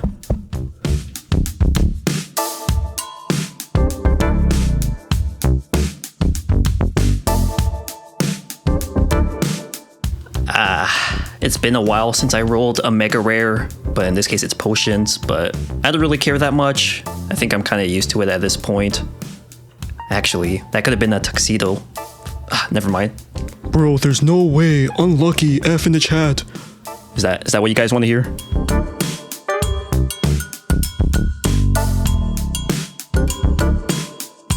And nothing. Let's do this mimic real quick. Alright, a nice and humble mimic fight with 188 KC in total and death runes. Ooh, manta rays. Very surprising, very unique. For these next few clips, it was a bit late at night, so I was talking a bit quiet and soft because of that. So, I hope you guys like to hear me talk in ASMR, except the only difference is that my ASMR probably makes you uncomfortable, huh? Okay, a few days have passed, I think like 3, and I got 47 elite clues. And I was gonna get 50, but life's really getting tough for people who play RuneScape for 6+ hours every day, like me. Alright, we completed 20 of the clues. Gonna open these. Since the stack is a bit on the higher side than I would like it to be. 64, 38. I don't know what I'll do with it, but I'll show it anyways. But let's get this opening started. Oh my god, no way, oh my god, oh my god, oh my god, oh my god, oh my god, yes, yes. Oh my god, yes, dude, oh my god. Oh, the first fucking thing, oh fuck. I'm actually fucking spamming the chat. Like, oh shit. Oh my god. Holy clues is green locked. Oh my god, no way. Oh shit, what the fuck? Oh dude, I'm freaking out. First of all, I was not expecting it, period. And secondly, not the first freaking casket. Oh my god. God, yes. Oh, no. Oh. Ah. Dude, I'm freaking out. I do not have reactions like this, but holy shit. What the fuck? I can't even see this fucking bow tie. I can't see, it's too dark. Whatever, anyways.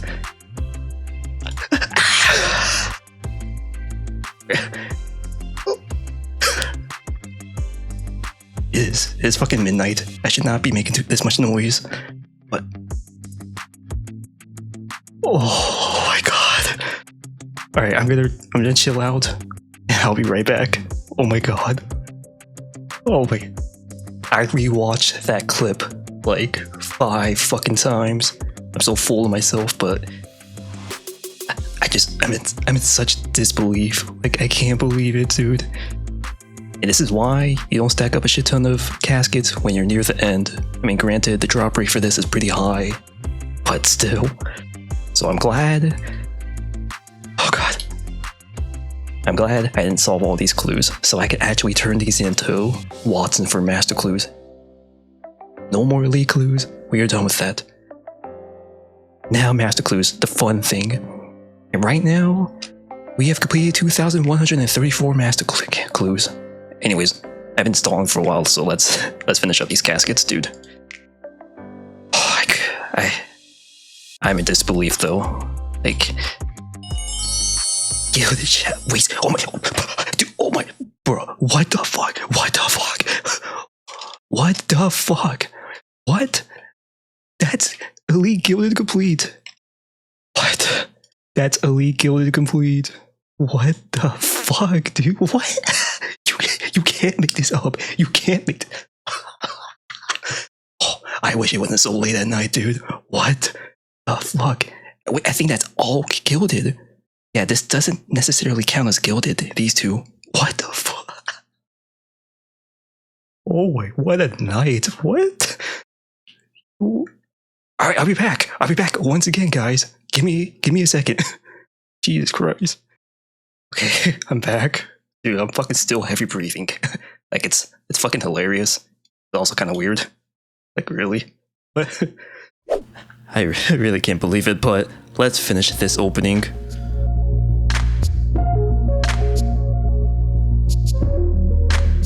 So I never realized this when I was opening the caskets because I was just so fixated on getting the clues done and because I got the dark bow tie, but on this casket I got battle staffs, which means I rolled the mega rare table once again. Yes, once again. Alright, no more nonsense. You guys have seen everything, for now at least. So I'm on the official RuneScape website, and on the high scores for the elite clue section, I am rank 5. And I am most likely going to be staying there for a super long time. And I don't really care about high scores. I don't take any pride and joy in it, but I thought I would show it off anyways. The Chivalry Prayer Step. The clue you juggle forever if you take clue seriously enough is now getting turned into Watson for a master clue. Ooh, yeah, that feels good. Oh, you don't know how good it is to finally be able to do that. Ooh, what other stuff can I remove? Oh, I don't know. Maybe the Elite Clue Bank tab and the King Black Dragon Bank tab. So here's the loot tracker for Elite Clues. Not all of the clues are tracked because sometimes I would open caskets too fast, and when I do, the loot tracker doesn't update it properly. But otherwise, from the 6,214 clues that are tracked, I made 3.74 bill. And as I'm scrolling down, I'll mention the key items I've gotten. So, from all the caskets, I've received 31 gilded pieces, 31 tuxedo pieces, 4 third age items, 3 ring of natures, 2 lava dragon masks, and 6 rings of third age. As for the useless mega rares, and useless being like the potions, the battle staffs, and the crystal key, I rolled 19 useless mega rares. Now, master clues on the other hand. We got 1,265 master clues, which is a bit over rate, which is great, and all those master clues help tremendously. I made a very ambitious goal that looked like it could have taken multiple years to achieve. My mind kept distracting me. It really wanted to take the easy way out, and sometimes you are your worst enemy. But I challenged myself. I try to find joy in the grinds that I did, even though a lot of them are so boring and even very obnoxious to do. You just need to challenge your existing beliefs. The point is, I always strive to be better. Your goals are worth chasing after. Don't let your thoughts be the reason that you don't achieve them. I started my Elite Clue journey in November of 2024, and after 17 long months, it is finally green-logged. Thanks so much for watching, and if you guys are interested in hearing me talk about the grinds I do, check out my second channel at Tuna Talks. But until then, take care.